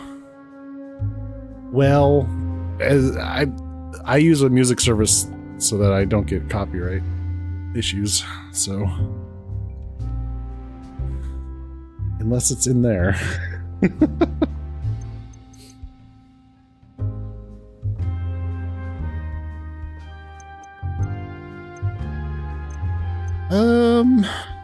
Okay.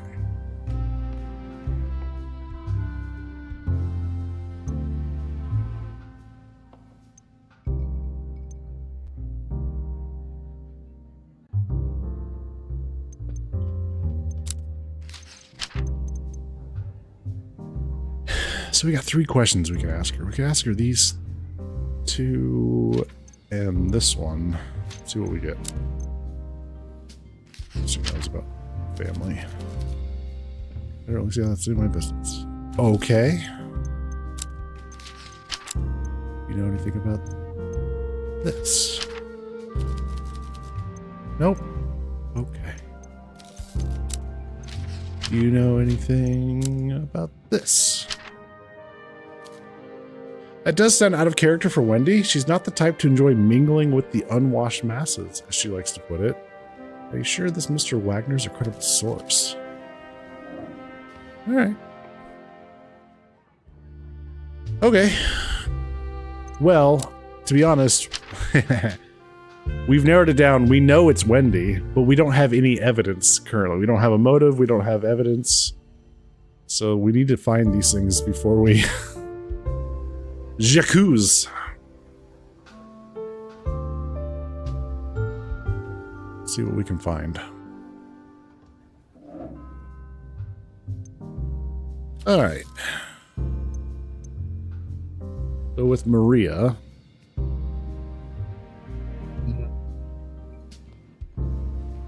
we've gotten everything we need from Maria in terms of done this. So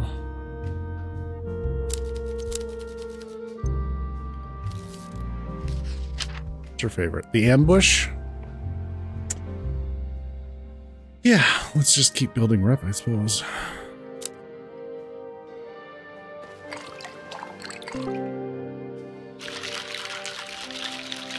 I forgot you were playing a game with how long you were gone, doing other things, like the giveaway.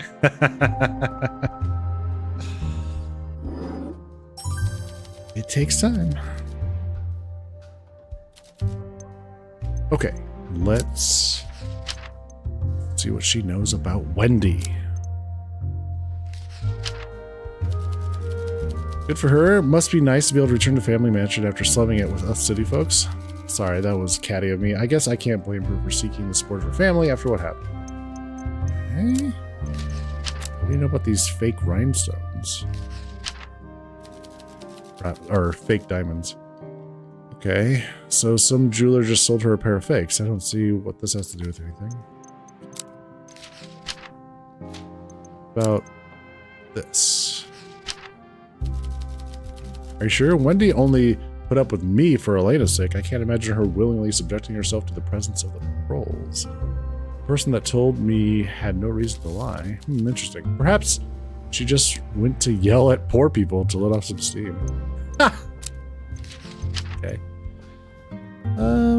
What can you tell me about Lynxbane? So it was Lynxbane, huh? I can't believe such a pretty flower could do all that. You're familiar with it? With the plant? Sure, I paid attention in class. I've never seen one in real life, though. Only in drawings. Interesting. Now I want one of those drinks, assuming it's not alcohol, though, which it probably is. Yeah, all of these have a little bit of alcohol. This one has the least amount of alcohol.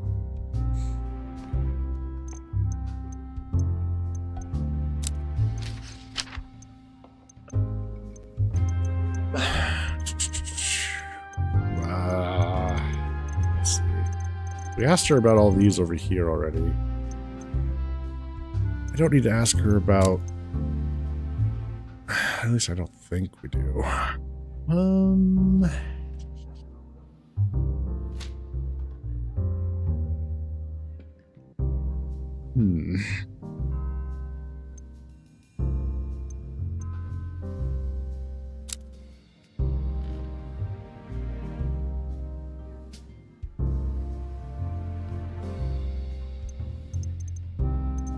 don't know that it's worth bringing that up to her. I'm not so sure about this.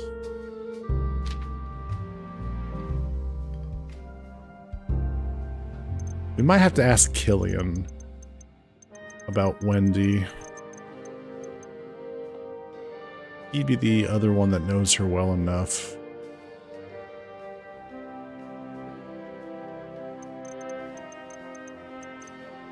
Okay.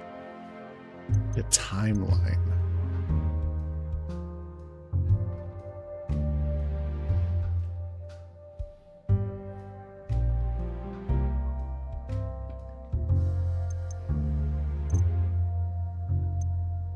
I got one more thing I can talk to her about.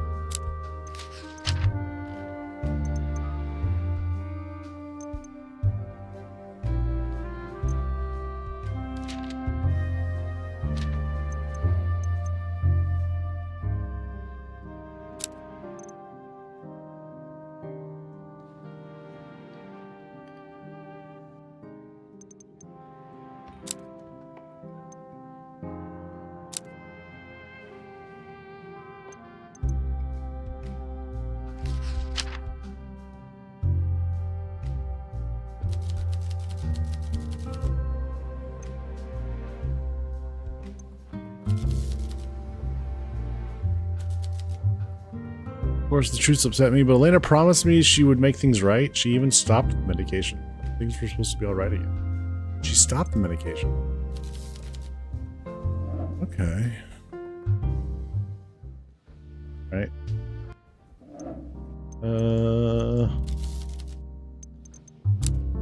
Yeah, I got a new... Figured this out. Considering Miss Bai herself is a suspect, she would have had much to gain from incriminating Maria, adding credence to her defense. I would say this closes the book on Miss Popa for now. One suspect less to worry about. Okay.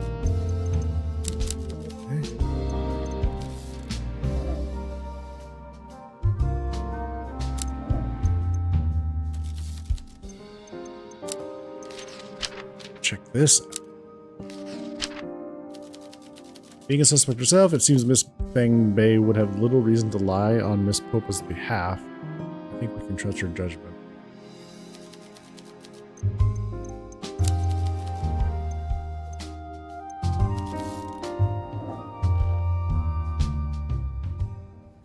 I had 2 left with him.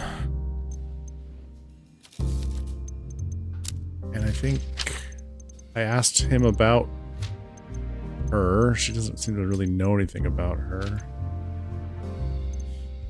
Or Linksbane.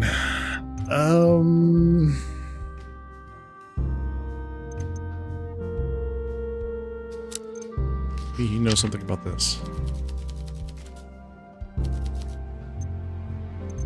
No, he doesn't know anything about that. Okay, that's fair.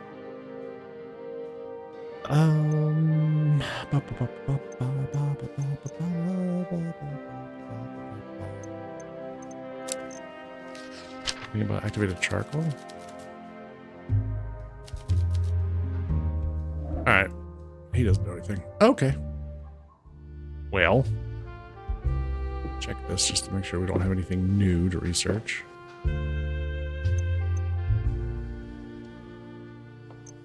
What about Wendy?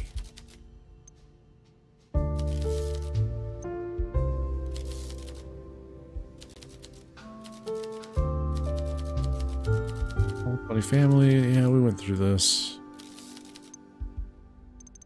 Okay, nothing new there. Okay. You beat the second case of Crimes and Punishment. I was really confused though because I got it right, but the game marked it as wrong until I went through all the endings and found they were all wrong. They went back and then the game said I chose right. Oh, that is weird.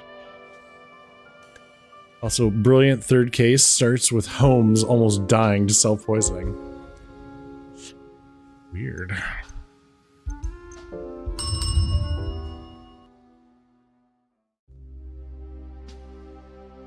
Pet the kitty. All right. Well, I don't have any new connections to make. Oh, except for this one. Here we go. Here we go. Impoverished relatives. Wendy was seen traveling second class to the poor area of Ruva after mentioning she was visiting her family. Could it be that the Brooker family is not as wealthy as she claims? Hey, there we go.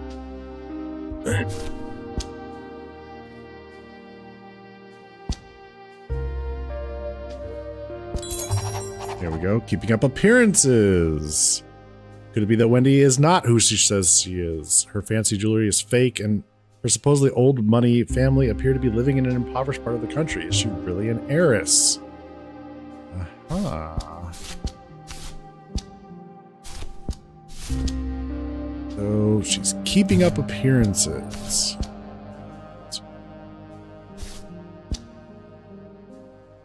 I think we can set some of these aside.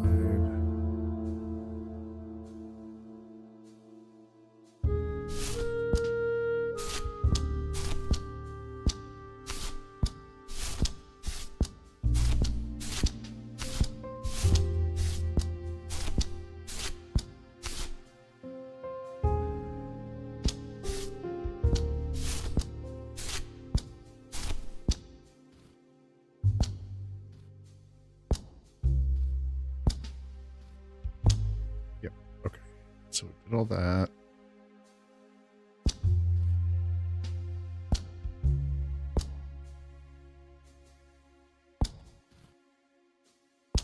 Now, does she have any connection to Linksbane? Aha. When he recently visited Rauva, an impoverished rural area outside of Bukovia, the stack mentioned that Linksbane grows in areas just like this. If Wendy has traveled here before, it could be where she got the poison that killed Elena. Here we go. So we know how she did it now. At least we got a connection.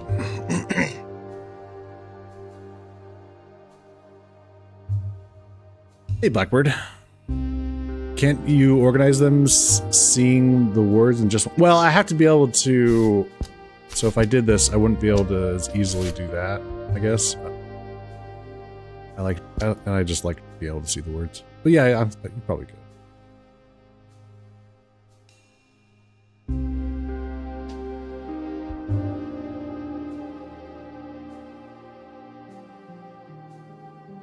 So we have that. Now, what would be her motive? What would speak to motive? How do we figure that out? Keeping up appearances, maybe blackmail is her motive. Any letter, motive. What speaks to motive here? She knew Elena's secret.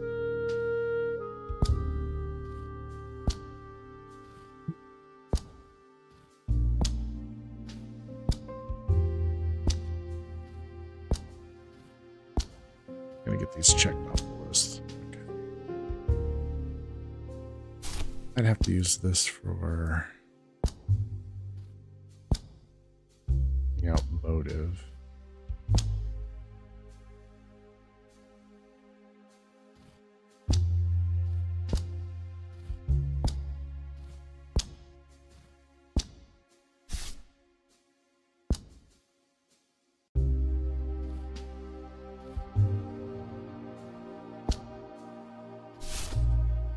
I mean, I think we know.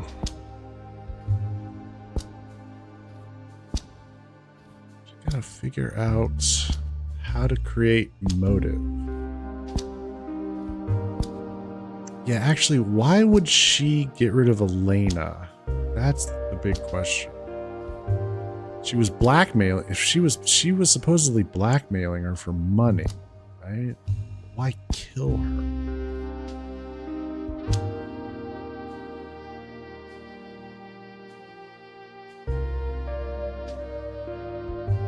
Girl winks at the bartender and asks, "Is it true hot chicks don't pay for their drinks here?" Bartender, "Yes, that's been our policy for years. Here's your check." Ooh.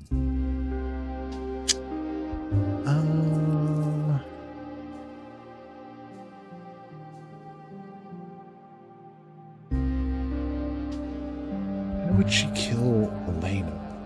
What would be the motive? So she was likely blackmailing. Or are they, maybe they're separate. Maybe the blackmail is a separate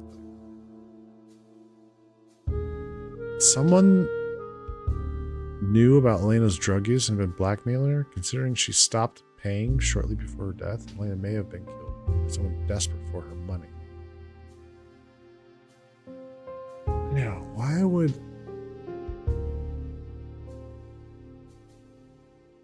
killing Elena benefit her? The blackmail I can see. Why should be black?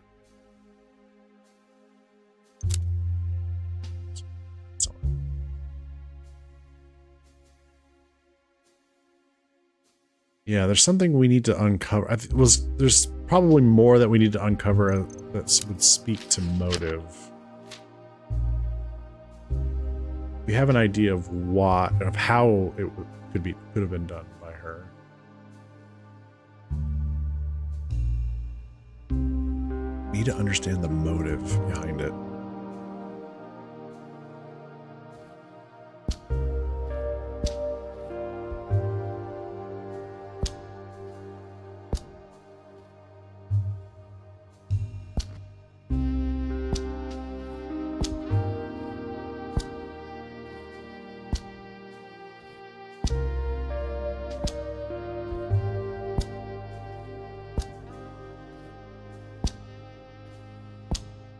Did Elena find out that she was the one doing the blackmailing? And that's why she murdered her?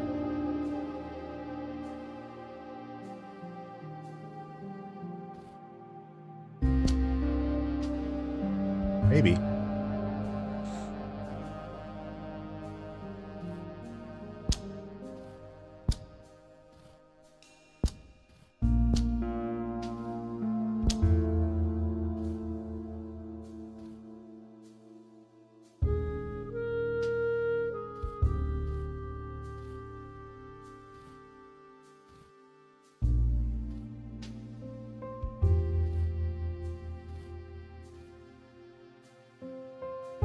Okay.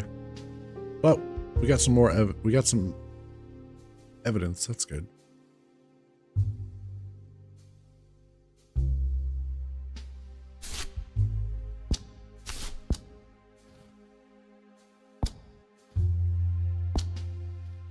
Just in case this helps us come up with a motive.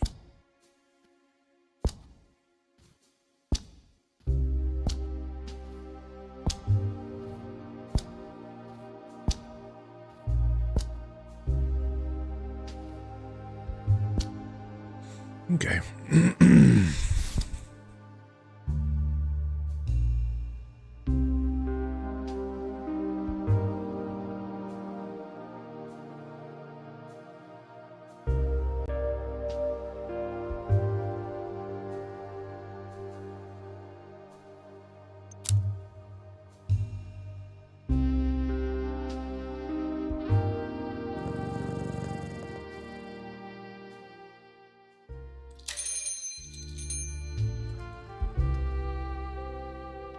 A7. Okay.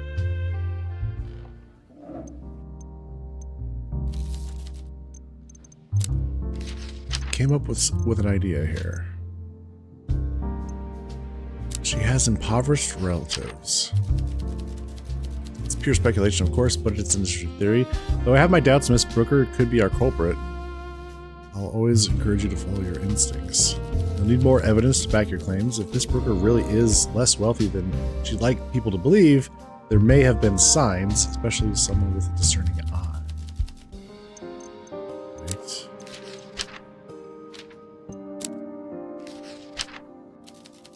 Fascinating. If what you're saying is true, it would certainly be of relevance in this investigation. You may be able to get the truth out of Miss Brooker, but I advise you to proceed with caution. Try to gain her trust if you can. Right. Well, she's away for the week. I can't gain her trust until she comes back, so... Ugh.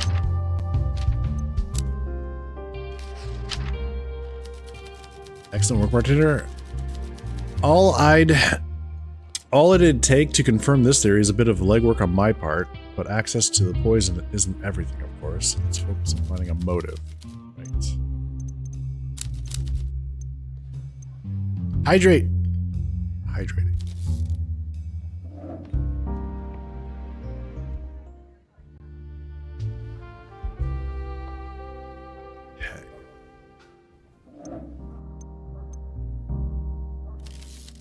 Ooh. All right, let's get you your favorite drink.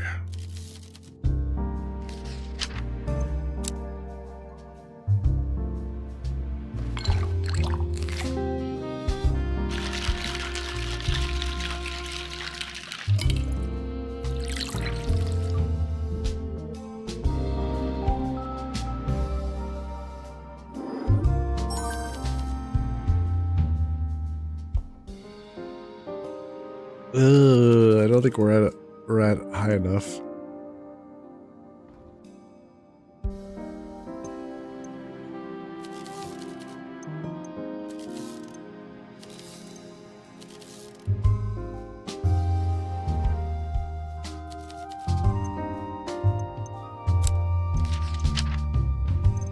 Okay. So. Now that would be an interesting twist. A lie about the destination of a trip is not quite enough evidence to support the theory, though. Try to see if you can find more evidence to substantiate your claim. You may just be onto something. Okay.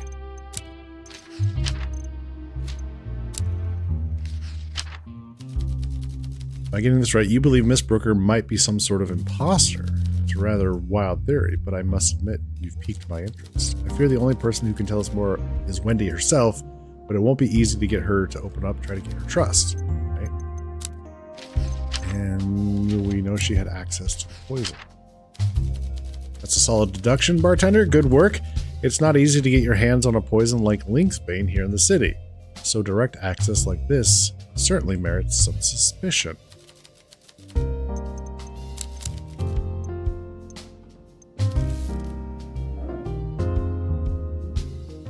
Okay.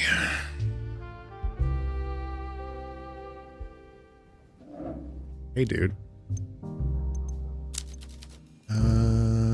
Care for a drink. All right. You like the perfect storm.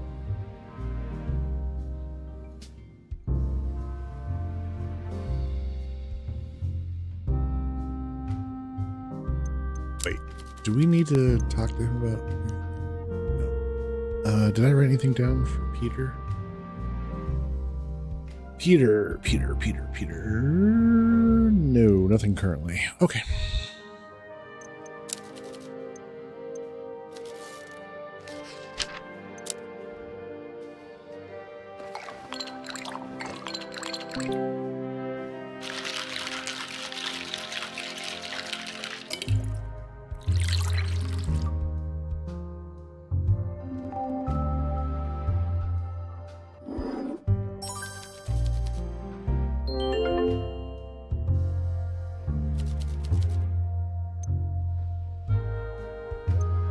Okay.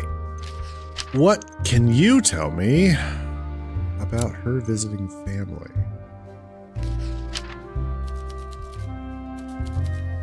Oh. What can you tell me about this? Oh, okay. What could you potentially tell me about... Well, I think I learned this from you. Yeah. So what about impoverished relatives? I told you there's something to it. Something fishy about the broad, I can tell you that. Next one I don't want. And let's try keeping up appearances. I knew something was up with that girl. You're a proper little sleuth, aren't you? And you got there all because of me. Don't say I never did it for you. Alright. Okay, bye! Alright.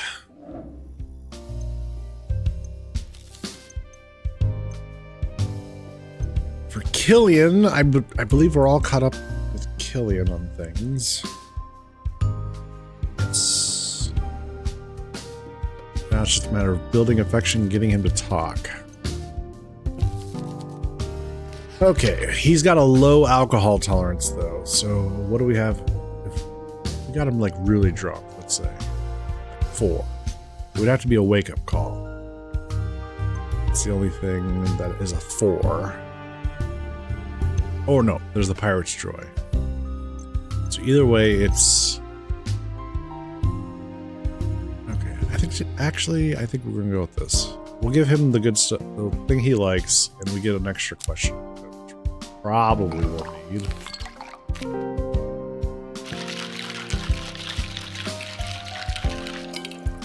We really need Wendy to be here, but she's out of town right now, so it's gonna take some... It's just a matter of time before she comes back. Okay. Okay, what do you know? Let's see. What do we... wait, sorry. We can ask him 5 things. Okay, so this would be 1, 2, 3, 4, 5. Alright. Tell me about her visiting family. Can't believe she's going on a luxurious trip in the middle of a police investigation? I guess that's Wendy for you. Only a weekend. I suppose so, but she could have had the decency to invite us for once at least. Oh, okay, so he has no clue, it seems like. What would I know about precious stones? Perhaps the jeweler just lied to her? Can't trust anyone these days, certainly not someone trying to sell you something. Okay. He's a little dense.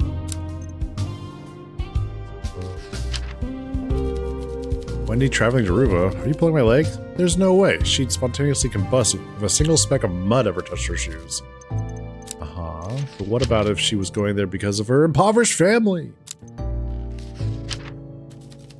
Huh, that doesn't sound right. Maybe the Brooker's mansion is just really remote or something. He knows nothing. I don't understand what you're saying. That doesn't make any sense. You don't think it's possible? Of course it isn't. Look at her. She's a girl with class, with brains, not some country bumpkin. My mother's... Well, you're useless. All right.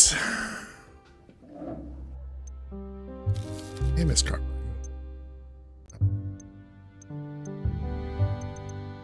I think Olivia we've done. We've gotten her drunk. Yeah, I'm pretty sure.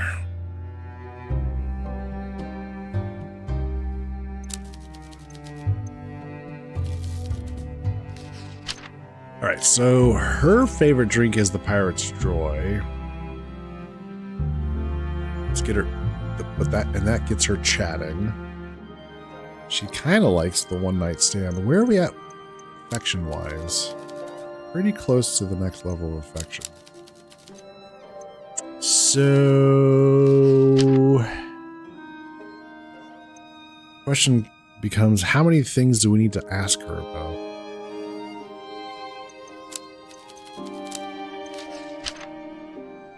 She told us about this to begin with.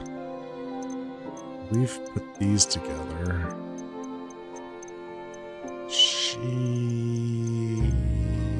might want to know these things. Okay.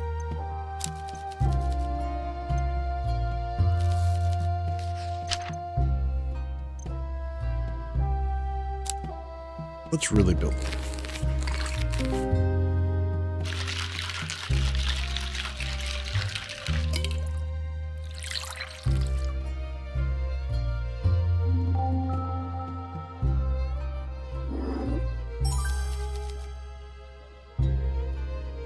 Okay, so now we're into the first level of affection.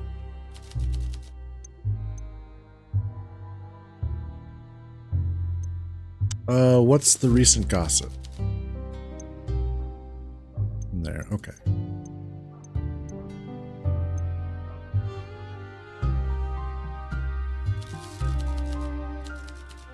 Yeah, we did this. Okay. Okay, so what do you know about this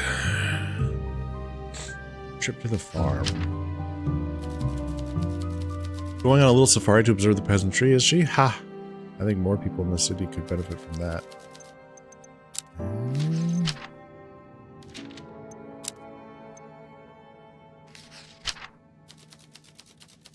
I can think... Oh, bartender, I can think of other reasons why a young lady might be dishonest about her travels than being secretly poor. You'll have to substantiate that with a bit more evidence before it's broadcast-worthy material. I'm not telling you this so you can use it on your show. I'll keep at it. Good. Well, chop chop, get to it.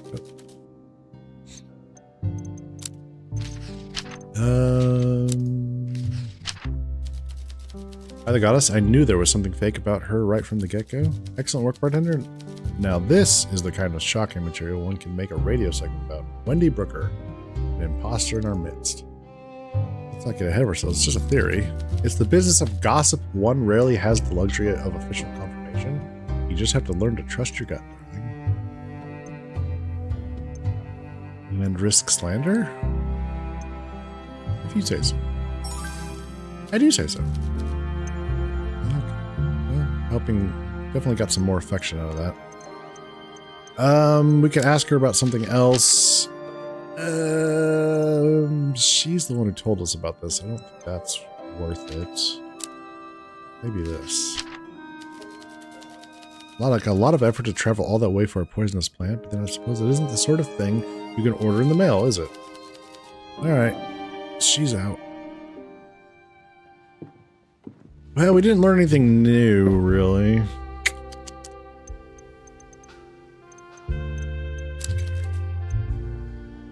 So yeah, at this point we're just building rep and waiting for Wendy to come back.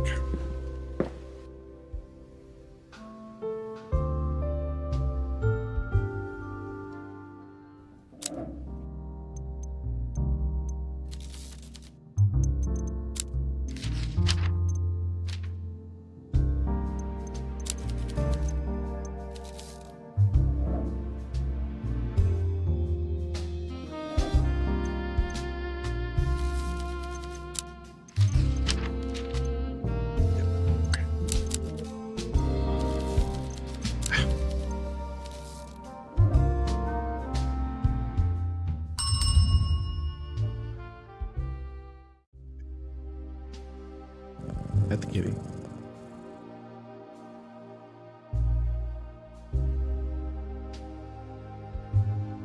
Yeah, nothing new. Hey.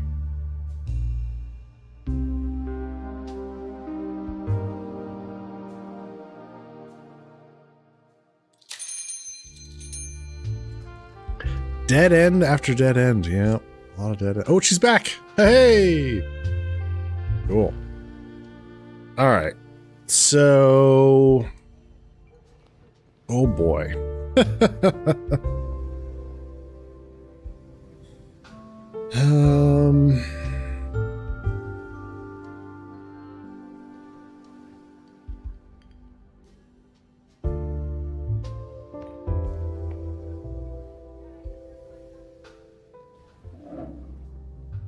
How's business? Can't complain. Good to see you, Wendy. Let's catch up. Yeah, let's. Okay. Do you think the speakeasy is hiring? What did I ask her? All right, so we need to build affection with her. So we know that her favorite is the one night stand. So let's give her the favorite.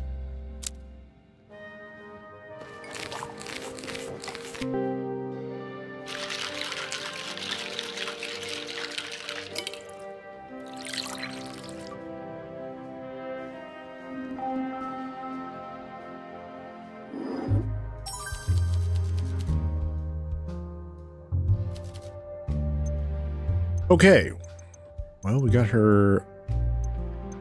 So let's find out. Why, yes, darling, you're doing a splendid job, and I don't just say that because you're keeping my blood alcohol levels topped up. In these trying times, we do need to help one another. I know I come off as somewhat of a, how would you say it? Cold-hearted bitch, woman of refined taste. Well, that's very kind, darling, but a little cloying. I don't mind if you're a little rougher on that one verbally. Oh, okay. Well, we'll build rep. No, that's fine. We'll build rep. I'll build the rep. I'll just call you a cold-hearted bitch.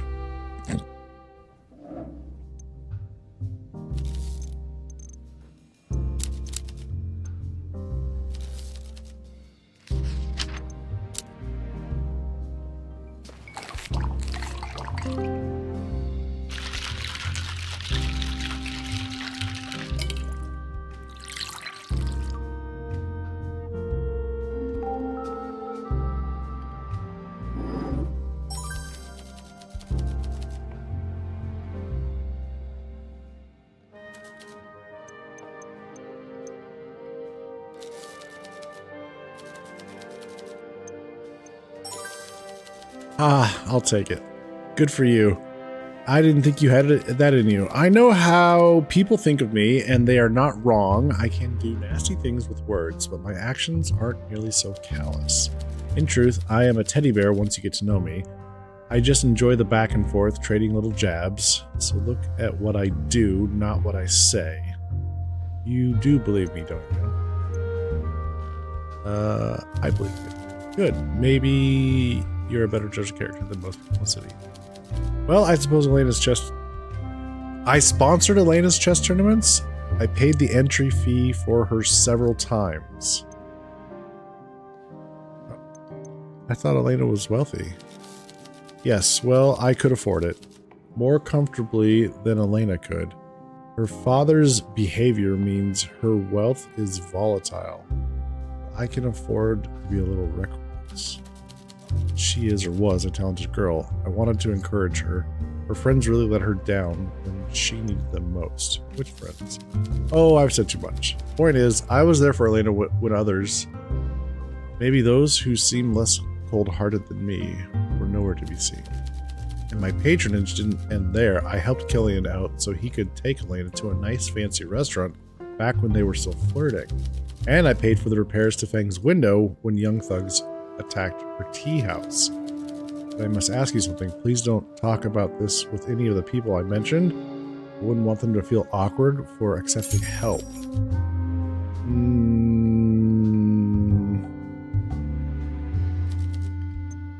So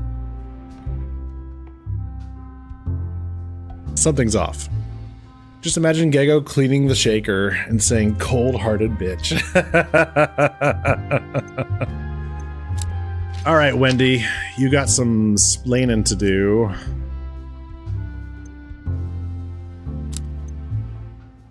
Tell me about these rhinestones.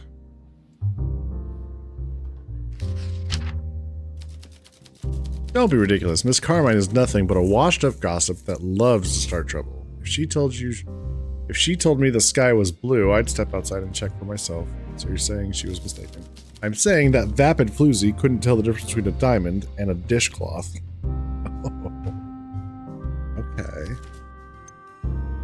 Okay. Okay.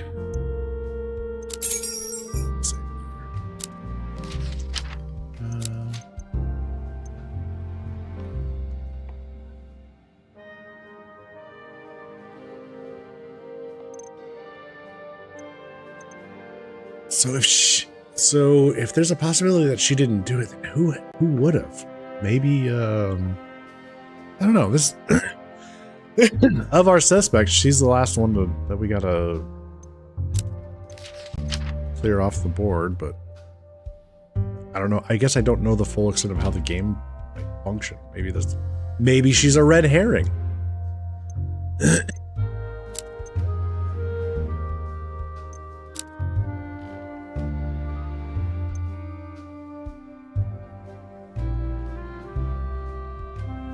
Okay, so tell me about this. You gone completely mad? You're making up conspiracy theories about us now?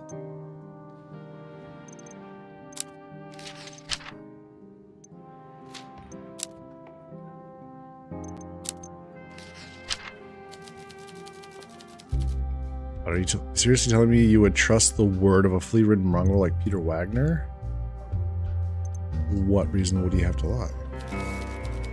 What reason would I have to lie? Don't be such a gullible fool. Crap. Go back.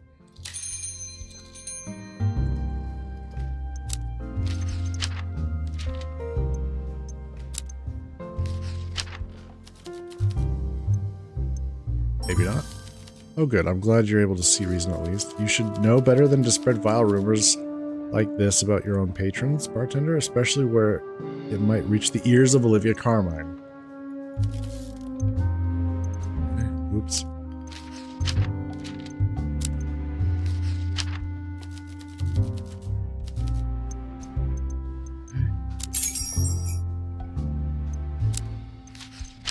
What do we have? We have one more thing we can ask her about.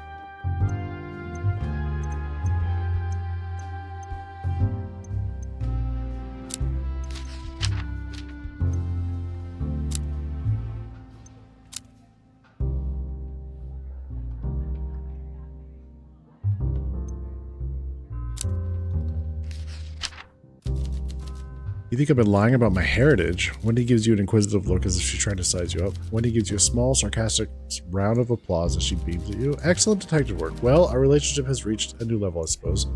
Now you know me a little better. It's true, I grew up in an impoverished region up north and struggled every day. When I moved to Bukovi, I learned how superficial everyone around me was, but I also learned how to exploit their attitudes. I see how you operate, and I see you do the same thing. A lot alike. I think so. We both always knew we wanted more than what we were born with, so why shouldn't we take more if we're smart enough? Elena once said it best, being rich is easy, just pay the entrance fee.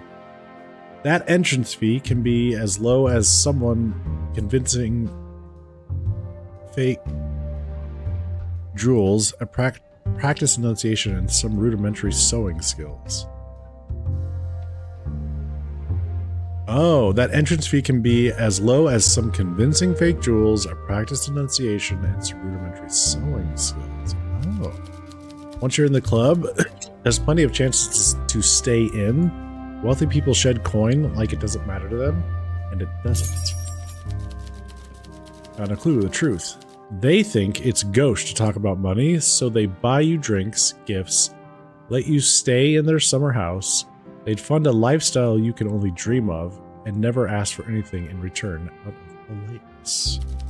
I've climbed a shaky ladder and I'm dangerously close to securing my position at the top. Business deals, which are close to completion, will soon make me a genuine lady of wealth. You must understand the appeal, bartender. I'm looking for a way out as well. See, I knew I could confide in you. My instincts never betrayed me. We're very much alike. Okay. Anyway, this will be our little secret, so hush hush, darling. Very well. It's too late for a lady like me to be out alone. I'm finding a chaperone and heading home. Okay, so what did we get?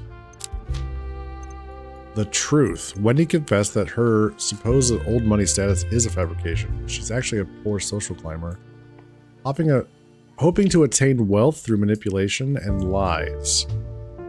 How has she managed to sustain herself financially? Yeah, if she is supposedly paying for things with the other people, maybe we can find out if we can ask him about this.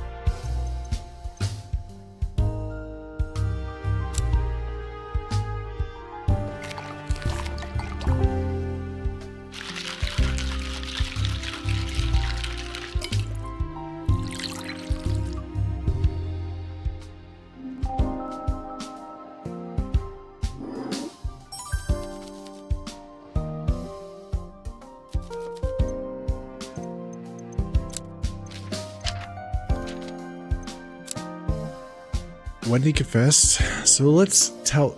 What if we tell him about this? What will he say?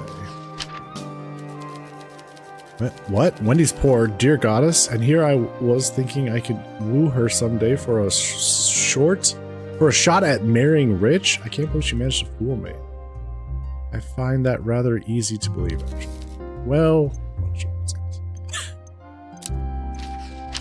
okay.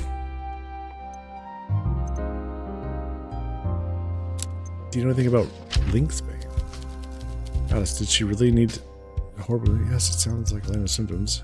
Had you heard of Lynxbane before? A poison to kill big cats? Of course not. What kind of nutcase would even need that?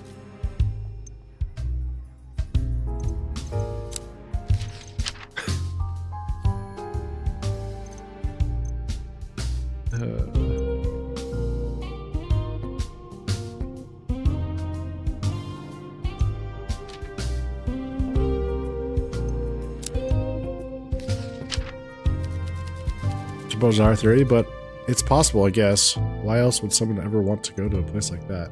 Did Wendy do any traveling in the months before Elena's death? Well, yeah, about a month ago. She goes on little trips all the time, and she never invites any of us. Well, what else should we discuss? That doesn't help.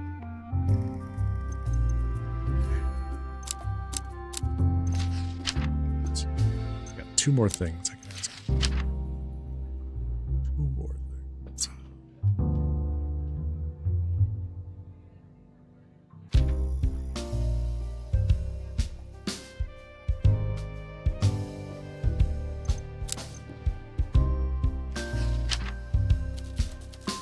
You think Wendy was the real target? Makes sense, I guess. She's an acquired taste. Well...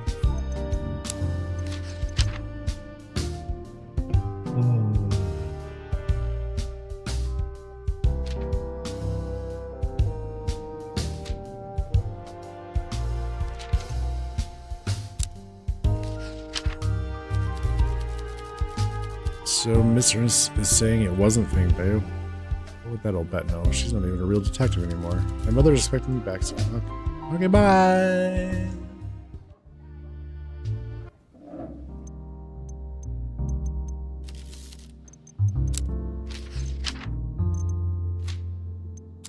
Well, we found out the truth. This certainly paints Miss Brooker in a whole different light than when I started this case. Good work. Wonder where she got the funds to keep this facade going all this time. Maybe we can piece together.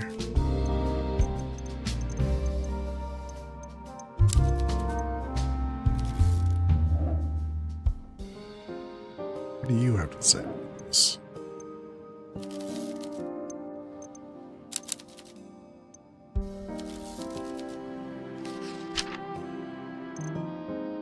Let's give you this.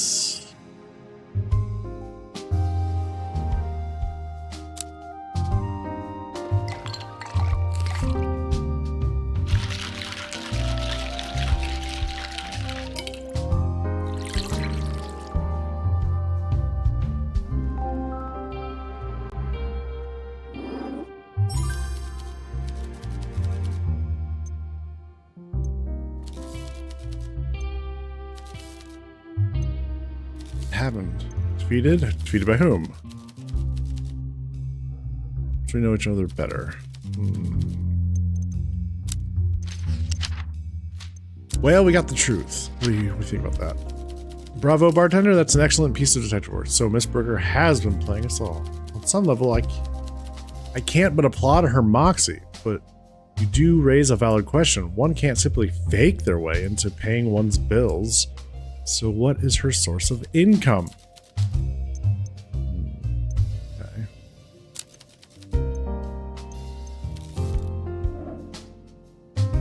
Maybe he knows something.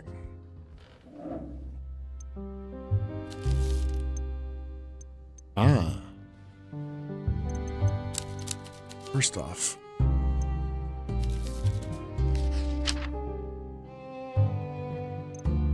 I know he likes this, but let's find out if he likes the orange daisy.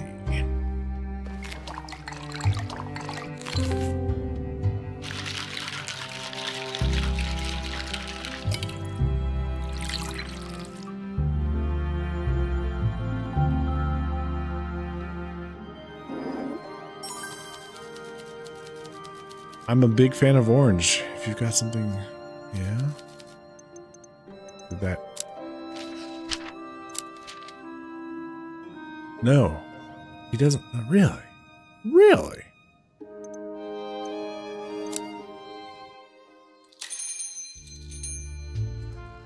For sure, that would be one of his favorites.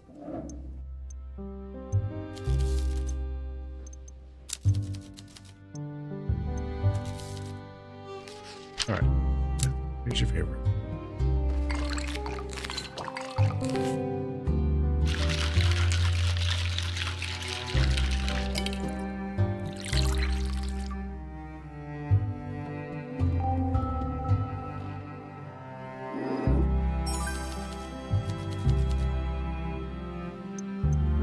All right, the stack computer has been a great help.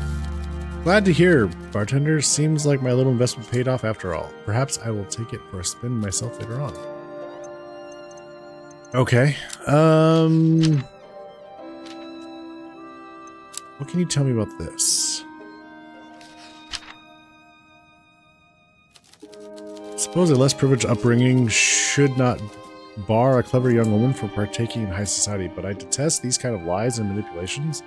The status that comes with old money is not some costume. Do you have no insights as to how she's making her money, huh?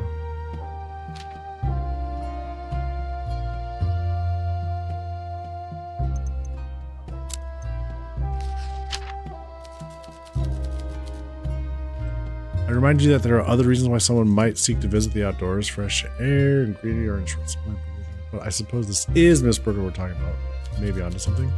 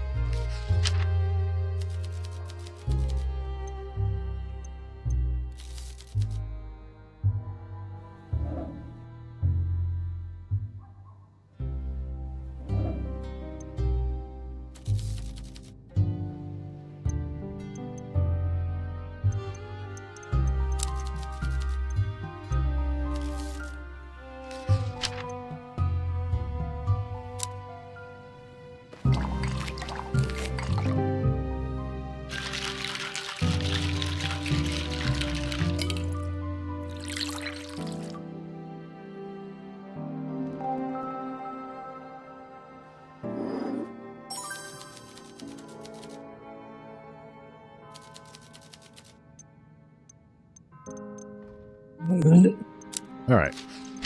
Maybe he knows something about. Doesn't sound like the kind of information I should be privy to, should I? Oh.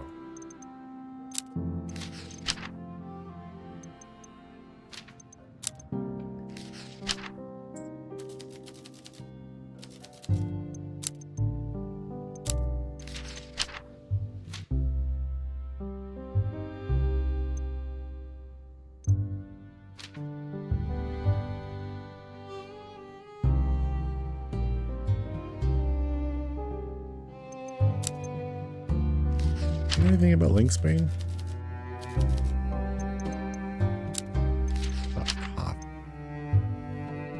You know all about the coffee. The coffee.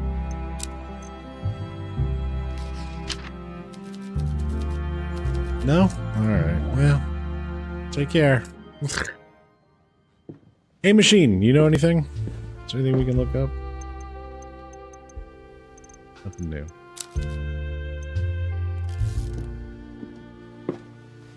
Well, not getting very far, are we?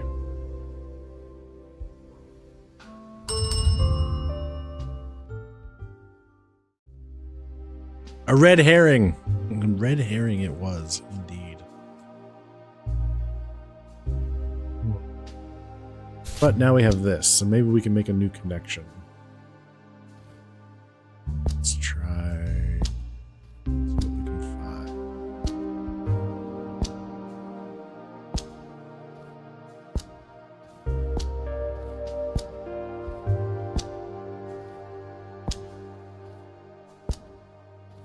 Maybe her source of money is blackmail? Yeah, that's her source of money. Okay. Wendy needs money to fund her lavish lifestyle while masquerading as old money heiress if she wants to climb the social ladder. Blackmailing Elena would have ensured her a source of income. But that's just motive as to blackmail. That's not motive as to why she murdered her.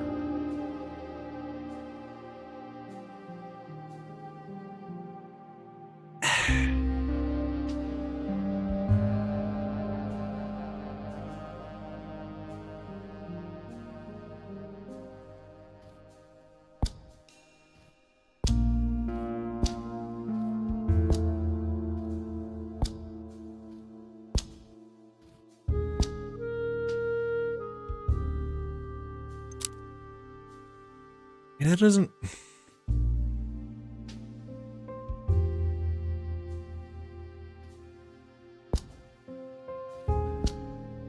Why? Still does not explain why she murdered her.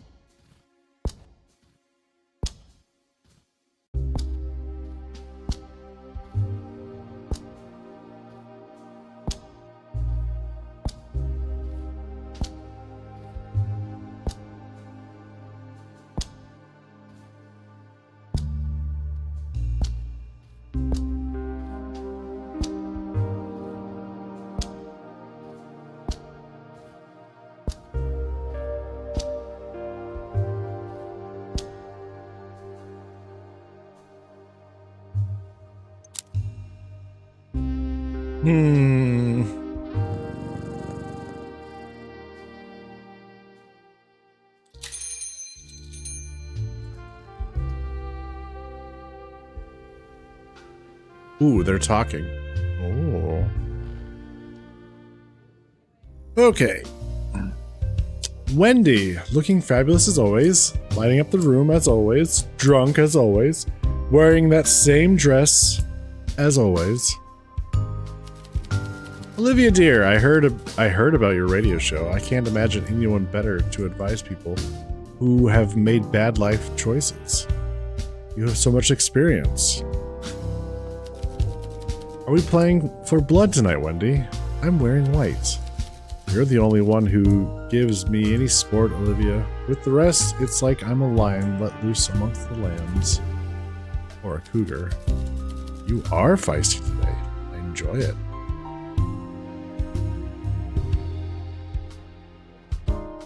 Do we retract the clause now, or should I bring up your history with... Let's not dance again, darling. We're both leads. I'm not looking for a tongue lashing tonight. Let's share a drink and a laugh. Now tell me, I saw you eyeing up Killian last night. Oh, I always keep my options open. Women like us, we need to be light on our feet.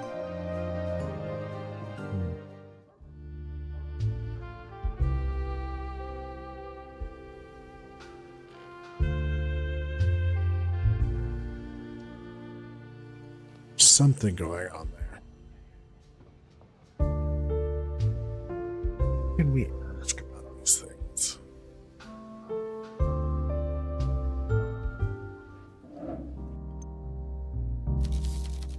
Okay, well, figured out supposedly motive for why. Press partner, you're more astute than I expected for someone new to this. You've done some solid detective work. I believe you're right on the mark. Miss Brooker had us all fooled. It's always a shame when someone so clever and resourceful wastes their talents on life of crime. Let's put an end to this charade, shall we?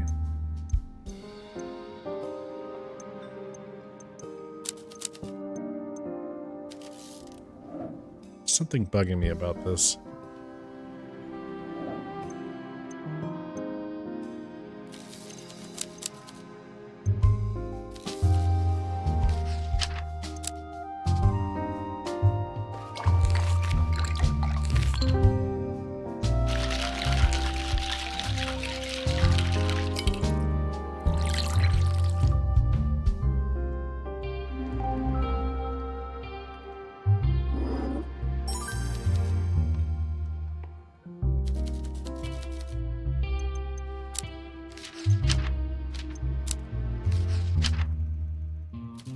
What a curious turn of events. At the start of this investigation, I would not have considered Miss Brooker a particularly strong suspect, but now it certainly looks like the puzzle pieces fit together, don't they? Good work. Do they, though? Do they?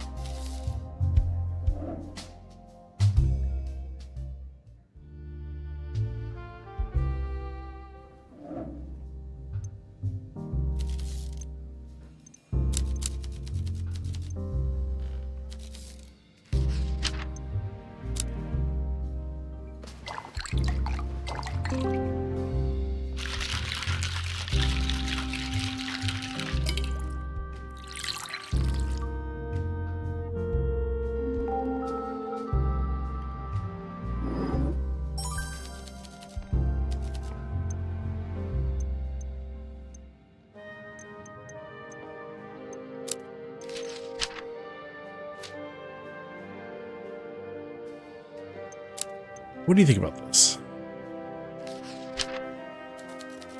Telling me I tolerated months of that woman's condensation and it was all a lie? She's a monster? Well, put her in a bad mood, but that doesn't mean she won't be talking still. You think she was bringing back poisonous plants from her vacations? It sounds far-fetched, but I guess she has been behaving rather suspiciously. From what I remember from her boasting, I think she took another one of her trips not too long ago, too. Well,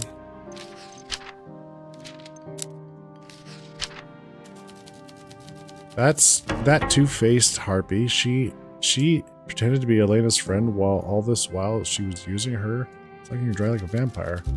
Should have been there to protect her. Should have seen through it. When I left, that let her sink her claws in. I was supposed to be her friend. Sorry, Maria. Sorry for pissing you off.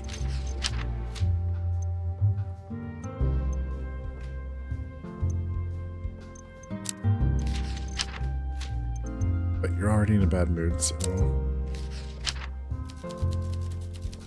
I'd certainly be rich after her constant boasting about the splendors of her family home, but I'm not sure I'm convinced by what you're saying. Some old money families do own farmland. Has she ever mentioned her family owning farmland? Well, no, not at all, actually.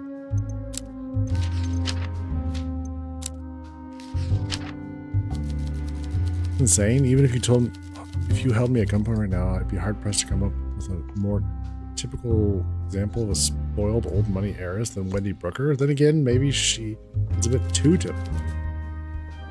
Alright.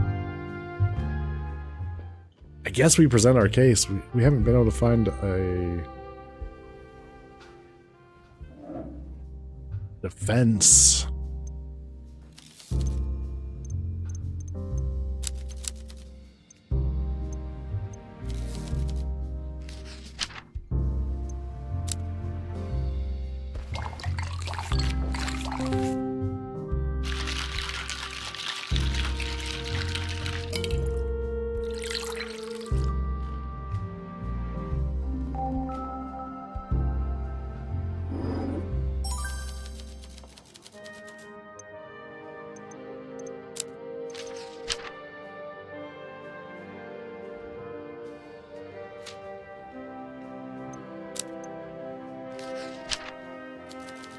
Oh my, Miss Brooker's aspirations are understandable.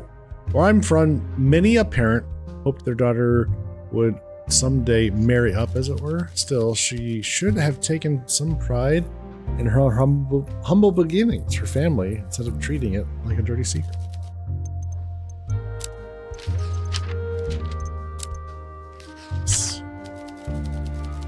Are you sure Mr. Wagner's word can be trusted?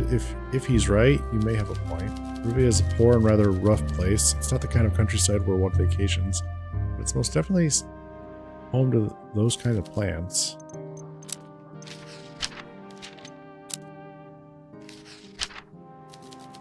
Goodness. It's ghastly to think Miss Brooker could have been capable of this. I thought her and Elena had become close friends, but perhaps that too was all just a lie.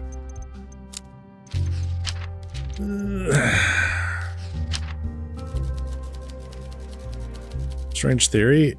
Is it proper of you to be digging up unsavory details about a girl's family like this, rich or poor? They weren't at my tea house that day. She was.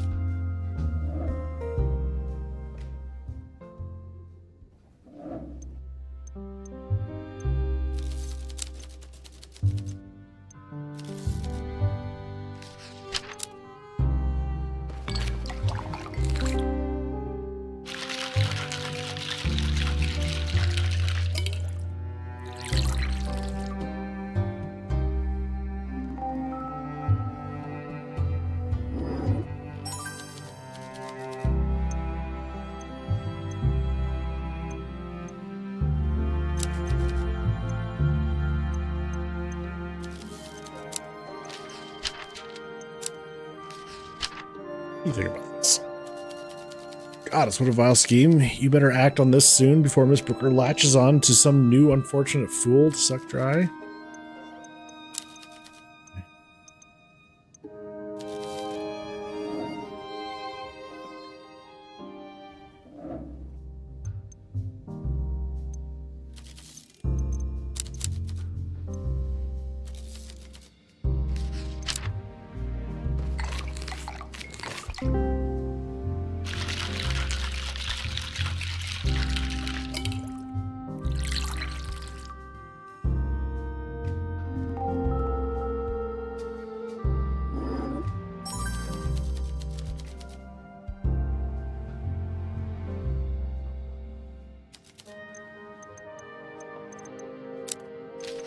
So tell me about this.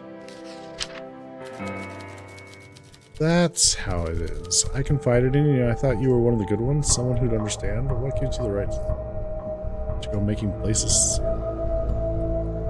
And prove me wrong. How do you make money?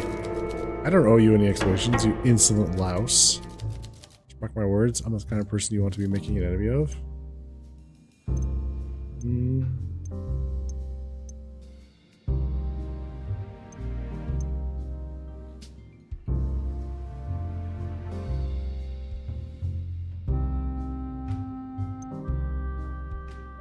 If we went a different way, would we have gotten...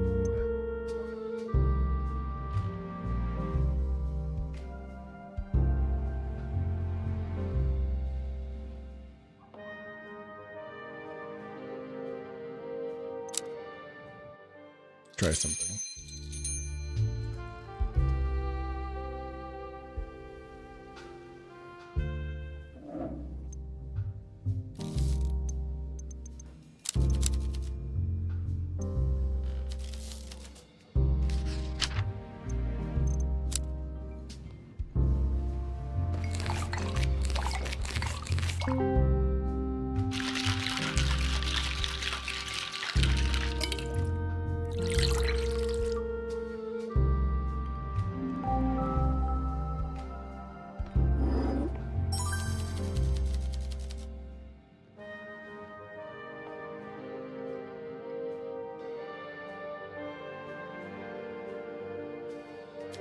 All right.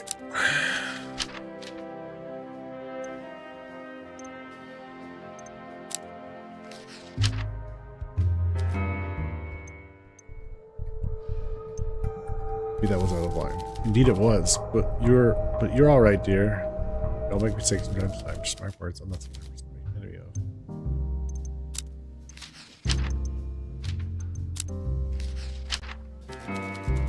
of. So you're relying on the word of a violent, good-for-nothing thug to build some conspiracy against me. I'll have to take this from you, bartender. You grew up in Rovio. You know the local plant life. Figured it all out, have you? Venerable little sleuth you are. You have no proof beside the word of a crook in a conversation I can easily deny. By all means, keep digging. See where it leads you. Is that a threat? It's courtesy?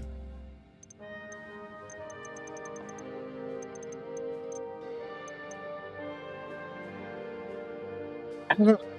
Yes.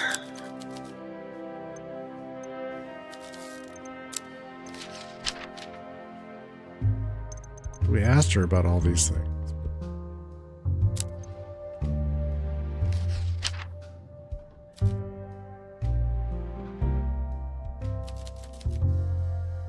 Oh, what you expect me to add anyway?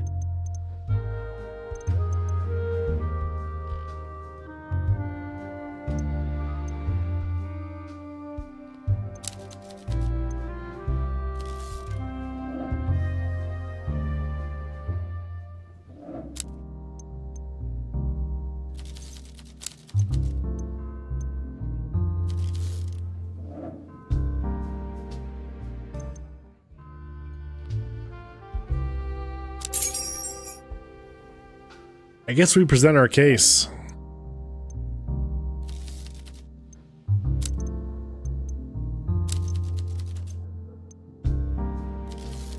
Okay. Who are you accusing? Wendy Brooker.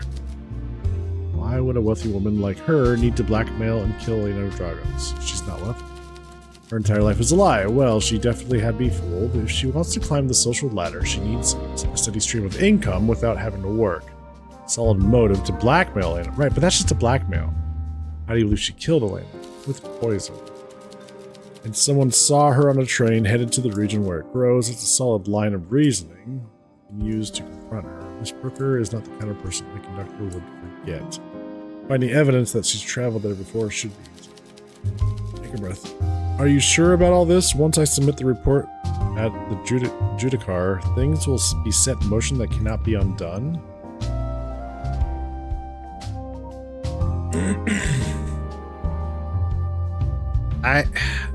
If I'm working within the confines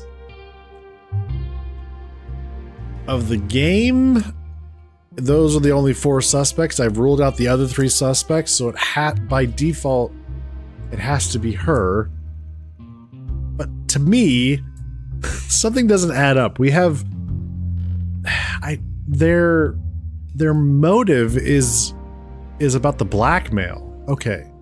But what's her motive for the murder? That's what I don't understand.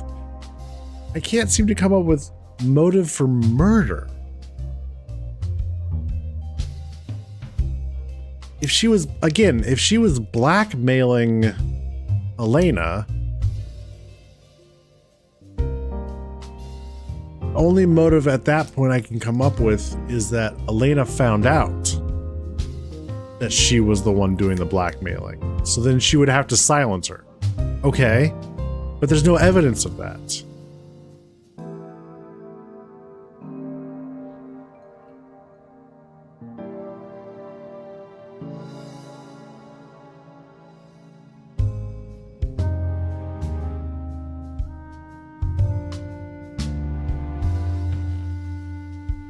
I don't know. I guess this is... Yes. Very well. The machine will now be set in motion, so to speak. I hope my faith in you has not been misplaced. All right. See you later. So we'll find out.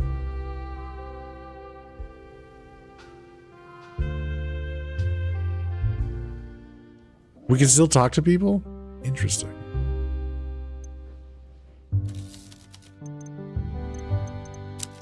I guess I'll take the opportunity to build rep for whatever that's worth.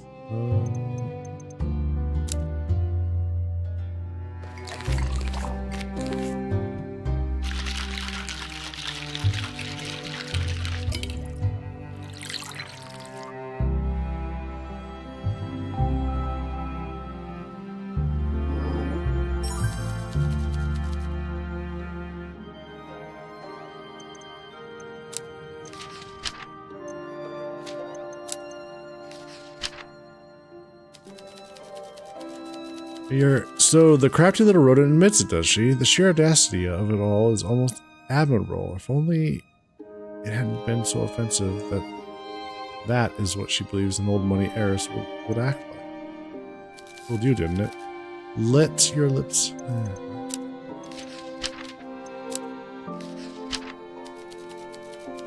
Dear oh dear, whatever happened to just marrying rich like the good old days?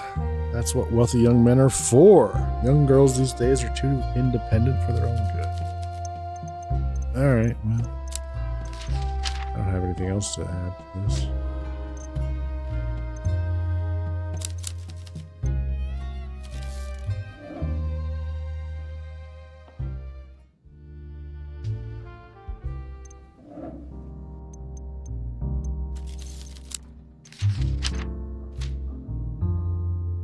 Okay.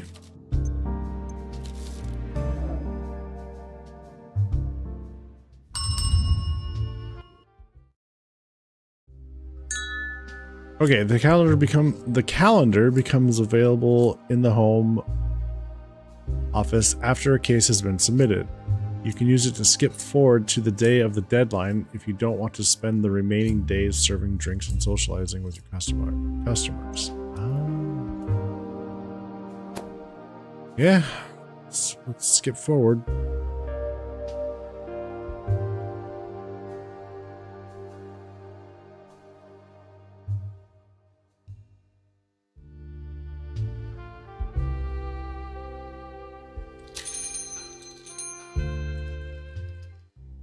Hugo enters the bar, rises around, trying to read his blank expression as he approaches. Hugo looks pleased with himself and with you two. The smile he wears seems out of place on his face. When I first walked down those stairs looking for help, I was following my gut. It seems I was right to trust my instincts.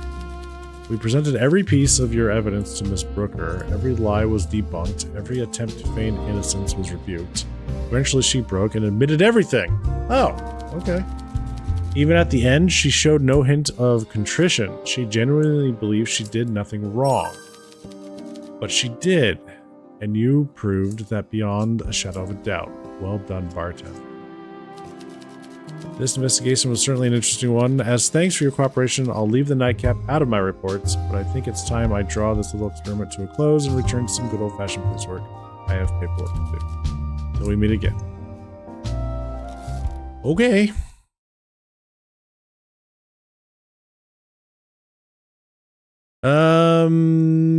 We found all the clues.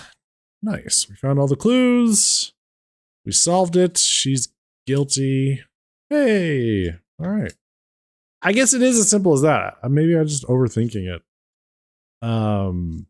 I think so at this point, I think the fault is with the writing, because while we figured out that she had motive to blackmail Elena, the whole point of the game is to find motive as to why she murdered, why the murder took place.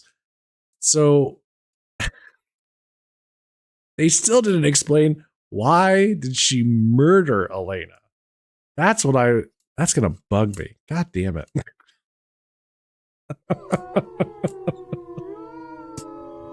Son of a bitch. Hello, Brent. Thanks for shouting out, Brent. I appreciate that. Welcome in, Raiders. Hello. How was your stream, sir?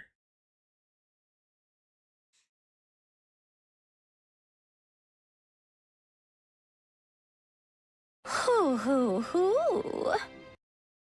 Hey, Brent. What were we up to tonight? Doing some demos?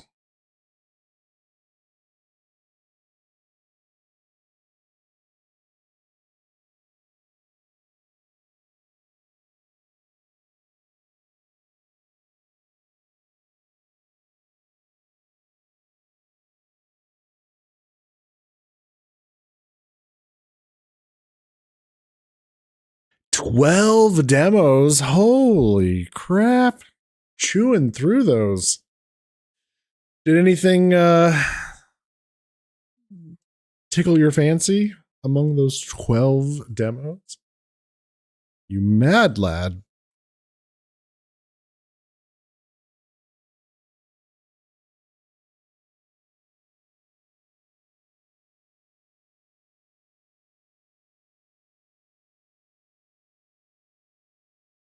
I should check out Cthulhu Cosmic Abyss. Okay. Write that down. Mm-hmm.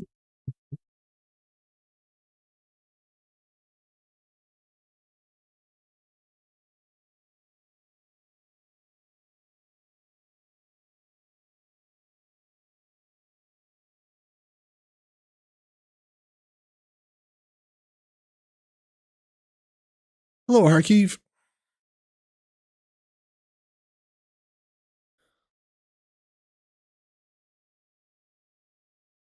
And Zero Parades. I did hear about Zero Parades. Yeah. The next one from the old Disco Elysium. Yeah. So it's interesting. I was listening to Enhance. I was listening to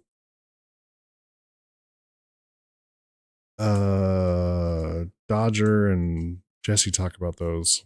So there's 2 games from the Disco Elysium folks. The Zero Parades, and the other one's a D&D one. Ebb something. I wish I could remember the full title. Ebb. Ah, shit. What was that?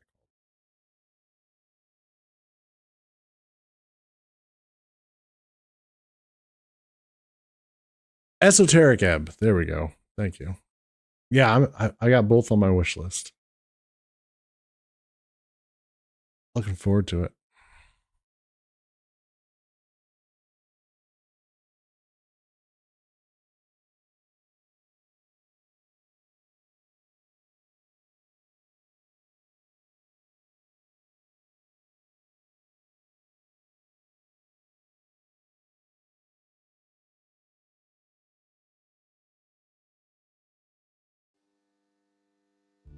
Well, we just solved a case, and a few months later,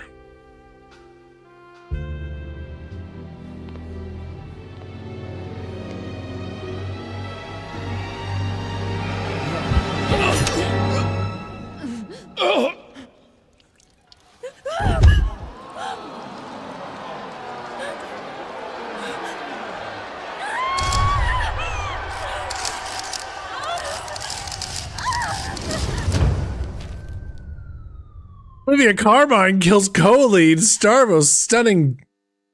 What? Olivia? Clearly, it looks like she was framed. Here's to my love.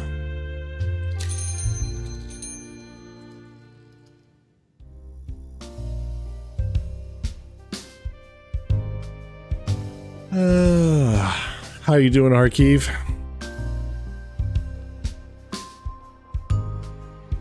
Hey, Killian. How are you?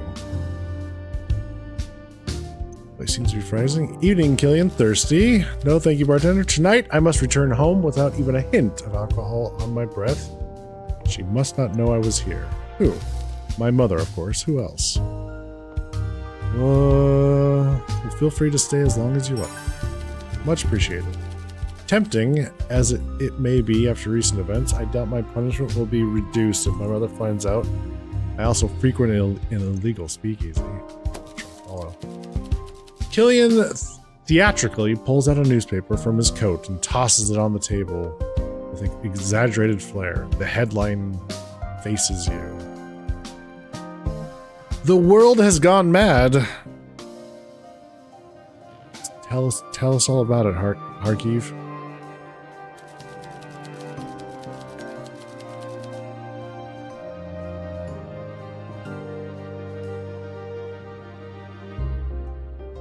Murder at the Opera. Famous opera singer and radio star Olivia Carmine was witnessed stabbing fellow performer Stavros Stone during the performance of Dalliance at the Maverick. Dalliance, a tragic story of love and betrayal by famous writer Gail De Winter and directed by industry veteran Lawrence Sullivan IV, features a scene where Penelope, played by Olivia Carmine, stabs her lover Hercule, Stavros Stone, with a dagger. Whether this was an intentional attack or an unfortunate accident with a malfunctioning prop, police are still investigating who is responsible for this tragic event. An attendee was spotted rushing towards the collapsed actor and attempting to help, but he seemed to fumble his attempts at resuscitation and was quickly pulled away by a staff member. There's enough in the news to explain it better than I. Okay.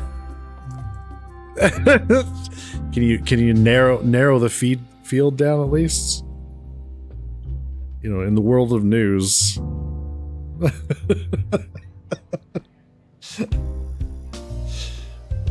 Where would I direct my attention?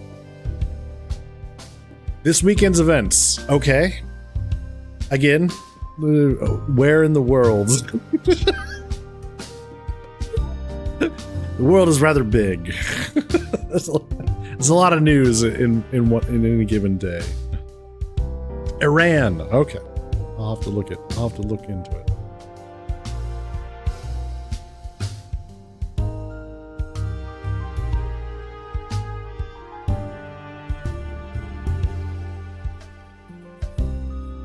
And he was, the world. I mean, there's just so much. There's 8 billion of us. Genuine medical staff arrived at the scene too late to help, and Stavros Stone was pronounced dead at the hospital, with cause of death recorded as severe blood loss. Reporters have attempted to reach out to Olivia Carmine for comments. So far, she has not made a public statement, and all communication is being handled by her lawyer and public agent. Wow. Exactly. Though the newspaper article doesn't quite capture the sheer chaos and spectacle of it all. You were there? Yes, I was there to see Olivia. Fortunately, as the son of a doctor, I can stomach the sight of a little blood. Who do you think the brave individual rushing to aid the victim was, Oh, it was him? At least you tried. It's nice to see someone recognize my good nature for once. The backstage person who pulled me away simply called me an idiot. I guess it mattered not. Stavros was dead in moments anyway. Killing avoids your gaze guiltily. You both know he made a bad situation worse, but it was probably a lost cause anyway. So why are you in hiding? How do you think my mother would react if her son was seen making a fool of himself in front of hundreds of people? Fortunately, I could escape through the backstage exit. Reese led me out and saved my blushes. Saved my blushes? I'm not familiar with that one. Hey, Rune! Thanks for the compliment.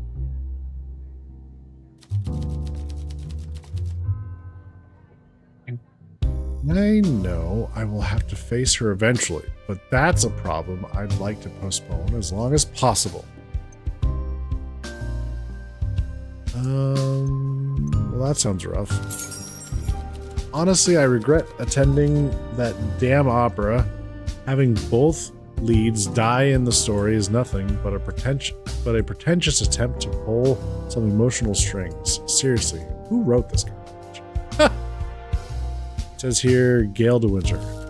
Whatever. The only good thing that possibly came out of this is that I may have found you a new customer, bartender. The fellow, or person, the stagehand that stopped me. We had a little chat after questioning. Turns out they are the prop master. I told them they looked like they could use a drink and pointed them to this place. Their name is Reese. Thanks. I look forward to meeting them. My pleasure. Now then, I think it's time I went back home. I have a terrifying woman to face. May the goddess watch over you tonight. Oh, look who it is. Detective Mertens. Come crawling back for help with another case. Hugo Mertens descends the stairs of the speakeasy and sits down at the bar with a level of confidence and comfort you haven't seen in him before. It's been quite some time since his last visit. You weren't sure if he would ever come back. Got the confidence now, yep. Good evening, detective. Evening. I see this place is still up and running. Very good indeed. Oh? Things have been rather quiet at the station ever since we foiled Wendy Brooker's scheme. It was quite pleasant, actually. Unfortunately, it seems that situation has now changed. I take it you're aware of the situation with Olivia Carmine and the events that unfolded at the Maverick Opera House. All the headlines seem to be covering it.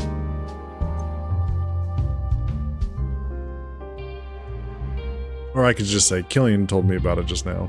Yeah, I thought so. Is Hugo smiling? It doesn't suit him. He seems quite satisfied with himself. My initial investigation has already confirmed that several important people related to the case have been made aware of your establishment. Great. What do you need me to do? Right, about that. While circumstances are definitely chaotic, I have plenty of material to work with for once. I have a list of employees, direct access to the murder weapon, and over 100 witnesses to call upon. What I'm trying to say is that you're on the bench. It's time to leave the investigations to the professionals. You do your job and I'll do mine. Okay? I'm sure the case is safest in your hands. Why thank you. Your faith in me is appreciated. Nevertheless, if this bar isn't useful to me, I'm not sure I can guarantee its continued existence long term. We know what happened last time. I admit your insights proved helpful last time. We did apprehend the culprit together.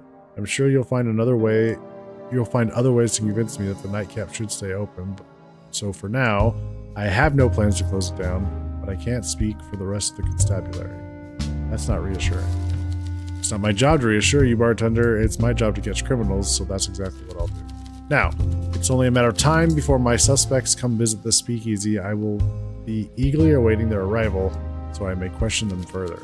All I ask is that you keep this place open and stay out of my way. I will tell you if I need anything more from you. You may yet prove useful to me after all, just not as an investigator. I understand. Wonderful. Now then, with that taken care of, I'll be off to do some preliminary paperwork. I wish you a pleasant evening, and we'll see you on Thursday. Good luck.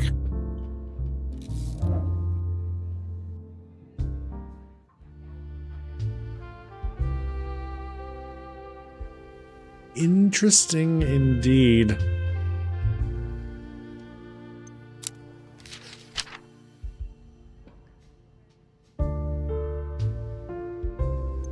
So we still... Oh, so everything we learned from the first case still carries over into this case.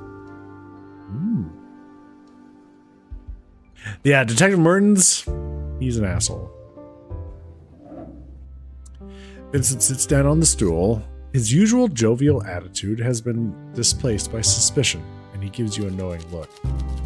Notice Officer Blue Eyes is frequenting our little haven again. Is everything between the three of us still, you know?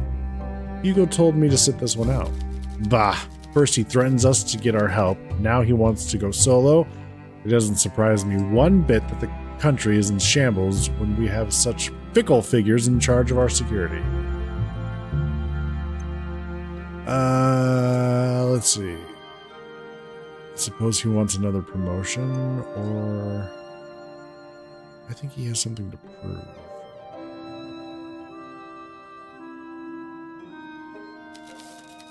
I take it his investigation regards Miss Carmine's accident on the stage. Very sad. Wonderful.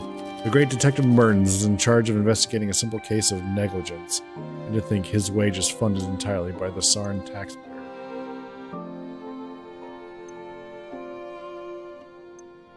Some serious negligence. Are you sure it wasn't murder? That's some serious negligence. Look here, the Carmine family has a long and storied history producing some of the finest members of society in Buckley. A single conversation with Olivia would convince anyone she is innocent in all this. The expression of horror on her face, that poor girl. Feel some sympathy. Yes, I think it's important that we show her compassion every meeting we have with her until we can process this. Until she can process this immense trauma. Let's hope Detective Martins can quickly throw whoever was responsible for the mix-up into prison. Then Miss Carmine can grace our little speakeasy with her presence. Let's hope so indeed. Comeback is always greater than the setback. Words to live by. Now that we have that out of the way, how about we discuss some lighter topics this evening? Okay. Great idea. Let's have a chat. I'm feeling talkative. Oh, you're feeling talkative. What's our menu look like? Ah. We have some new stuff. The menu's changed. Mint Punch is back. And the Femme Fatale. Well, now we have the Drama Queen. Whiskey, vermouth, herbal bitter, and ice cubes. There's no way the professional actors could look horrified if it wasn't real, right? No way that could be a potential problem with the case.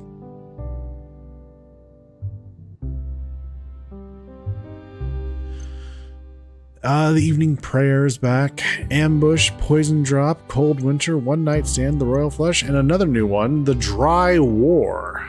It's a simple gin, vermouth, and olive.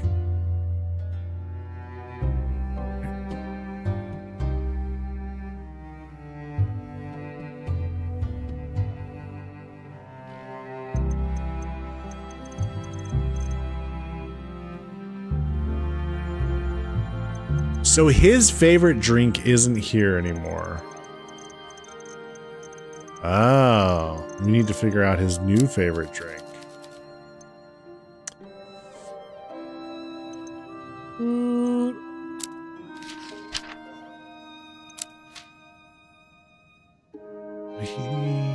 What is your current preferences?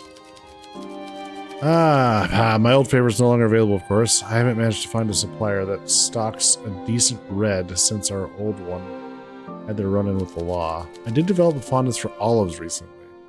I trust you can mix up something wondrous with that. Olives. Well, is it really that simple? The one with the olive in it?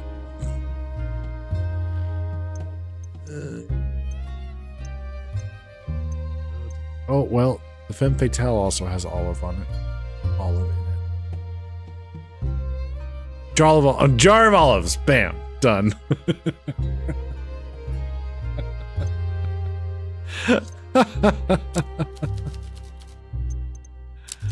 Let's find out.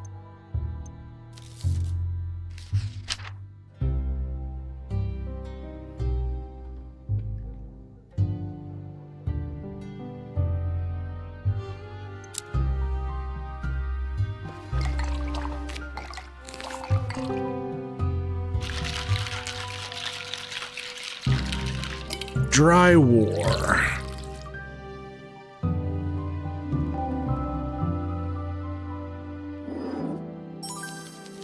Delightful. A taste straight from the edge of prosperity. So was that it? It was it. All right. Nice. Figured it out. All right. So let's have a chat, Vincent. The Speakeasy. Are you happy with the bar? Certainly. I mean, there's always room for improvement, but on the whole, I think we are doing a splendid job together. I wonder, though, do you have any ideas for making this place more welcoming, more exciting? I feel it missing something, but I can't quite put my finger on it. Like what? I don't quite know. Please throw out some suggestions. I will not be judgmental. Just off the top of your head. There are no wrong answers. Okay. More welcoming. Oh, live music would be great with a jazz band. Oh, in a speakeasy? Hell yeah. Burlesque show? Ooh, bar snacks. Bar snacks would be actually probably pretty good. That would definitely make things more welcoming.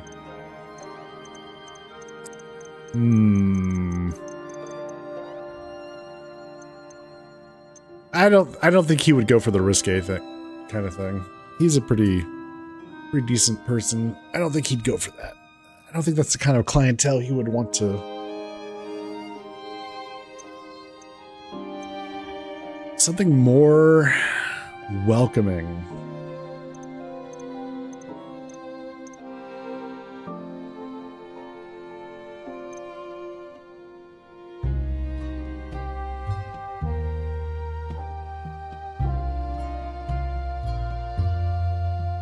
Probably, I mean, what's of the options? I feel like bar snacks is the most welcoming thing there. Who doesn't like a little food to snack on, you know?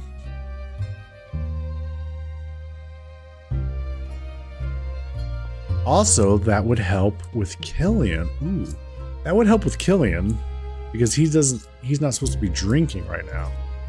But if we could get them snacking on things, yeah, let's try that.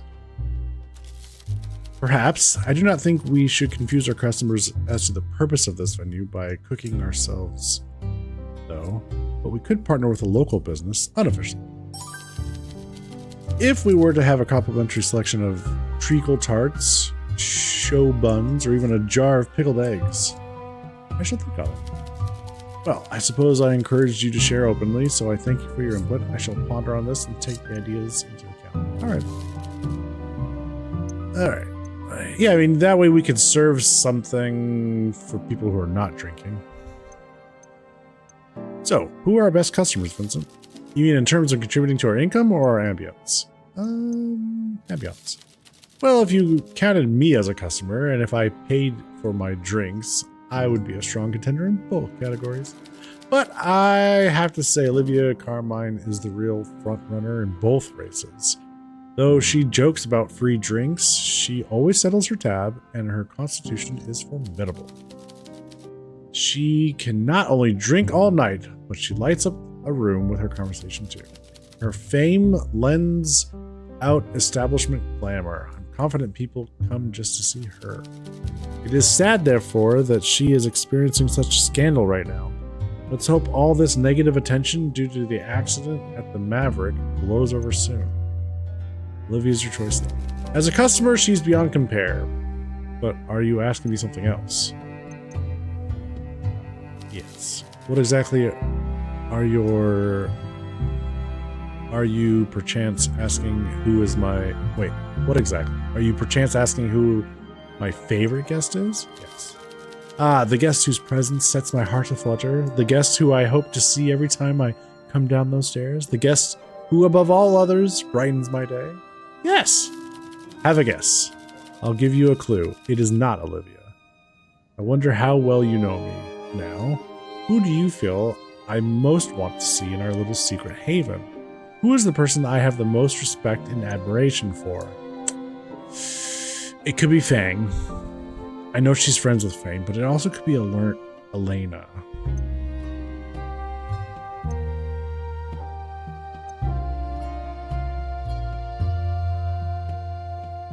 I know he's friends with Fang. Good friends. And Elena's friends with Fang. But are the three of them... I can't remember if... I'll bet you...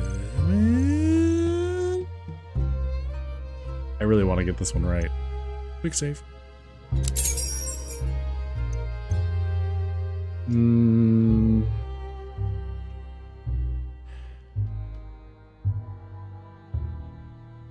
Fang or Elena? I want to get this right on the first try.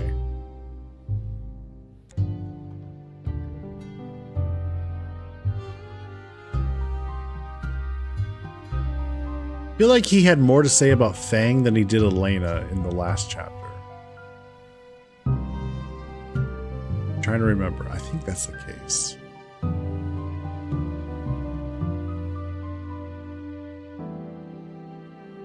Fang? It's a fine guess. I am very fond of our friendly tea house proprietor, but she is not quite my favorite.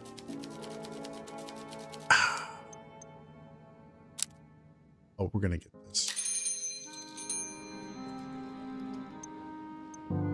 Okay, Elena. fine woman, and she rides high in my affections, but she's not my favorite. Really? Is this a trick question? None of these answers are available. The right answer isn't available. Maria? It is Maria. Ah, yes. Until you said the name, I was not sure. But yes, indeed. I do know the young Miss Popa well, but I am both saddened for her loss and somewhat protective of her. She is, as you might say, my family. Okay. Sure.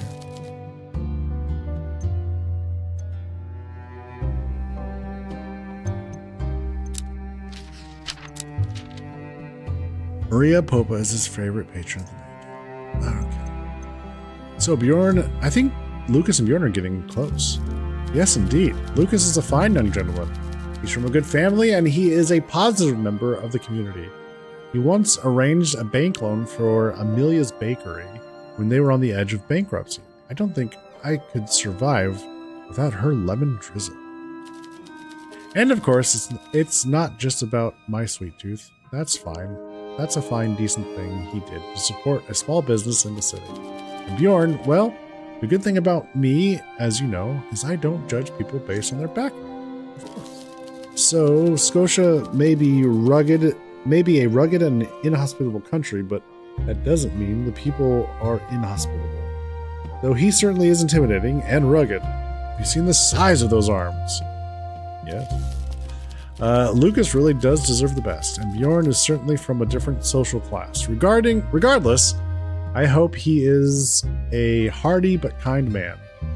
That's what I can gather from seeing him around town anyway. I wonder, do you agree with my assessment?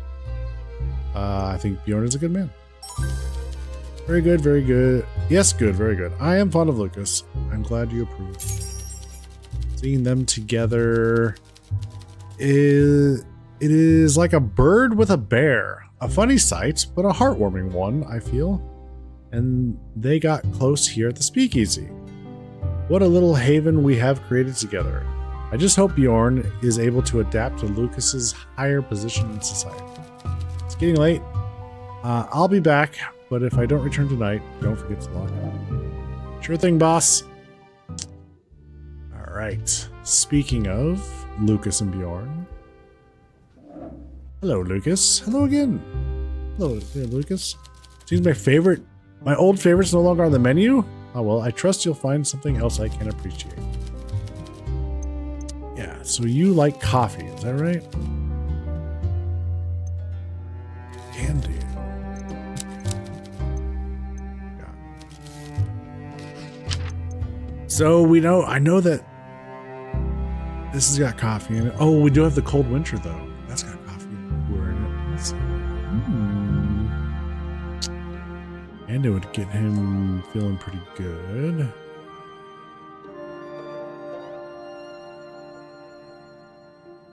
Yeah, let's try the cold winter.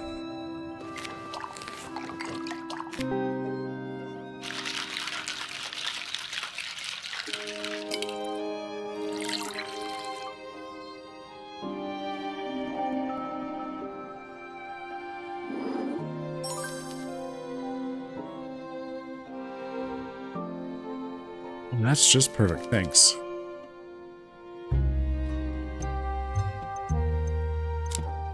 Did we get it right? Yes. Cool.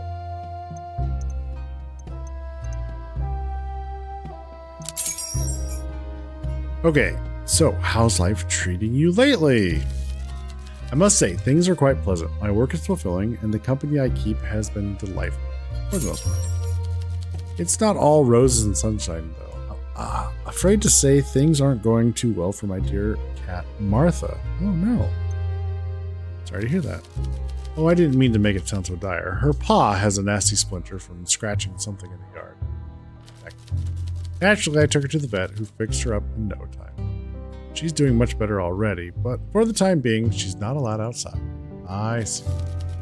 I can't help but notice you occasionally have some orange hair stuck to your shirt. Do you own a cat as well by any chance? I do. Oh, we get to name our cat. Ginger Ale is hilarious. Ginger ale has been a great companion for many years. There's no sweeter cat than my little croissant. I consider tequila my best friend. Or when I say I keep whiskey at home, I actually mean my cat.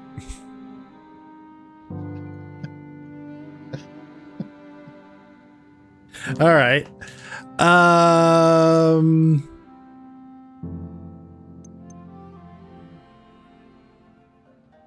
I like ginger ale. They're all puns, I know. They're great.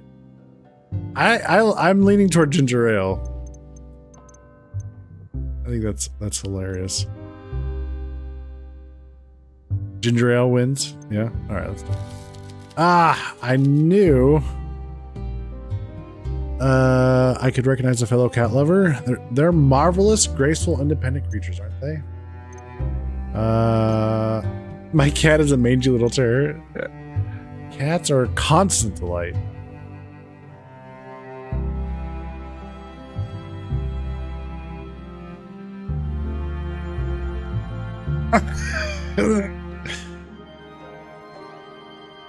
I think this is the thing he wants me to say, but God, I'm struggling to click that button. Ugh.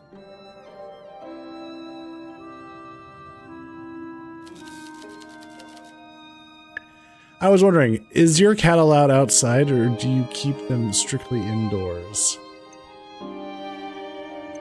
Indoors. A smart choice. The streets of Bukovi are no place for a pet. Fortunately, my home has a large, closed-off garden, so Martha can safely enjoy the fresh air.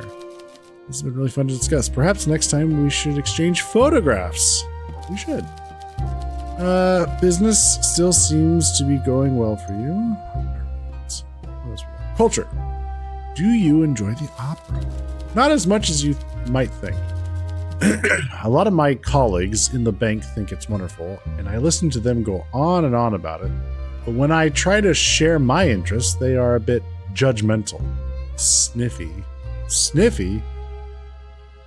Your coffee interests. No, my culture interests include adventure novels, radio plays, even comic books. Oh, this guy's a delight. But that marks me out as a bit different. Shh. What? Ow. So I don't share my interests at work anymore.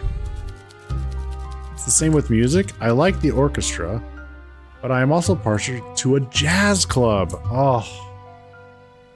And when it comes to literature, what really is the difference between literary and speculative?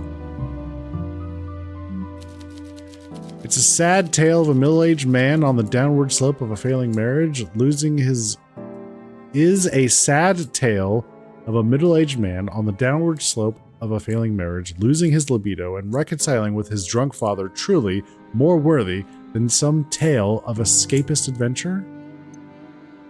What kind of adventure? Oh, I don't know, a tale of pirates and peril on the high seas? A dark castle on a windy moor, where the Lord of the Manor becomes a wolf during the full moon. Ooh, I like that one.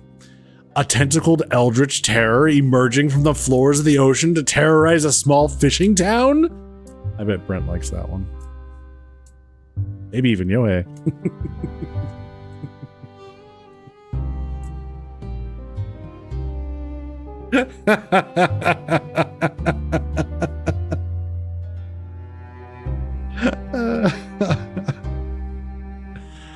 Although I feel like they probably like the same story for different reasons.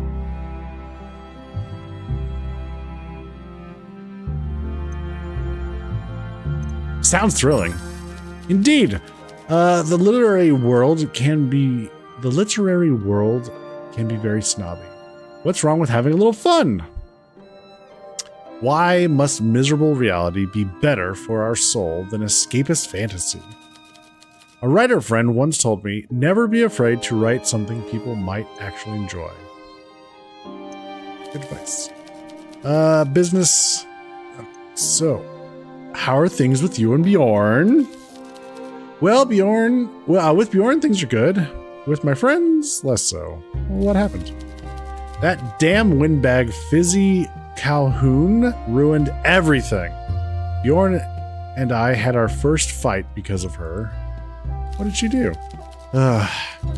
She wanted to meet this new fellow I was so smitten with. She organized one of her legendary dinner parties and told us to come dressed in our Sunday best. And when I told Bjorn, he got very worried about what clothes he should wear.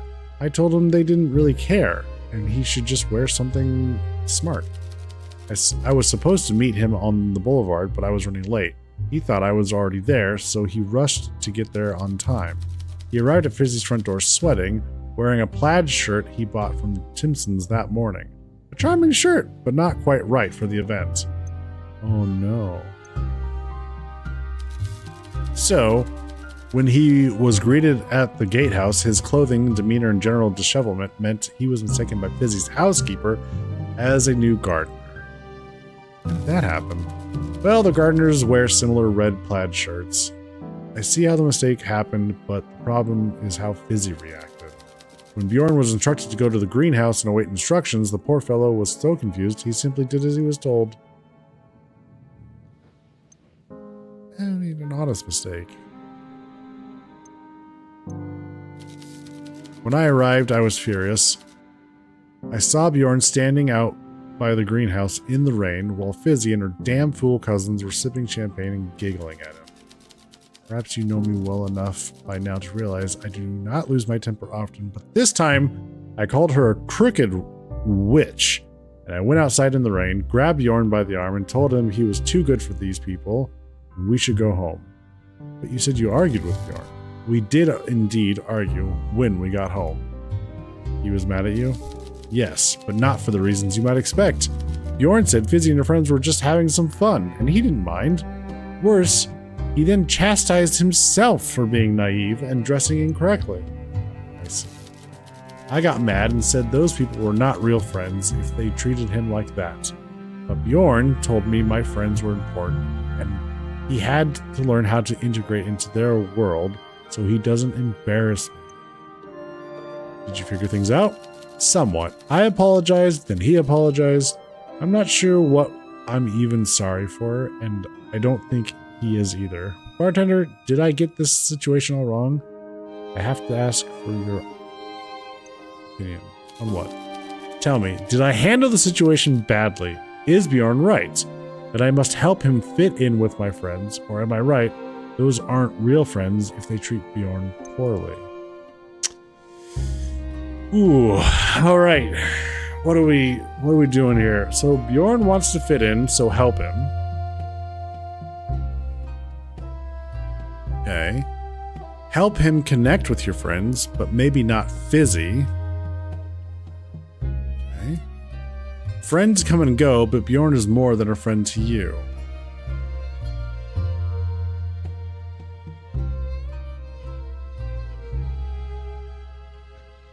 So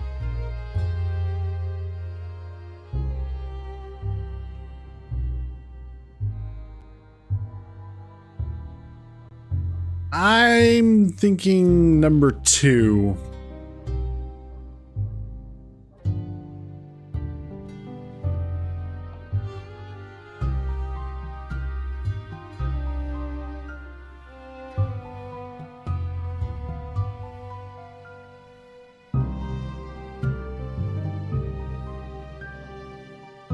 I'd say number 2. Help him connect with your friends, but maybe not Fizzy. That is rather splitting the difference, I suppose. I could do that, I guess. But is that the worst of both worlds? Making Bjorn work to fit in and tolerating their attitudes? It's just all so complicated.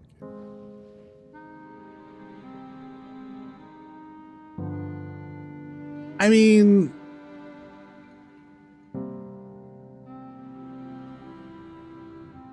compromise. It's all about compromise in a relationship.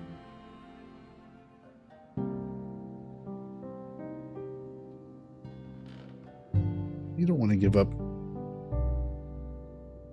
I don't know. I guess. Just talk to Bjorn. Yes, I suppose you're right. Business still. Keep talking to Bjorn. You gotta keep those lines of communication flowing. Alright. Did you hear about the murder at the opera?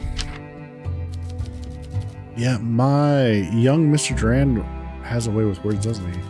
I would call myself a fan of the performing... I wouldn't call myself a fan of the performing arts either, but I've read glowing reviews of Dalliance in the papers. It just wasn't for him. For someone who doesn't like drama, he certainly gets involved in a lot of it.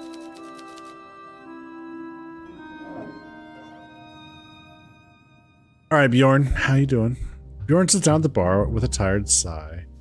After a moment, he sits up properly. Evening, Bjorn. Good to see you, pal. It's been a long day. Everything okay? I suppose so. Someone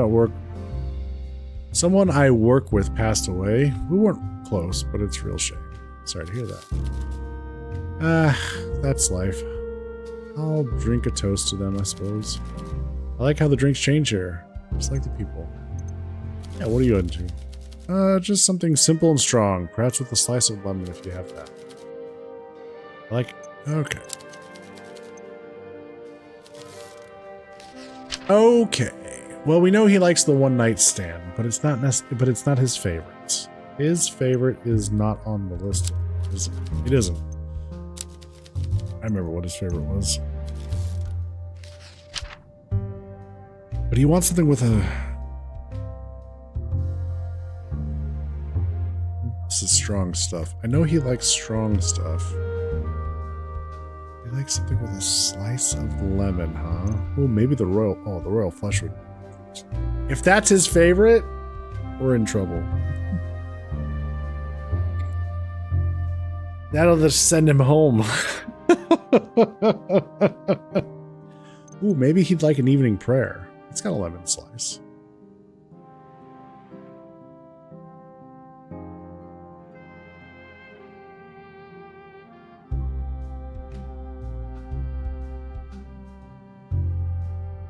Sure, Yohei. What's his new favorite?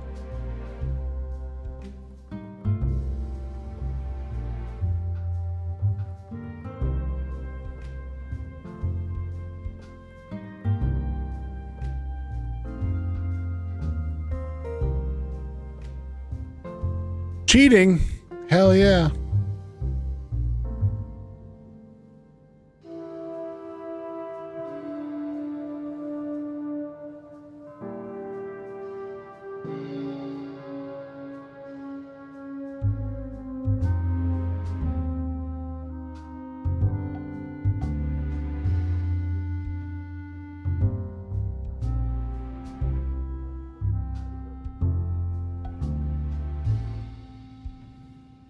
Yeah, it's either going to be the royal flush or the evening prayer. I bet you anything.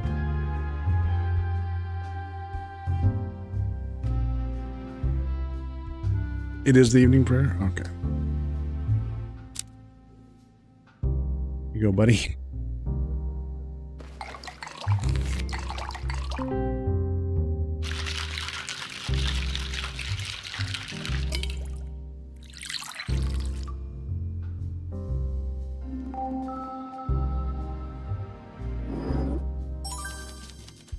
Tastes like the angels share. In Scotia, that's the best bit of the whiskey barrel. Lovely. Alright. Okay, so how are things with you and Lucas? They're good. Really good, thanks. We have more in common than I realized.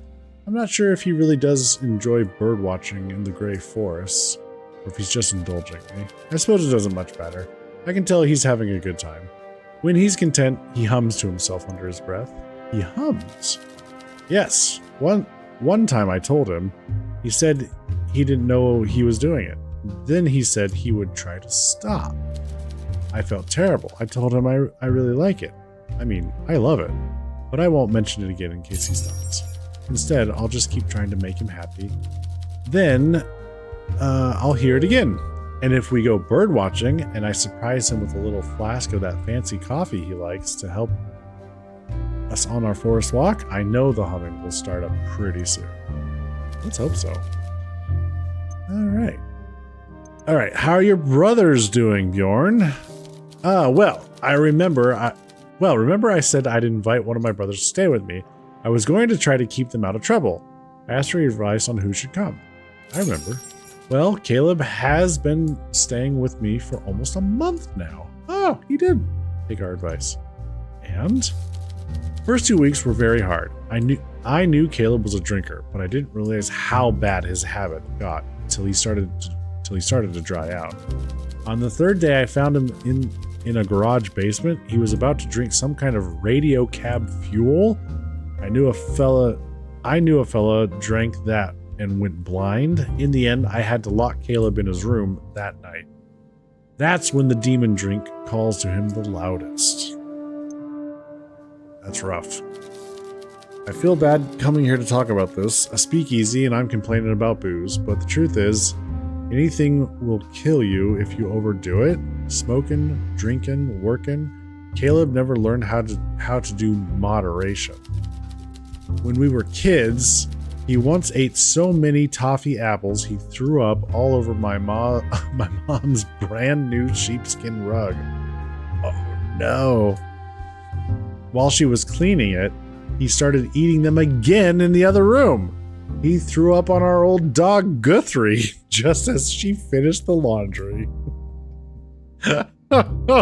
Dear. How is he now? The Doug dead. Oh, you mean Caleb.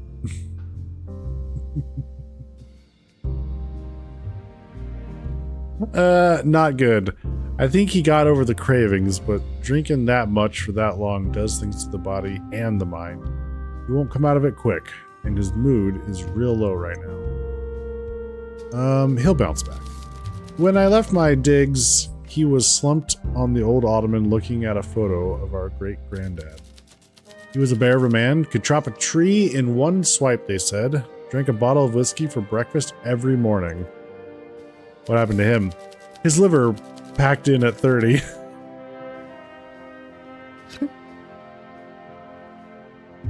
Yeah? Well, dead the day before his 31st birthday. They say that when they cremated him, he went up in flames like an oil lamp.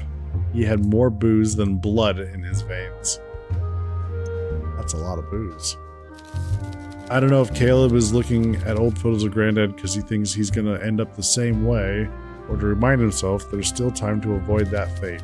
Either way, I've given him all I can. It's been a month with Caleb. I'm on my last nerve. I'm tired, upset, frustrated, and in need of a good drink. I can help with the last one. All right. How is metalworking? Your work seems tough. It is what it is. It keeps me busy and keeps the dark thoughts at bay. Dark thoughts. Sure. If I don't keep myself busy, I start thinking about the war, how much I miss home, the father I lost. Best to build stuff and work hard so I don't get too trapped inside my own thoughts. Do you want to talk about any of that? Not really. That's why I work hard. Were you listening? Hitting sheet metal with a mallet maybe ain't for everyone, but by the goddess, I don't know what I'd do without it.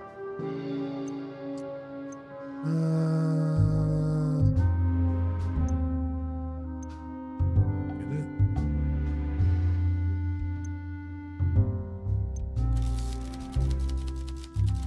You get something that seems invincible, but then through force and time, you just keep hammering and you shape it into something new.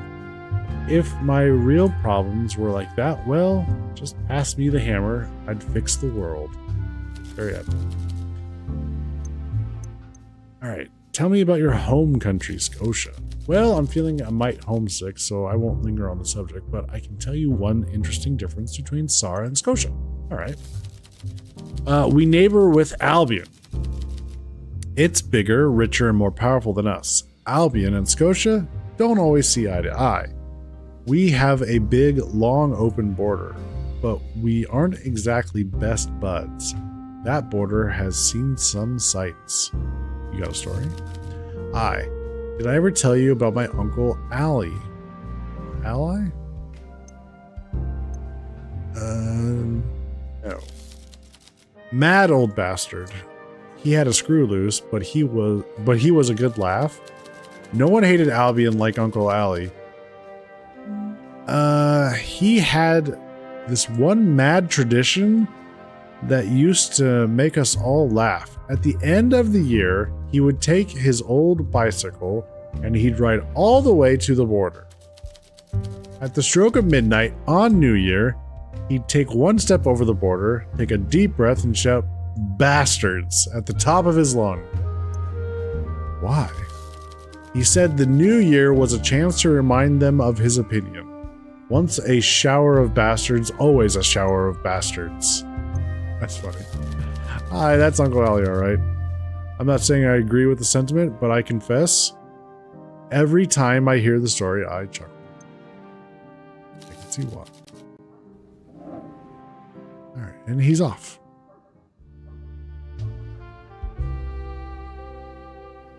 Okay, well, we've scared everybody out. Let's see what we got here. Any new topics we can research? Oh, sure shit. All right, we'll get some background information. How are you, Ilya? Registered. Good. Exciting times here at the archives today. We're receiving a new shipment of international newspapers. Well, extending by my standards, I suppose. Thanks for asking. All right, so tell me about Stavros Stone. Please select a topic. Oh, okay. Tell me about his personal life. Stavros Stone was born in 1896 at the Royal Hospital in Bukovi. He is mostly known for his brief opera career. Mr. Stone joined his school's theater club as part of his education, where he developed his talents as an opera singer, in part due to his natural baritone voice. He was scouted by famous producer Lawrence Sullivan IV in 1918 and shared the lead role in his first major opera, Crossing, with fellow performer Olivia Carmine. During early production of Crossing, Olivia Carmine and Stavros Stone proudly shared in interviews that they were dating. Multiple tabloids covered the couple's public relationship. They were dating? This relationship ended roughly 5 months later. While many tabloids at the time speculated on the cause of the breakup, neither performer ever gave an official statement on the matter. Oh, I see. They dated. Gotcha. Stavros Stone hasn't been credited in any other productions since Crossing and quietly disappeared from the public eye until his return to the stage in 1928 to perform Dalliance at the Maverick Opera House. So it's been 10 years since they dated. Oh, wow. Okay. Stavros Stone passed away during a performance of Dalliance. His death was caused by a stab wound from a seemingly malfunctioning stage prop inflicted by his co-star Olivia Carmine. Police are still investigating what led to this tragic accident. Okay, tell me about his career. Stavros Stone had an interest in theater during his education, practicing his skills in his school's theater club. His natural baritone voice gave him a strong vocal presence, perfectly suited for opera. Playing mostly side characters during notable opera works, his real rise to fame occurred when he was scouted by producer Lawrence Sullivan IV, who found him an audition for the male role in the now famous work Crossing. Stavros managed to impress the production team, and he was given the lead role alongside Olivia Carmine. The two leads became romantically involved. I mean, this is almost the same. We didn't really do a good job of separating career versus personal life. Okay. A couple months later, final performance of Crossing, the couple announced their breakup. With neither party disclosed any details. In the context of his career, some sources noted that since then, Stavros has not given any role in the major production over the past 10 years, despite the massive success of Crossing. Okay. While purely speculation, industry veterans and those invested in the world of theater attribute this to Mr. Stone being blacklisted by producers. Although confirmation was never shared with the public, this theory is widely considered the most plausible reason for Stavros' absence in the theater. His long hiatus ended in 28. Dalliance. Stavros' activities during those intervening 10 years is currently unknown. Tell me about Gale de Winter. Gale de Winter is famous playwright in Bukovi. While the name is well known even outside the world of theater, only those invested in opera are aware that it is, in fact, a pen name used by an anonymous individual. What? A pen name? Oh, my. The name Gale de Winter first appeared in the credits of notable plays around the year 1920. Since then...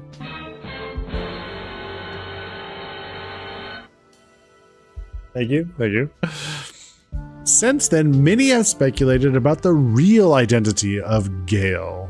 No, I appreciate it. Perfect.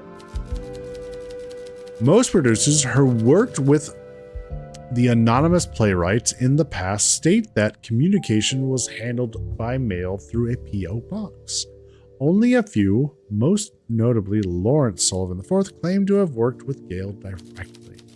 This revelation came to light during an interview with Mr. Sullivan regarding the production of his latest and final work, Dalliance, which was entirely written by Gale de Winter.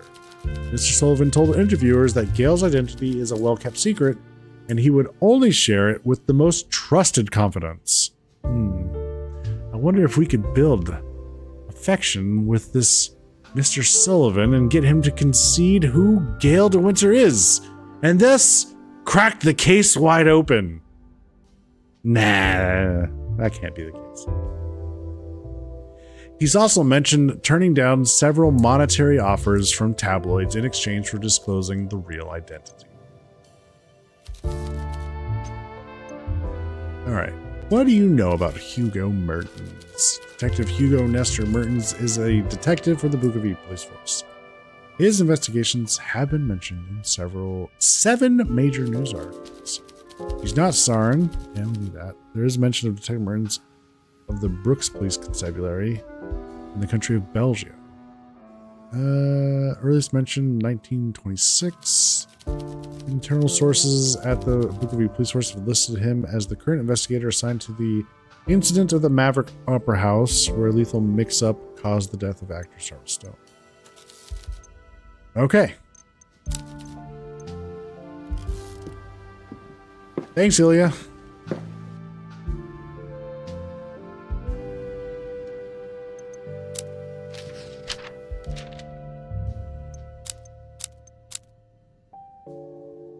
Nom de plume.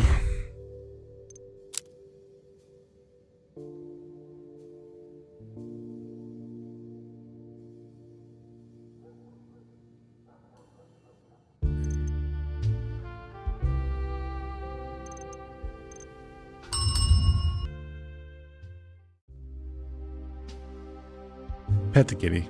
Ginger ale. I see. So before it just said cat. Now that we've named it, it now says ginger ale. Lovely. Murder at the Opera. Star couple. Closed doors, and there's a nom de plume.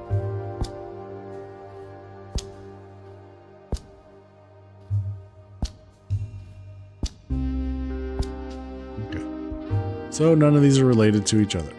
Check. But clues nonetheless.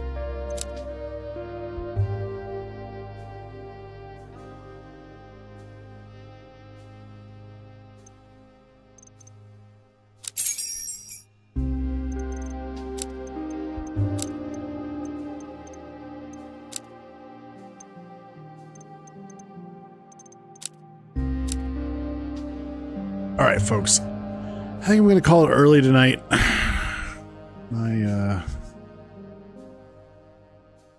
feeling that great. So I think it's a good place to stop.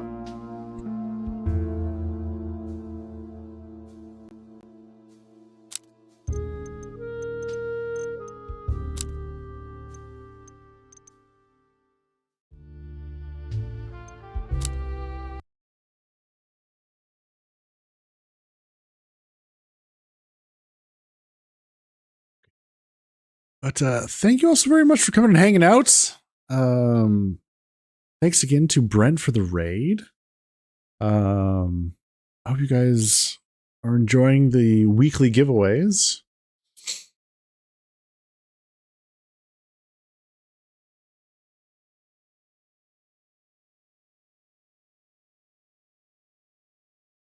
What's going on?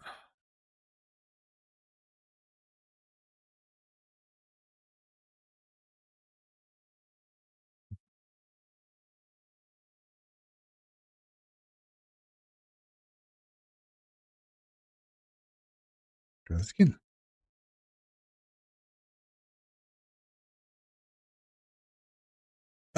If you're interested in getting a hold of me or anybody in the community, you can join the Discord server. I do stream on YouTube and Twitch. So if you haven't already, please give a subscribe and a follow and a like. I'd appreciate that.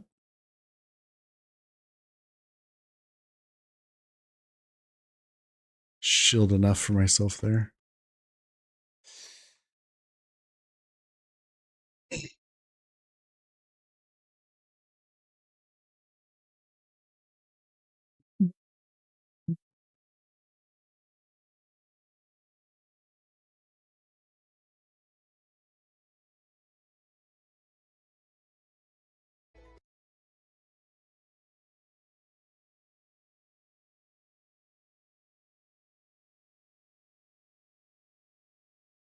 Ego doesn't feel must be the guilt of killing all those beholders. What? What do you mean? All right, we're gonna go say hello to Drew the Damager. Drew is doing some demos.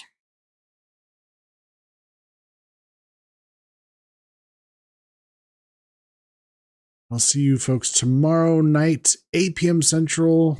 We start a new game tomorrow night, so tune in to find out what it is.